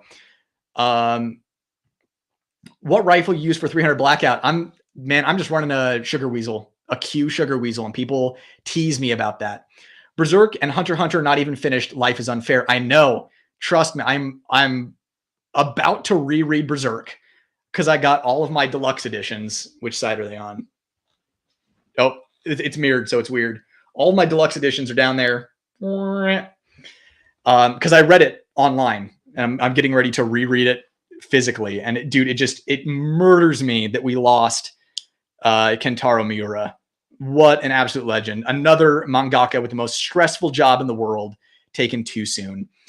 Noobs, you youngins. 1, Akira. 2, Fist of the North Star. 3, Vampire Hunter D. Yes. Okay. So I just want to say that those came out. I was like too young to be watching those when those came out, but I was alive and I was aware of them. Those are all super dope, and you do have excellent taste. I mean, just think about the impact that Akira has had on not just like Japanese media, but all entertainment media, period. Fist of the North Star, so dope. If you're not familiar with Fist of the North Star, you got to go look it up. And Vampire Hunter D, man, talk about awesome anime OVAs back in the day. I know we talk about Resident Evil and Metal Gear Solid a lot back and forth. Are those your favorite games, or do you have another series you claim your favorite? So yeah, I do also have a top lists for my games. Love Resident Evil, love Metal Gear Solid. So like my top 10, we'll go like 10 to 1 for my favorite video games of all time. And for my lists like this, I don't like to have 2 games from the same franchise on the list, just to make the list more interesting. Otherwise, it's like, okay, Persona, Metal Gear. And it's like, okay, well, over half the list is gone now. So 10 to 1, Dragon Age Origins, Resident Evil 4, Nier Automata, Bloodborne, Final Fantasy VII, Yakuza 0, Dark Souls 1, Metal Gear Solid 3 Snake Eater, Mass Effect 2, and Persona 4 Golden. Official Nightwood Guns top 10 games of all time right there. 1 game per franchise. I wouldn't want to take 22 mag in the face. That said, if I had to risk getting stabbed in the chest or shot with 22 mag, I might go 22 mag. Yeah, if I was going to risk it, like, kitchen knife versus 22 mag, I'd probably take 22 mag. I'd want neither, but Ninja Scroll, yes, same dude that did Vampire Hunter D did Ninja Scroll, and Ninja Scroll, again, super dope. Such a metal movie. Don't worry about answering if the game talk is off topic, bro. Pfft, come on, man. Best anime, Angel Cop. You should not be kidding, because that is awesome. Angel Cop is awesome. I do not recommend Angel Cop to anybody. Anybody who is watching this live right now, do not go watch Angel Cop. Just don't do it. That being said, Angel Cop is a good time. It is wild. Yes, Angel Cop is a guilty pleasure of mine as well. Favorite shooting spot, outdoor and AZ, indoor range, curious, trying to get good recommendations. So private range, Cowtown. That's where I go, although they're introducing more rules. It's kind of the beginning of the end, but so far it's still good. Indoor range, I like C2 Tactical. There's one in Scottsdale, one in Tempe. And Scottsdale Gun Club is always a destination, but they're usually pretty busy. Just know that all those indoor ranges are like safety is a concern. It is what it is. That's why I like my private Cowtown membership. I just get a whole bay for myself. I'm surrounded in berms, and I can just focus on training or making videos. Caught you live. Love your videos. I love you, man. We talk in the comments all the time. You're awesome. Cues are badass tools. Yeah, people have different opinions on that. I like mine. Had no problems with mine. Recommendation was the classic 1911. I saw your video on the Dan Wesson Specialist a while ago and tried to look for one, but my local store only has one in 10 millimeter. Need that FUD 45. So a classic 1911, like an actual GI 1911. Honestly, they're all so bad now, you might as well just save money and get a T-Sauce. I'm playing Tetris Attack. Pistol Pete with Tetris Attack. I love my Les Bear SRP. Yeah, Les Bear makes great stuff. Under like 3K, by the way. Oh, for a classic 1911? Yeah, so if you want like a GI, like I said, they're all so bad now, I would just get a T-Sauce to save money. But as far as good, just like any 1911s go, Dan Wesson makes the most sense. As far as under 3K, it's hard to just not recommend Dan Wesson, because you're getting like 99% of the stuff that's up to that 3K range. Sorry, I know you're probably looking for something that was more easily obtainable for you. Starting to shoot more USPSA. Any chance you are going to do the Canik Rival S? Looks like it's becoming more available and coming down in price with the new Canik TTI release. Yeah, I actually wanted to do one a while ago, and I said no to the first one that came into the local shop, and that was stupid, and I should have just taken it because I have not seen one since. So if I run across one, I will be getting it and reviewing it. Most likely, even though I'm a bit butthurt about how Canik treated me with the MC9. Wish I bought a Dan Wesson Bobtail Commander when they were $800. Yeah, that and like the Vigil CCO and stuff. What is your maintenance schedule for your staccato when you carry them? Clean oil springs and such. I replaced the springs every, I don't know. I let it go longer than I probably should, like 3,000 to 5,000. If I'm running a DPM kit, never change it. Those things last forever. As far as cleaning goes, I'll clean it well, if I'm going to be carrying it and I know I'm going to be carrying it for a while and running like my bull armory, because it's like I'm shooting one, carrying the other. So I'm shooting my staccato, carrying my bull, shooting my bull, carrying my staccato. If I'm going to carry it, I make sure it's clean and oiled. And I want it to be in the best condition possible for carrying. You don't have to, I just choose to. I do oil them every like 800 rounds, every 1,000 rounds. Honestly, just like blanket, I say oil your 2011 every 500 rounds. And like I mentioned this earlier, you don't have to disassemble it. Just barrel hood, lock the slide back, get the end of the barrel where it contacts the slide, like the end of the bull barrel, and then put some oil in the 2 slide rails while it's locked open, and then just, and you're good to go. Do that every 500, but honestly, I stretch it out to every 1,000 and don't have an issue. I think it also depends on what ammo you're shooting, probably. People don't like Springfield as a company, but damned if their 1911s don't run. My first gun ever was a Springfield mil-spec. Never a problem. Made me love 1911s. When did you buy it? Because I had an older Springfield mil-spec as well that was awesome. Their stuff nowadays, they have a good warranty, but it's hit or miss. Ghost in the Shell popped my anime. You know what? That's a great one. Ghost in the Shell is awesome. The Ghost in the Shell movie and Standalone Complex, kind of 2 different ones. Ghost in the Shell, the second movie, is a little slow for me, but definitely has cool moments and an overall cool theme. But love Ghost in the Shell. I have figure. Damn, it's mirrored right there. And I also have Ghost in the Shell. Where is it? I have like an OG DVD of Ghost in the Shell somewhere down there. And I also have Standalone Complex too. Where is that? God, this mirrored is killing me right here. Ghost in the Shell Standalone Complex. Wipeout XL linked. FYI, I worked 2 weeks for Konami doing motion capture. I think technically I was Solid Snake for one cinematic versus a straight stab he did. Kaitenage head and arm spin to take him down. I did an audition. Interesting. What year was it, Dan?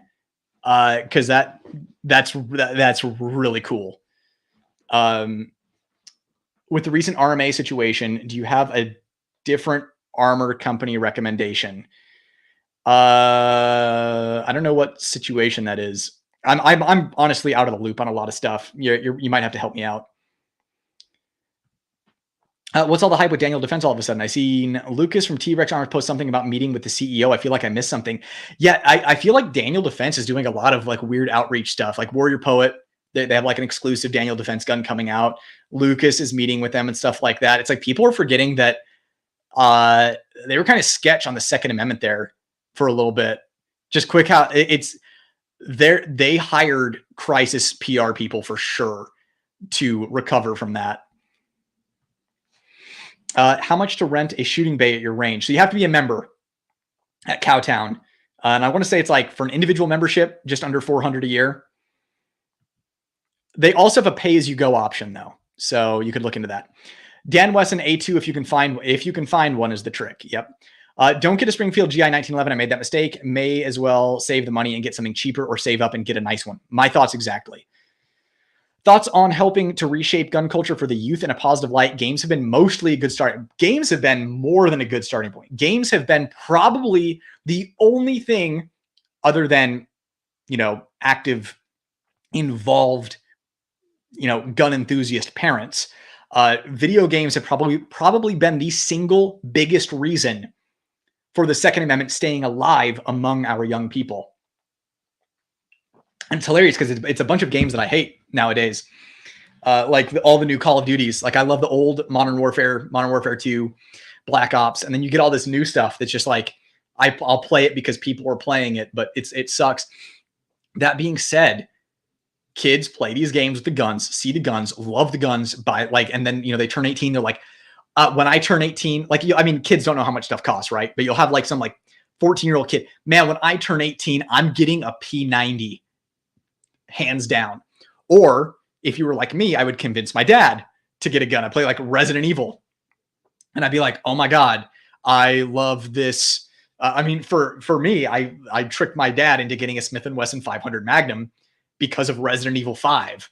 I was like, oh my god, we got to get one of these. And I was like, think about it. It's like you grew up shooting the 44 Magnum, and it was the most powerful handgun in the world. You loved it because of Dirty Harry and all that stuff. Imagine if you had a 50 caliber, and I ended up talking him into getting it. So it gets kids excited.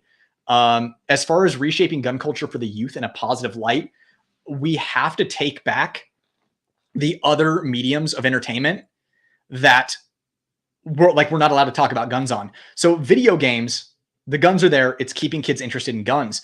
However, like games, it's turning into like iPad kid world of apps, and it's like, and gotcha games.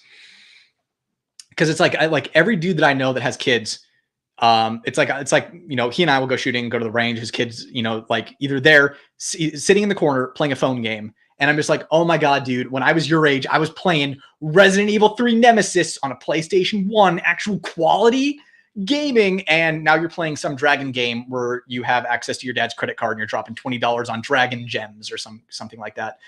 So gaming, serious hardcore gaming like that is skewing more towards people in my demographic. Right now, kids of today's day and age are all over TikTok. And what can't you do on TikTok? Shoot guns. It's the biggest problem right now. If the next social media phenomenon that pops up, we can keep guns on there. It's an actual free speech platform with protections for children, of course. And we can actually shoot guns on there. That would 200x our outreach for the Second Amendment for the future of this country. But the fact that you can't show guns on TikTok, think about how much they've been restricted on Instagram. My Instagram profile cannot be shown to non-followers. Only followers will be recommended my posts. I'm grateful that we can show as much as we can on YouTube, because you have dudes out there like Garantham that are getting, that younger generation watching his videos and memeing and all that stuff. So yeah, we need to get guns on TikTok, essentially. Short answer. Sorry, just something I'm passionate about is keeping the 2A alive. Not that I need to apologize for that. So what do I look up? Cowtown shooting in AZ? Yeah, Cowtown range in AZ. You'll find it. Fusion Firearms or Bull 1911s, great for $800. Hoping to get my first T-Sauce Stingray carry soon. Fusion Firearms is another good budget option. I mean, they're hit or miss, but yeah, Bull 1911s are also good. Bull makes the Magnum Research 1911s as well, but it seems like the Bull branded 1911s are typically a little better. Yeah, Dan, great recommendation. I can't believe Bull's like one of my favorite manufacturers, and I didn't even think of that as a recommendation. So yeah, if you're looking for a 1911, check out Bull. Which gun lube do you recommend? What is your take on WD-40, 3-in-1 oil or synthetic oil? Just curious. Lucas gun oil is the only gun oil I use. It lasts forever, has a high heat resistance. The only thing it doesn't do is protect against corrosion. So I use Lucas Extreme Duty gun oil. It's the only thing I use. Where's Cowtown? It is about 9 miles west of Ben Avery. It's technically in Peoria. But essentially, it's like you're going to like Lake Pleasant, that direction. And then there's like that Lake Pleasant, like what is that? Lake Pleasant Parkway or something like that. There's that turn off there. They just built a gas station there.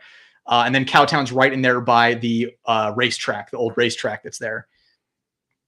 Nice and quiet. Any sneak preview on what you are working on? Need to know if I should hold off purchases, waiting on the GOAT reviewer. Ultimate Carry J-frame. I'm like, I all my stuff is in my office. Ultimate Carry J-frame. The STP 2011. That's German made. What else? I have so much, and I'm like brain farting. The Spore revolver, of course. God, I'm forgetting like the biggest one, and it's driving me nuts. Oh, the Bull Armory Axe Tomahawk, full size, 5 inline ports on a G17 size Bull Armory Gen 3 Glock clone. That is like my favorite striker gun so far. I'm gonna go out a couple more times. I want to get to 1,000 rounds on it to be 100% on reliability before I recommend it. As of now, it's my favorite. The only annoying thing on that is the optic mounting thing. They use the Zev and Brownells optic mounting posts, so you need these tiny little screws. That was the only frustration for me. Other than that, 1911 grip angle, Great grip texture that goes all the way up to the top. Inline porting is super flat. I had DPM Systems make me a custom system for the Tomahawk. That is honestly the gun that I'm most excited to share with you guys. Ultimate Carry J-frame is going to be pretty dope too. Also, upcoming video, Premier body armor. I have a body armor insert for this Victus upscale, and I keep all my medical in that, and that's kind of what I've been taking with me. So I'm excited to talk about that, and a company called Black Triangle Group for non-permissive environments. Because I recently went on a cruise and saw what I could get away with. So I'm going to share as much of that as I can without giving away the farm, as they say. So yeah, just some previews coming up. Oh, and Trijicon RCR review. That's going to be exciting. And I'm going to do 10 millimeter versus 9 millimeter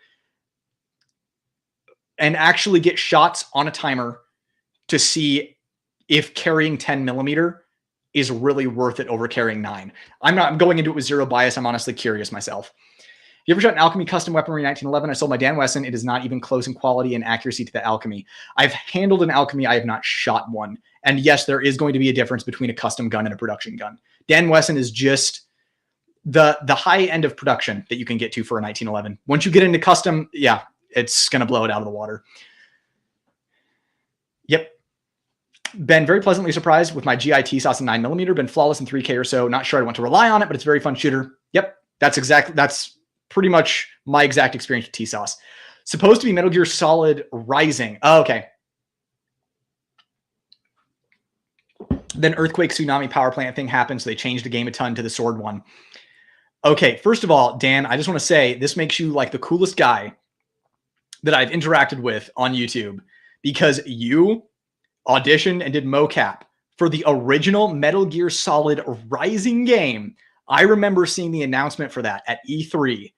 That is so cool. You were a part of history. It's almost like having a misprint of something and it's like worth more. That is honestly worth more to me. That is so cool that you worked on that, because that was a really cool time. So thank you for sharing that. That is so cool.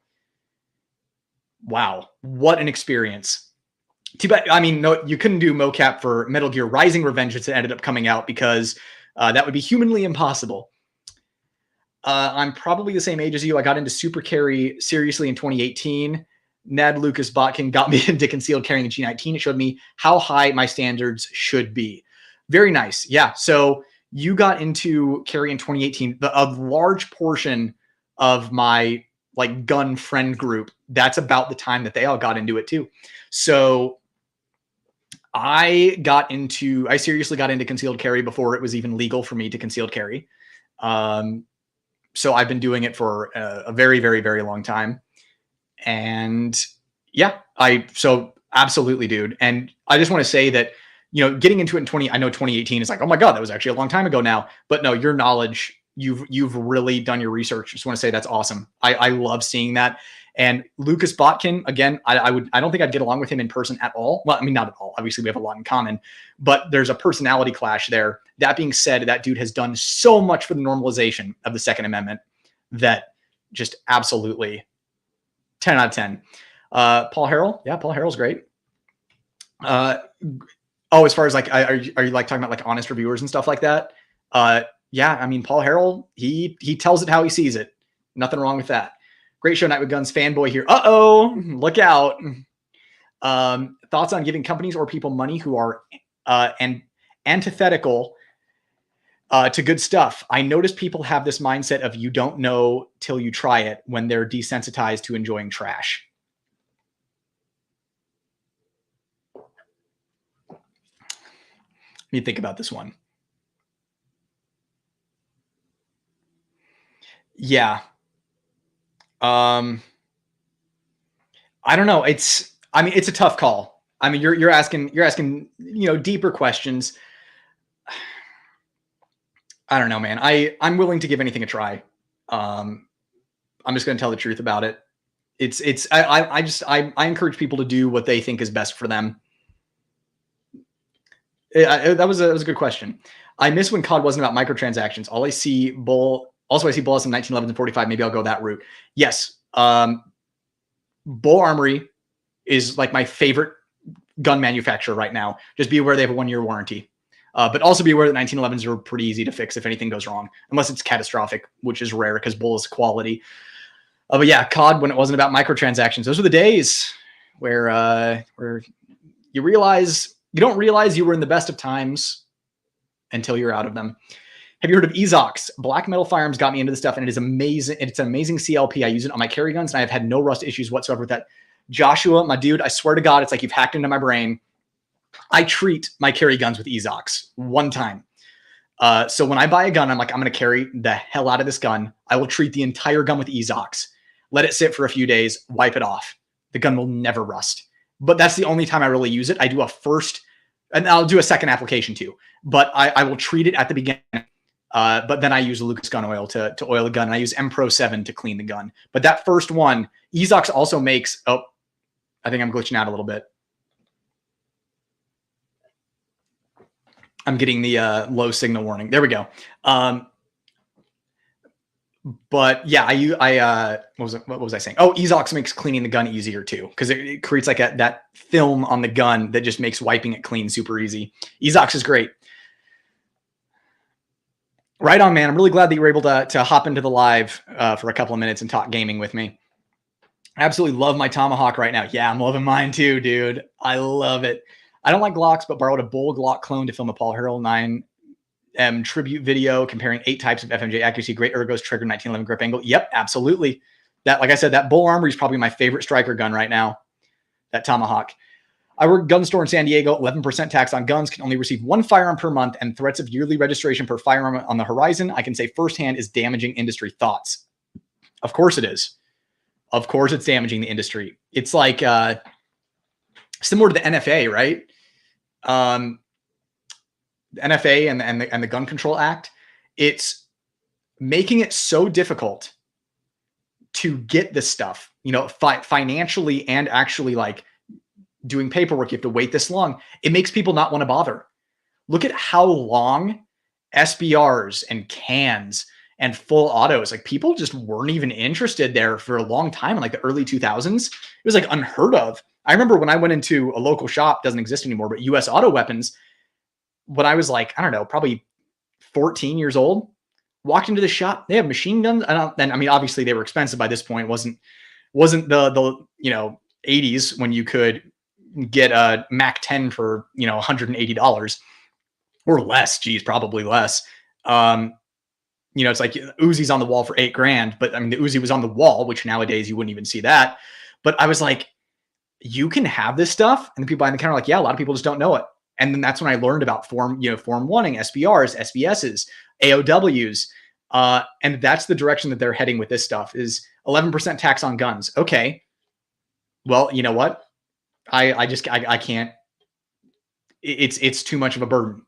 You know, people who aren't doing financially well that are pinching pennies are like, shit, this is too expensive. Only receive 1 firearm per month.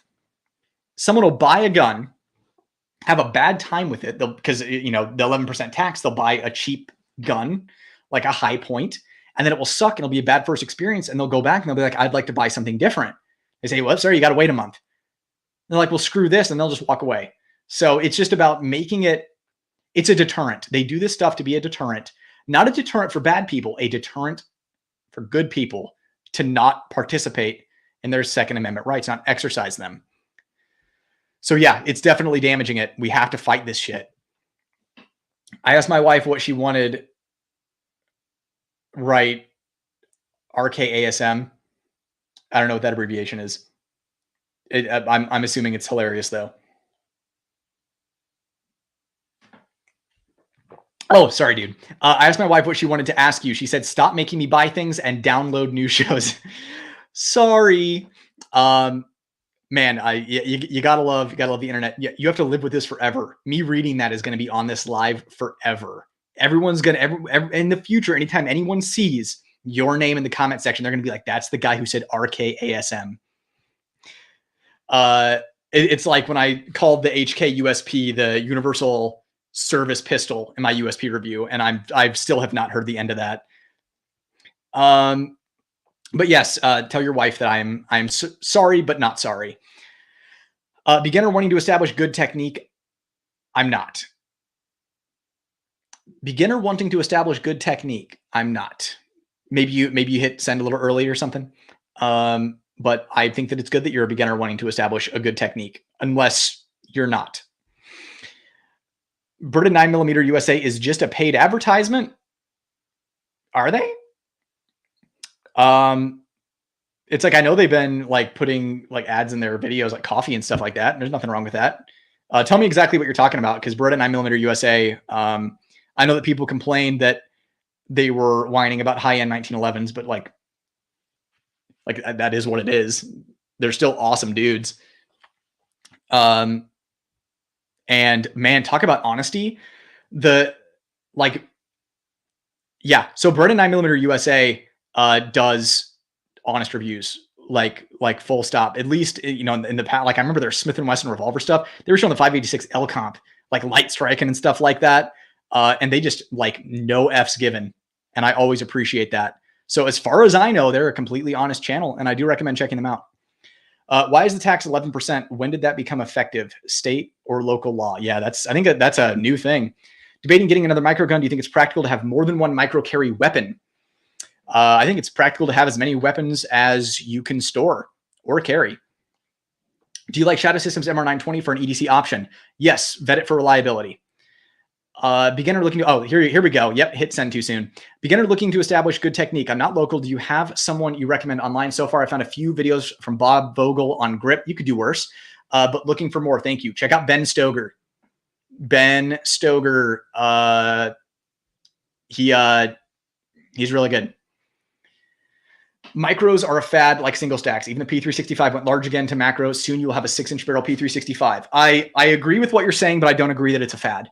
I mean, I don't mean to beat you up on semantics, but like, I don't think it's a fad, but I do agree with your premise. Gonna head out. Thanks for so much for what you do. You and Midas are my favorite review channels. I love integrity. It is sorely needed in the gun world. I have to check out your books. Right on, Joshua. I'm sure you are already gone, but I love you, appreciate you, and lots of great info. Yeah, like I said, it's like you hacked into my brain and you're me. Ben Stoger, Joel Park, Matt. See, Ben Stoger, what I tell you.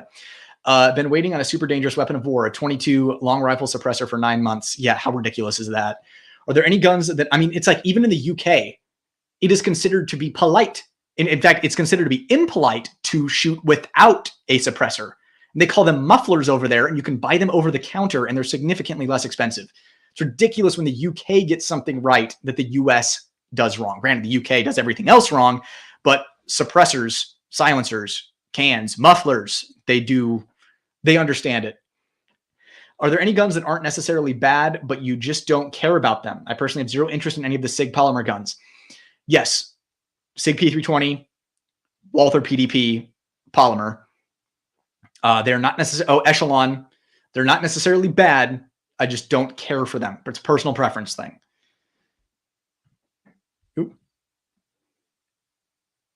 You're probably asking the wrong person. I would probably go in a completely different direction. The SIG DH3 is probably going to shoot better. The PDP SF has more potential if you put money into it. Like if you get it ported, get a compensator, trigger's good to go. Comes, steel frame, PDP steel frame. I'd go PDP steel frame. Sorry, SF. I read SF as SD. So yes, short answer, PDP steel frame. That's what I would do. Yes, Burden 9mm USA got caught editing titles and opinions on guns after they stopped getting free guns and discounts. I don't want to defend them. I just want to say that I think there's another point of view. Like I think that that's the point of view of the companies, and then they have their point of view. Granted, nobody knows what actually happened other than them, and honestly, it's none of my business or none of anybody else's business. Yes, they got that. Yes, they were editing titles to recommend and don't recommend. I didn't notice that. But as far as what actually happened, like I said, I'm not here to defend them. I'm just saying that I think that they probably have their own point of view, and that there's a reason they probably did that. Also, something that not a lot of people realize is that on YouTube, changing the title bumps the video. Like if you pay attention to Grand Thumb's channel, like the big iron video where he shoots a 44 mag, that's had like 5 titles. So I don't know. I see Bread and 9mm USA's point of view of these companies. It's the return on investment thing that I was talking about earlier, right? And I think that there might be something like that. Again, both sides are pro 2A gun people. So I don't like getting caught up in drama when we're talking about two groups of people that are good people. And honestly, it doesn't matter at the end of the day. But like I said, there are two points of view to everything like that. And the truth is usually somewhere in the middle. Still can't think of another firearm to own that was showcased in media. Yeah, because all the media I've been, like I said, I've been playing Final Fantasy VII Rebirth. That's been like my life since it came out. And I want a Gatling gun on my arm at this point. That's like all I can think of. God.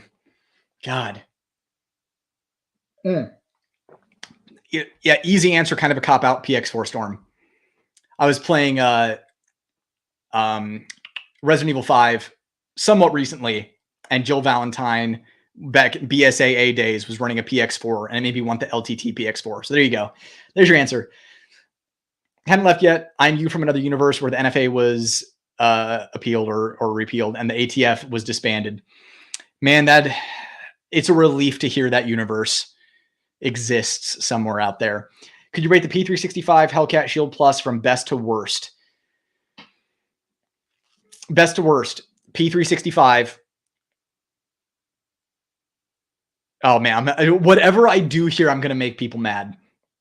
Just from my personal experience, P365, Shield Plus, Hellcat. Hellcat is probably going to be another one of those guns that is objectively a great gun. Just a personal preference against it. I don't like the trigger. There's a lot to love about the Hellcat. I just don't like the ergos, don't like the trigger.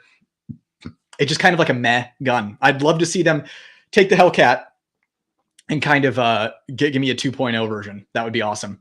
Shield Plus, beware of quality control. P365, listen, it's got its problems. It's got trigger return spring issues at high round counts. It's still probably my number one recommended micro gun. Your thoughts on which is better, the Gun Owners of America or NRA? Gun Owners of America.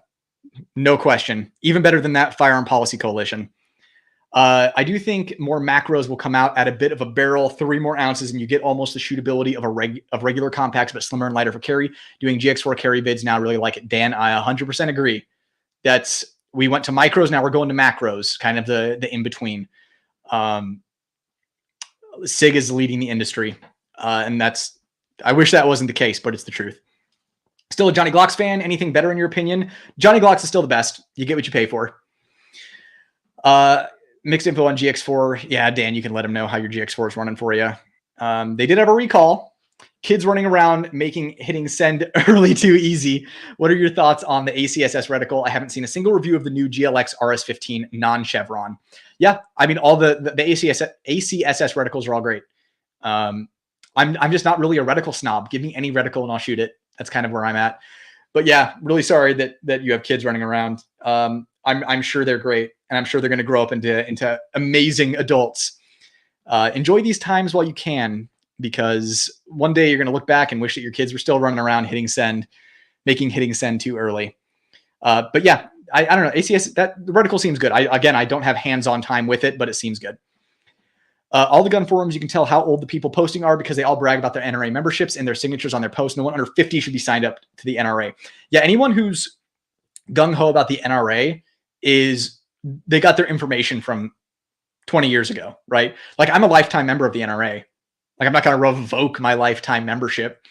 But yeah, there are so many good ones out there. GOA, Firearm Policy Coalition, off the top of my head, National Association for Gun Rights. There are lots of options out there, and I'm sure many more. Springfield 2.0 to me is the echelon. Yeah, just wait for the micro echelon. I'm the weirdo for not being comfortable with the P365 because I've grown to expect a little hinged trigger safety on my striker fires. Nothing wrong with that.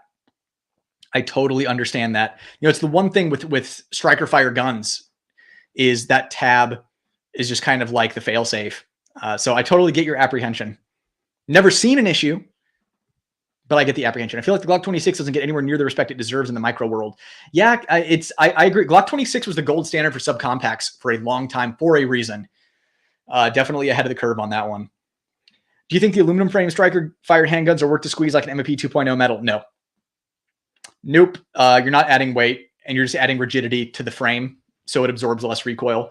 Aluminum frame striker fired guns require, in my opinion, a DPM system in order to cushion the vibration and the shock in that metal frame. I see no benefit to an aluminum frame. Steel frame is different. Well, okay. Striker fire aluminum frame. Let's clarify. I have the X Macro 3.7 inch looking to get the Radian arms comp. Do you think it's worth over getting a comped slide for my longer barrel? Wait for that Radian comp, dude. It was so good. Blows everything else out of the water for the P365 or for any micro gun. If you are not feeling patient, then you could definitely go the other way. I would not expect it anytime soon, and I would expect when we do get it, it's going to be hard to find. So that Radian comp is the best, but it's going to be hard to find. You're going to have to be patient for it. Staccato CS or C2 for summer carry. Looking for something a little lighter than my Staccato P. Lots of Shill videos on the CS. Thanks for your content. Yeah, so I prefer the C2 to the CS. That's not to say that the CS is bad. If you're thinking summer carry, be aware that the CS has a really long grip with the magazine in it. That magazine bumper, the base pad, gives it X macro disease and has a really, really long grip. So if you're looking for something really concealable, the CS ain't it. It's thinner, so it's not going to bulge your belt line as much. It's lighter, so it's going to be comfortable to carry, but it's going to shoot significantly worse than the C2. And you're losing compatibility with 2011 mags. So just be aware of that. Yes, the videos that you're seeing on the CS are Shill videos, 100%. There's a reason they're coming out with the Staccato C, and I'm assuming they're going to start phasing out like the C2 in favor of the new Staccato C, and they're going to be shifting over to those proprietary mags that are thinner. So I'd take the new Staccato C over the CS. Just be aware that the word on the grapevine is that the Staccato C was having issues, and they're currently ironing those out before releasing it. So you might not want to buy the first batch. It's about the GX4, I'm assuming. Yeah. Thanks for sharing. There's a couple gun tubers who absolutely love Glock 26. It's true. I mean, the Glock 26 gets love, just not like mainstream love, because I don't know. It's not where the money is. The Vex shoe from Ranger Proof alone on my G45 made a big difference. I believe it's the same as Johnny Glock without mucking with the internals. Absolutely, yes. That Vex shoe is my favorite shoe. Something to be aware of, though, is if you have small fingers and you press the trigger really high, the tab might not go. Not a problem for me, but a problem I've seen with smaller handed people that typically pull the trigger at the top of the hinge. But yeah, that shoe is awesome. There's a guy who made Grandmaster with the G26. Yep. How do you feel about a suppressor on a handgun? I feel that it's cool. What else would you like to know?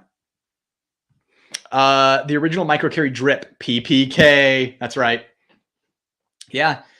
Just really cool that now we get stuff chambered in 9mm. All it does is slowly beat the guns to death.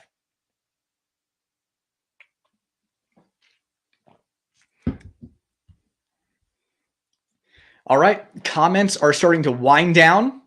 I'll give you guys 2 minutes. If there's anything that you want to know really quick, drop it in the next 2 minutes. I'll get to it. And then we will wind down for the evening. Dream gun review, Mateba Unica 6. Hands down. 44 mag. My issue with a lot of pistol training gurus lately is they're focusing on poly-framed striker pistols with red dots. I want a trainer who specializes in DASA. That's why I like Ernest Langdon. Absolutely. So that's kind of the thing is these trainers, I don't want to, I hate talking in absolutes, right? But I'm just going to generalize for the sake of making a point, for the sake of conversation. These trainers want people to have striker fire guns so that it's easier for them to just teach the entire class. They want to squeeze as many people into class as possible and teach everybody the same thing and not have a special snowflake with a DASA gun. And also striker fire guns, I'm sorry, it's easier for the lowest common denominator to understand. right? Like I realize DASA is probably safer for the lowest common denominator, but striker is it's an easier concept to grasp when you've literally never seen a handgun in real life before. Gun, trigger, no point. You know what I mean? It's easy. It's not like, oh, hammer and then decocker and then double action first single. The people are like, oh my God, what are you talking about? So yeah, Ernest Langdon is the big one. Ernest Langdon is the big one. It's hard, dude. I love the resurgence of DASA. More people are going to be hopping on. Don't worry. And it's thanks to LTT with the 92G Elite and the PX4. Like they're bringing it back. G26 freak. Love to hear it. Thanks for the Q&A. Appreciate it. You are welcome. Do you wipe front to back to front, or side to side? Swirls. Basically an insert, a swirl, and an out. Good budget EDC watch. G-Shock is as cheap as I go. So Casio G-Shock. Just find the cheapest one that you want. I love G-Shocks. Favorite red dot for carry. Enclosed required or overrated on the HoloSuns. Favorite red dot for carry is the HoloSun 507 comp, but I'm weird. I carry full-size pistols with full-size dots. If you are specifically looking for a dot for a micro or slimline gun, HoloSun EPS carry. Hands down. Enclosed is not required, but the EPS carry is just flat out the best one. Look forward to more content. You are great at off-the-fly linguistics and juggling guns, games, and anime. I appreciate it, man. Thank you. I'm glad that you are enjoying the live. USCCA carry insurance or other options are better. Other options are better from what I've been seeing. You want to find a company that will cover you if you are charged criminally. Thanks for saving me $2,600 on the Staccato C. I'll wait too and review it later. I didn't like my CS either. Yeah. Yep. What watches do you wear for EDC? Casio G-Shocks? Yes. G-Shocks for heavy use. Other than that, like I have a couple of tags just because this is the, what is it? The Carrera Caliber 01, just because I like the skeletal stuff and it looks it's a nicer watch that still has that everyday kind of EDC look to it. But G-Shocks are my go-to. How's the trigger on the Ultimate J carry? Is yours 32 or 38? It's 38 and the trigger is pretty good. For a modern Smith, it's pretty good. I mean, heavy, right? It's not like they did like a trigger job where they lightened springs. Same springs, just you can tell it got an extra half a second look over of quality control. Maybe it's some slight polishing because it's smooth. It's smooth all the way through. So pretty good. I do think that Ultimate Carry J-frame, while still a modern Smith with modern Smith problems, is probably the best iteration of a modern J-frame. The sights, the grips, and the mild action job they did on it, I think it's going to be the way to go. Because I mean, it's like real sights. They put like dovetail cut a real rear sight into the J-frame. Which model is that G-Shock? So I forget what the exact model number is because all of these G-Shocks are like GS6-1068459 or something, right? But this is one, if you look up the Neo Tokyo, this is a part of the Neo Tokyo line, and you can basically find it from that and then match the model number to it. What do you think about Wilson Combat EDC X9L? I think it's good. I think it's a good double stack 1911 with different ergos than your typical 2011. I think it has a good fit and finish. And for someone who likes a gun that feels comfortable to hold, it's very nice. Any rifle content in the pipeline? Yep. Someone asked that, I don't know, probably like 3.5 hours ago. But yes, I do have rifle content in the pipeline, specifically some optic reviews and Scar 17S that I've had forever, that I have a Striker Enterprises lower on, billet aluminum lower that takes Magpul magazines, 308, really cool. I love that you carry a 507 comp on a full-size Staccato. Yeah, 507 comp it's like my default. If I get a gun, a 507 comp is going on it, unless it's a slim line, in which case it gets an EPS carry. Do you have any favorite 22 long rifle guns? I mean, it's hard to go wrong with the Ruger Mark series. I'm mostly I like handguns a lot. So like the Ruger Mark series is the gold standard. While quality control from Ruger has dropped significantly in the last decade, the Mark IV, the ability to take it down so easily for maintenance was an absolute game changer. So just kind of like my default recommendation for 22s. And of course, Ruger 1022 for a rifle is my first gun. Got my first gun when I was, I think 12 years old. and it was a Ruger 1022 with like a Dragunov style stock on it, and it came with a scope. It was like a factory configuration. I'll bring it out on the channel sometime. Tag equals expensive, but yeah. Well, the good news is I buy my stuff. I have a shop that I get my stuff like new, pre-owned. So luckily, tags depreciate significantly. So it's not like I'm dropping $6,000 on a watch. Is point shooting something you find yourself using more under 7 yards? At what distance do you just ignore the sights? I don't. I'm always target focused, referencing whatever sight system I have. I'm not saying you can't point shoot. Point shooting is a real thing. Like a lot of people are like, point shoot. But point shooting is a real thing. I just don't do it. I think it doesn't take, a significant amount of time to reference your sights. Like maybe you're saving 100th of a second, assuming that you have the technique down, right? So yeah, I just don't point shoot. I can point shoot. I just don't willingly. But who knows? Maybe in my hour of need and I've been shot and I've fallen to the ground and some dude is moving laterally and my arm is weak, I might need to point shoot because I might not be able to lift my gun up to my eye line. So it's something good to be able to know how to do, but not crazy. I see Dan the Wolfman's leaving. Appreciate you being here, man. Thanks for the tidbit of history that you worked on a Metal Gear Solid game. That's pretty cool. Yep, check out Dan the Wolfman's channel. Cool guy. What else we got? You've only been live for 4+ hours. It wasn't that long ago, right? LTT is king. I agree. LTT is killing it right now, guys. They're doing good. Are you into shotguns? I just purchased my first one, an old police trade-in 870 Police Magnum. Have yet to shoot it because I got COVID. Sorry. Well, I just got banned. You said COVID. Luckily, people just forgot that was ever a thing. Yeah, so I like shotguns a lot. I have an OG Remington 870 Marine Magnum from 2007, pre-Freedom Group. That is like my pride and joy. Every other shotgun I get for defense, I end up selling it because I just run the Marine Magnum all the time.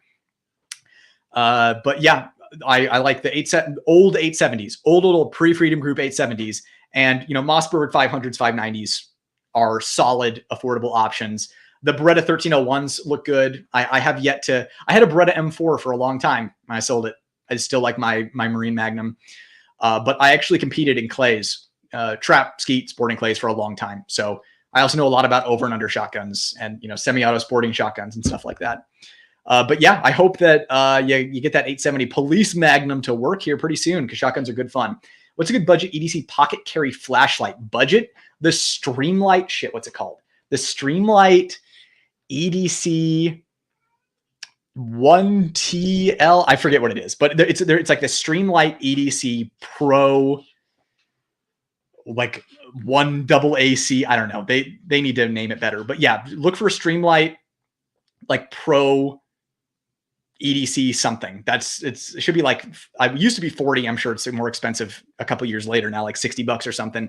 I have killed one, but for the budget, that's hard to beat. I have since been carrying this, what is it? Surefire. Oh yeah. The Surefire is the EDC L1T. That's the one I was thinking of. So that Streamlight would be the Pro, whatever, like Streamlight Pro. You can find it on Amazon. But yeah, this is my Surefire EDC L1T. I have all but blown it up with a grenade and I have yet to kill it. And it took me about 3 years to kill that Streamlight. Let's see here. Much appreciated, man. Thank you. Like I said, as long as you guys are appreciating the lives, I will keep showing up and doing them whenever I have the time. Let's see here. Favorite comp? Radian Ramjet Afterburner. Well, you're younger than I thought since you have not had to go pee yet. I feel we should order you a pizza and have it delivered. You're going forever and this is good stuff. Yeah, I'm like a Terminator. It's like at SHOT Show, I just literally went for days, like no sleep, just kept going. I'm like a Terminator. I can go forever. I got 5 on it. Thanks for your videos and insight. We'll rewatch what I missed later. Keep it up. Much appreciated, man. Thank you. I definitely appreciate having you here. I'm glad you were able to hop in, and I'm glad I was able to chat with you live. That's awesome.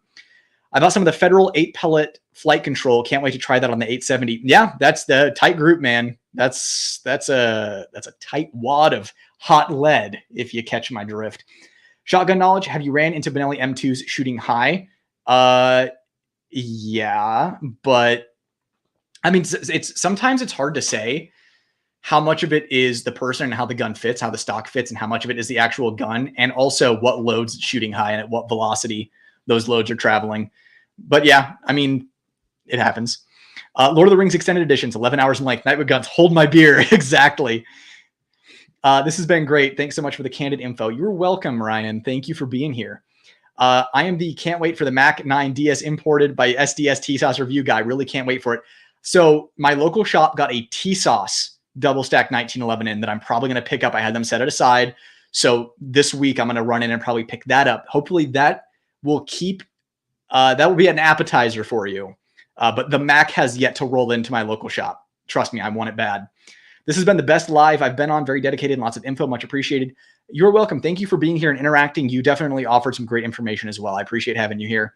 Love your content. Appreciate your honest opinions. Thank you. I appreciate your honest comment. Thank you. Favorite training ammo and how do you source them? Right now, I'm an ammo sponsor, Buffalo Creek Ammo. Love their stuff. Great training ammo. Probably my favorite training ammo. I mean, it's not like I'm shilling for them super hard. They send me 500 rounds a month, which obviously is, I think a lot of you would be grateful for, but it's not like they're sending me pallets of ammo. But Buffalo Creek Ammo, great guys, quality, affordable ammunition. If you want to buy some in bulk, I do have a code. It is Nightwood5 in all caps. Nightwood5 if you want to save a little bit of money on your order. I second your streams being top notch. Thanks, man. I'm honestly just grateful to be hanging out with you guys and grateful that you guys are enjoying it. What do you think about SAR 9s? I think they're fine. I think it's a fine budget option.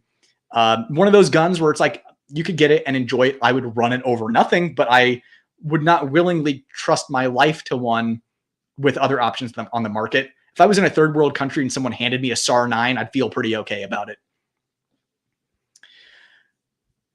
Alrighty, unless somebody can squeeze in at the last second, we're going to be wrapping up the live. Someone squeeze in with something really good. Don't make it something crap. Make it something really good. Other than that, you can just say, howdy doody, and it was good to see you. But we're now down to 86 people here from a couple hundred earlier. Favorite carry ammo for 1911s. In 45, ammo has changed. I have old boxes of Remington Golden Saber 230 grains that are wild. The expansion and penetration on those is insane. I love the 230 grain Golden Saber from Remington. I'm not sure. I think they've rebranded. I'm not sure if they've changed the design at all, but I do like the Golden Sabers. Thoughts on the CZ Shadows? They're great. My top 5 best pistols video made number 3. It's just the whole Shadow line of guns. Was Vader really Luke's dad? I want a paternity test because I think we don't really even know what was under that helmet. I'm just saying that did Vader identify as a male?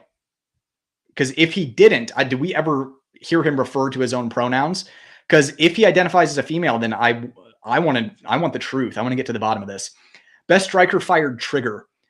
Smith & Wesson M&P Apex trigger. Favorite 2011 mags. Honestly, staccato mags. They're not perfect. I've seen probably like, I don't know, a 5% failure rate in them. But for the best balance of price to performance, I like staccato mags, which are made by Checkmate. So you can just get Checkmate magazines and save a little bit of money. The base pads are better on the actual staccato mags though. I've also been testing an Atlas Gunworks mag. Seems fine. Also doesn't seem like anything special. I got the 18 round hold open version. Seems okay. Also the what is it? The Duramag? Is that what comes with the Prodigy? I'm trying to look right now. I know I have right here. What is this? Duramag. Yeah. I haven't had problems with Duramags. So for like training magazines, you want to save money. That's what I'd go with. Random observation, but I'm disappointed Beretta Italy doesn't seem to be putting many 92 type guns these days. Most of the ones I see are from Tennessee. Yeah, I know. It's a major bummer. Not that it's a huge issue, though, because Italy's quality control was going down big time, too. Oops. What is your favorite live action gun movie? Not anime, and why is it Heat? It's actually not Heat, my dude. It is not Heat. It is not a perfect movie, but my favorite live action gun movie is A Better Tomorrow 2, directed by John Woo, starring Chow Yun-fat. I actually have the OG DVD collection. Where is it? I need to figure out which way to lean. Nope, I'm always wrong. You can see right there, Chow Yun-fat's face. Better Tomorrow 2 has the single best live action, actual real gun blank fire shootout in history. It's like the last 20 minutes of the movie non-stop. Like, I'm talking dangerous live action blank fire, like gunfire shootout. Better Tomorrow 2, hands down, is my favorite gun action movie. It is pretty weird in the first half, though. Just want to warn people. And you should watch the first Better Tomorrow. The first A Better Tomorrow is a better movie overall, but the second Better Tomorrow, the last 20 minutes, is like the best. I can't believe nobody, maybe people did die on set. I'm surprised nobody died on set. I'm sure people were definitely injured.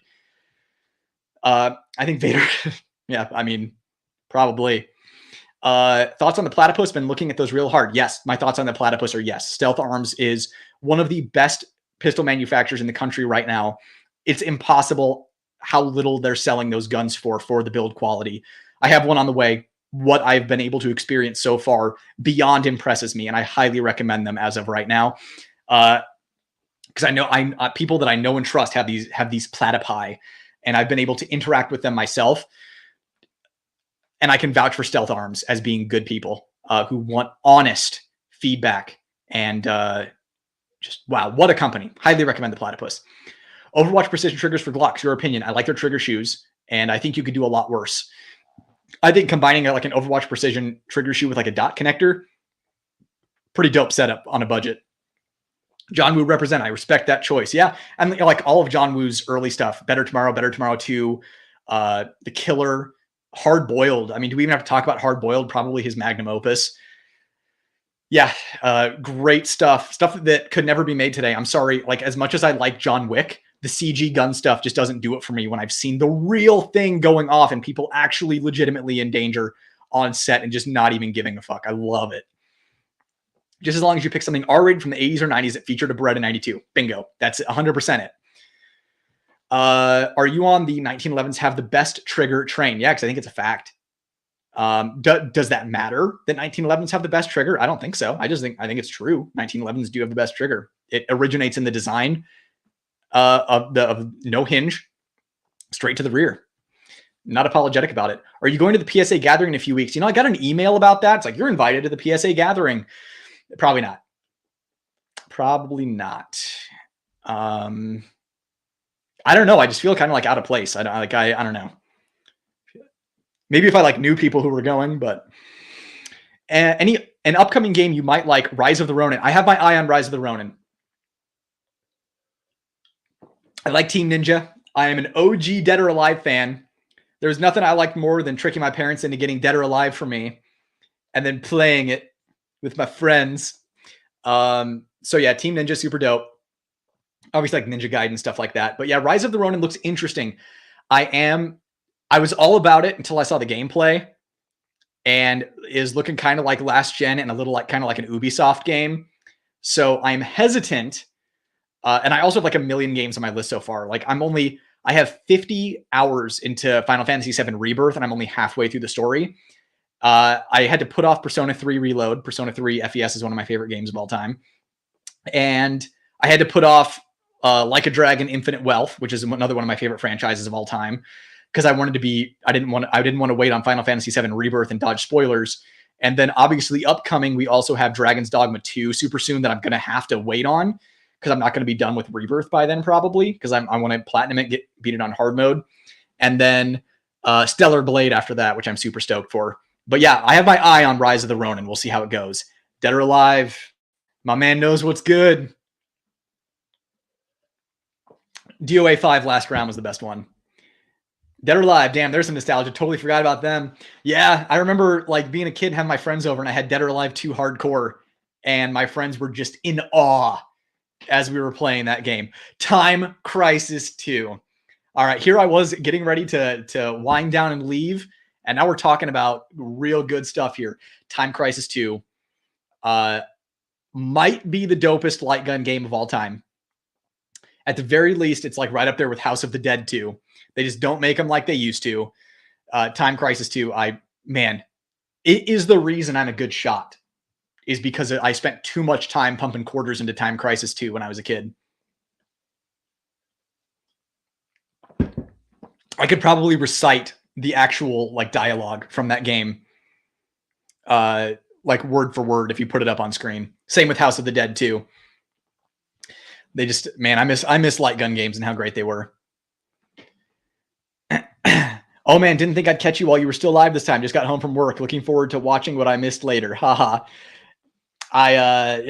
It's definitely a good one. I went longer than the last time even. So wow, I'm shocked this much time. I feel like I've been talking for like 30 minutes. So honestly, really impressed that I'm still on by the time you got off work. Those light guns cycled, didn't they? Yeah. So Time Crisis 2, it was like they had that cord that pumped like compressed air into it, and when you'd fire, the slide would go back. Super cool. Time Crisis 2 and House of the Dead were the best games at arcades back in the 90s, and Capcom fighting games. My man, Capcom fighting games. For me, peak was Marvel vs. Capcom 2. Pumped so many quarters into that. I was a little on the young side when Street Fighter 2 was all the rage. But I was there in time for Marvel vs. Capcom 2. I mean, I still played Street Fighter 2, but it's one of those things I was like kind of like too young to be good at it. But yeah, Time Crisis 2, OG House of the Dead and House of the Dead 2, so good. Where would you like the firearms industry to go? Example, trends or perfect dream firearm?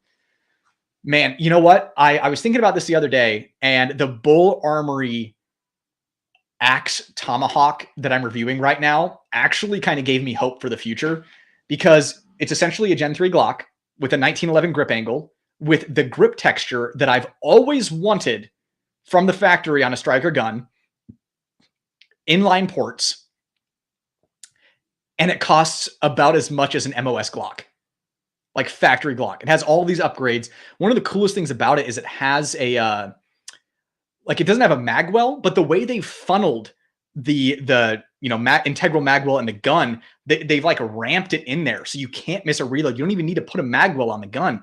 It just, they thought of everything that a shooter, someone who would be customizing that gun for optimal performance, would want, and they put it on the gun, and it costs exactly as much, almost, as like a Glock MOS.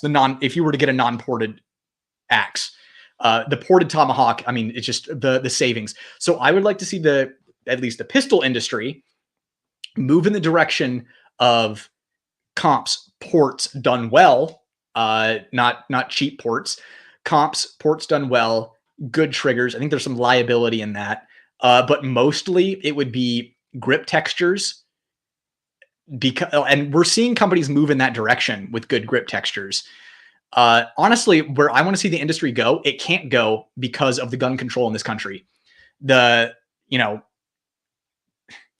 Imagine like a comped P365 XL, like with the Radian Ramjet Afterburner on there, that was select fire, where it's like 2 shots per trigger pull, comped gun like that.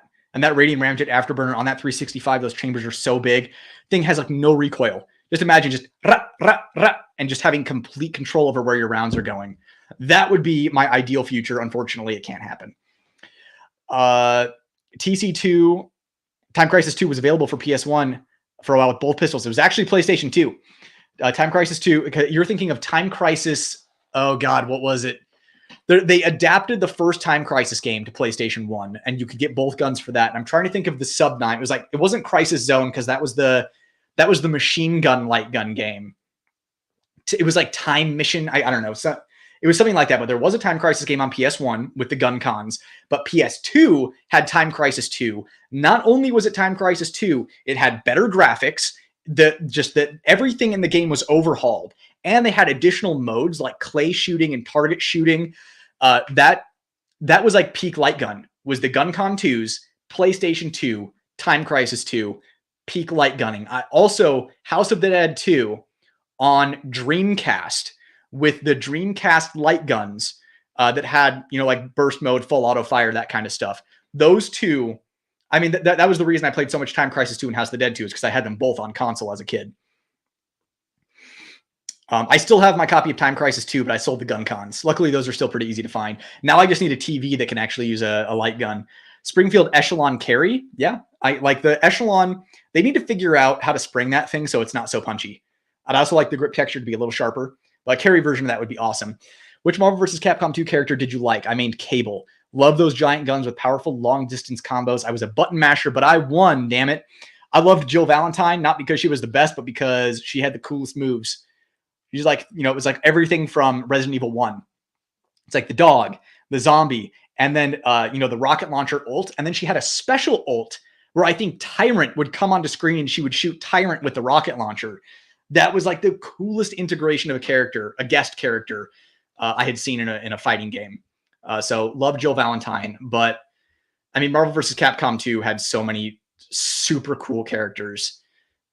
Probably one of the best rosters ever. I do also like Marvel vs. Capcom 3, but 2 is the classic.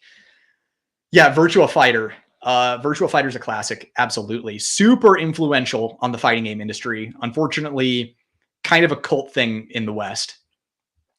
What do you think about Decocker? Useless part? What gun? Because I think DASA guns with decockers do serve a purpose.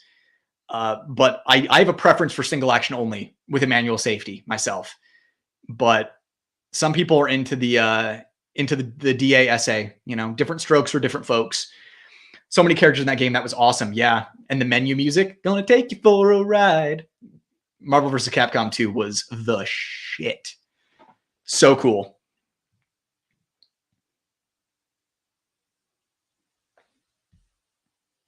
All right. Anyone else?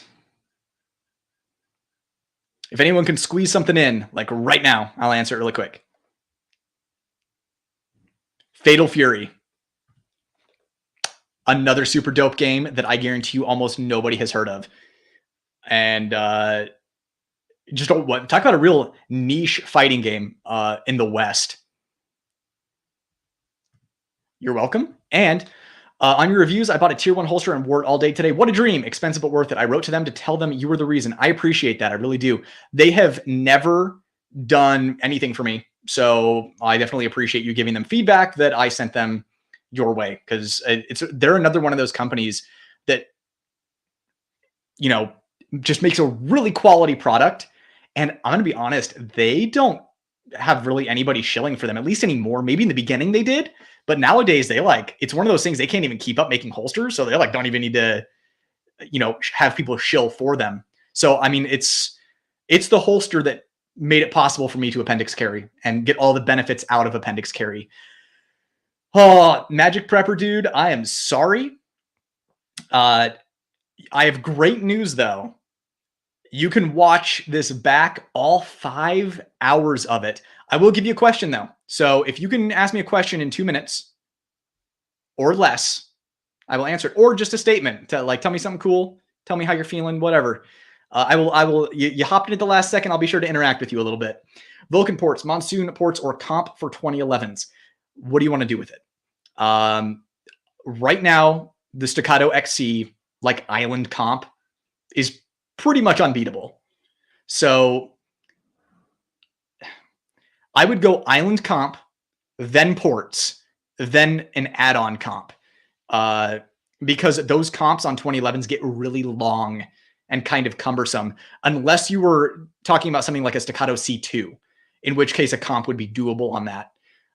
Just be aware with ports that they can spit shrapnel. Got to get on replay. Yeah. Is the HK USP still the hotness? Is the LEM trigger a must-have? So the HK USP is still super dope. It's not the hotness, but it's a hotness. And in my opinion, is the retro hotness. I still love the USP. I think it has the meanest aesthetics of any pistol, any semi-automatic pistol made. I love it. I adore it. The thing still runs. It is a testament that MIM parts, metal injection molded parts, are actually pretty good. Like I have had one break, but I am in the extreme minority there. But the USP has the most insane aggressive retro drip. It's got that Tom Cruise and Collateral energy, Robert De Niro and Heat energy. It is super hot. I think it's becoming like a badass, almost hipster, but not hipster kind of thing to have. As far as the LEM trigger, it is not a must. I think that's a misconception. I think the LEM trigger is awesome. I would prefer to have a light LEM trigger in it, but there's nothing wrong with DASA at all. You just have to, just whatever you have, just train with it. Light LEM is pretty cool though. And there's a reason it's so popular, because it's consistent, and defensively you have the same trigger pull, and you don't have to worry about accidentally bumping a safety on or accidentally decocking the gun. So it simplifies it, and it performs well. Light LEM, again, light LEM. Yeah. Tostino's pizza rolls or pizza bagels, man, why not both? Put them both on a plate. I'll mac on both of them. Can you tell the difference between McDonald's Sprite and Sprite from anywhere else? I don't drink like poison, so I'm probably the wrong person to ask. I also have the Echelon with the large grip, very aggressive texture. You try it. The Echelon that I shot, the texture was similar to like the Prodigy. It was kind of smooth. I didn't think it was very aggressive. I also have super calloused hands. So for me, like the perfect grip texture is Bull Armory, the TAC series, the new Tomahawk grip texture that is like super aggressive. I love the sharp stuff. I think so. Yeah, right on. Favorite carry ammo, Federal HST 124 plus P for 9mm. Just traded my PO7 for a G43X with Terran tactical trigger. What a crappy gun. It won't lock back on last round. Trigger sucks. I can probably sell it for more than the CZ though. So you got the 43X. Is it used? Or did you put the Terran tactical trigger in there? And if it won't lock back on the last round, like I don't want to insult you if you are a seasoned shooter, but the most common reason for that is you're riding the slide stop with your support hand.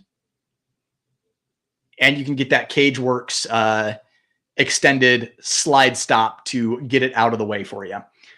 Yeah, I mean, it's one of those things where it's one of the few things that I kind of side with the Glock fanboys on. When someone's like, I'm having trouble with my Glock, it has these aftermarket parts in it. It's like, okay, well, you clean and oil it. Are you a good shooter? Are you not limp wristing? Who installed the parts? You know, like I try to diagnose it. So if you revert it to stock and it still has the problems, while it's reverted to stock, send it to Glock and they'll fix it. But also could also be bad mag. Also, yes, good point. Like, are you using Terran tactical base pads too, or anything like that? Could be the fact that it's a Glonk. It could also be that. But yeah, definitely check your hand position. Riding a slide stop, that's common. Bad mag, also common. Or bad base pad on a magazine. The large grip on Echelon is more aggressive than the medium by design. Interesting, because the buddy that I had that has the Echelon just brought it out with medium grip. So I didn't try the large grip. So I'll have to look into that. Any carry tips for the wife? I know your wife carries, but mine complains about the feel. That's all she complains about? No. Yeah, on-body carry is tricky for women, right? So Armed and Styled, formerly, now she has changed her YouTube channel to her name, Tessa Booth. She is a great resource for female concealed carriers. The problem is she has a very slender build. Like she's skinny girl. And because of that, she can get away with carrying like a dude.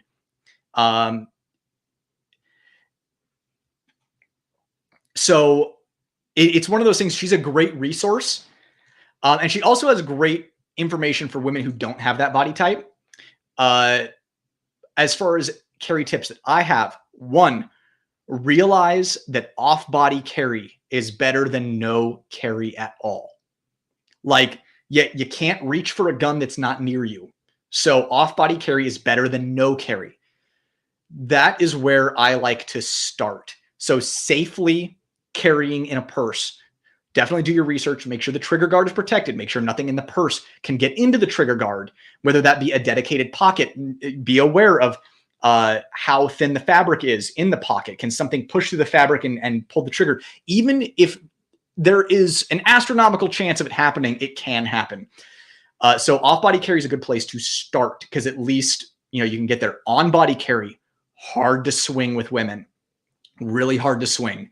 The comfort concealment belt with a small gun, moving it around different parts of the body, whether it be around the hips, midsection, higher up, like around the rib cage, depending on what your wife's build is, and even something like an LCP, because I'm sorry, a Ruger LCP on body is better than nothing.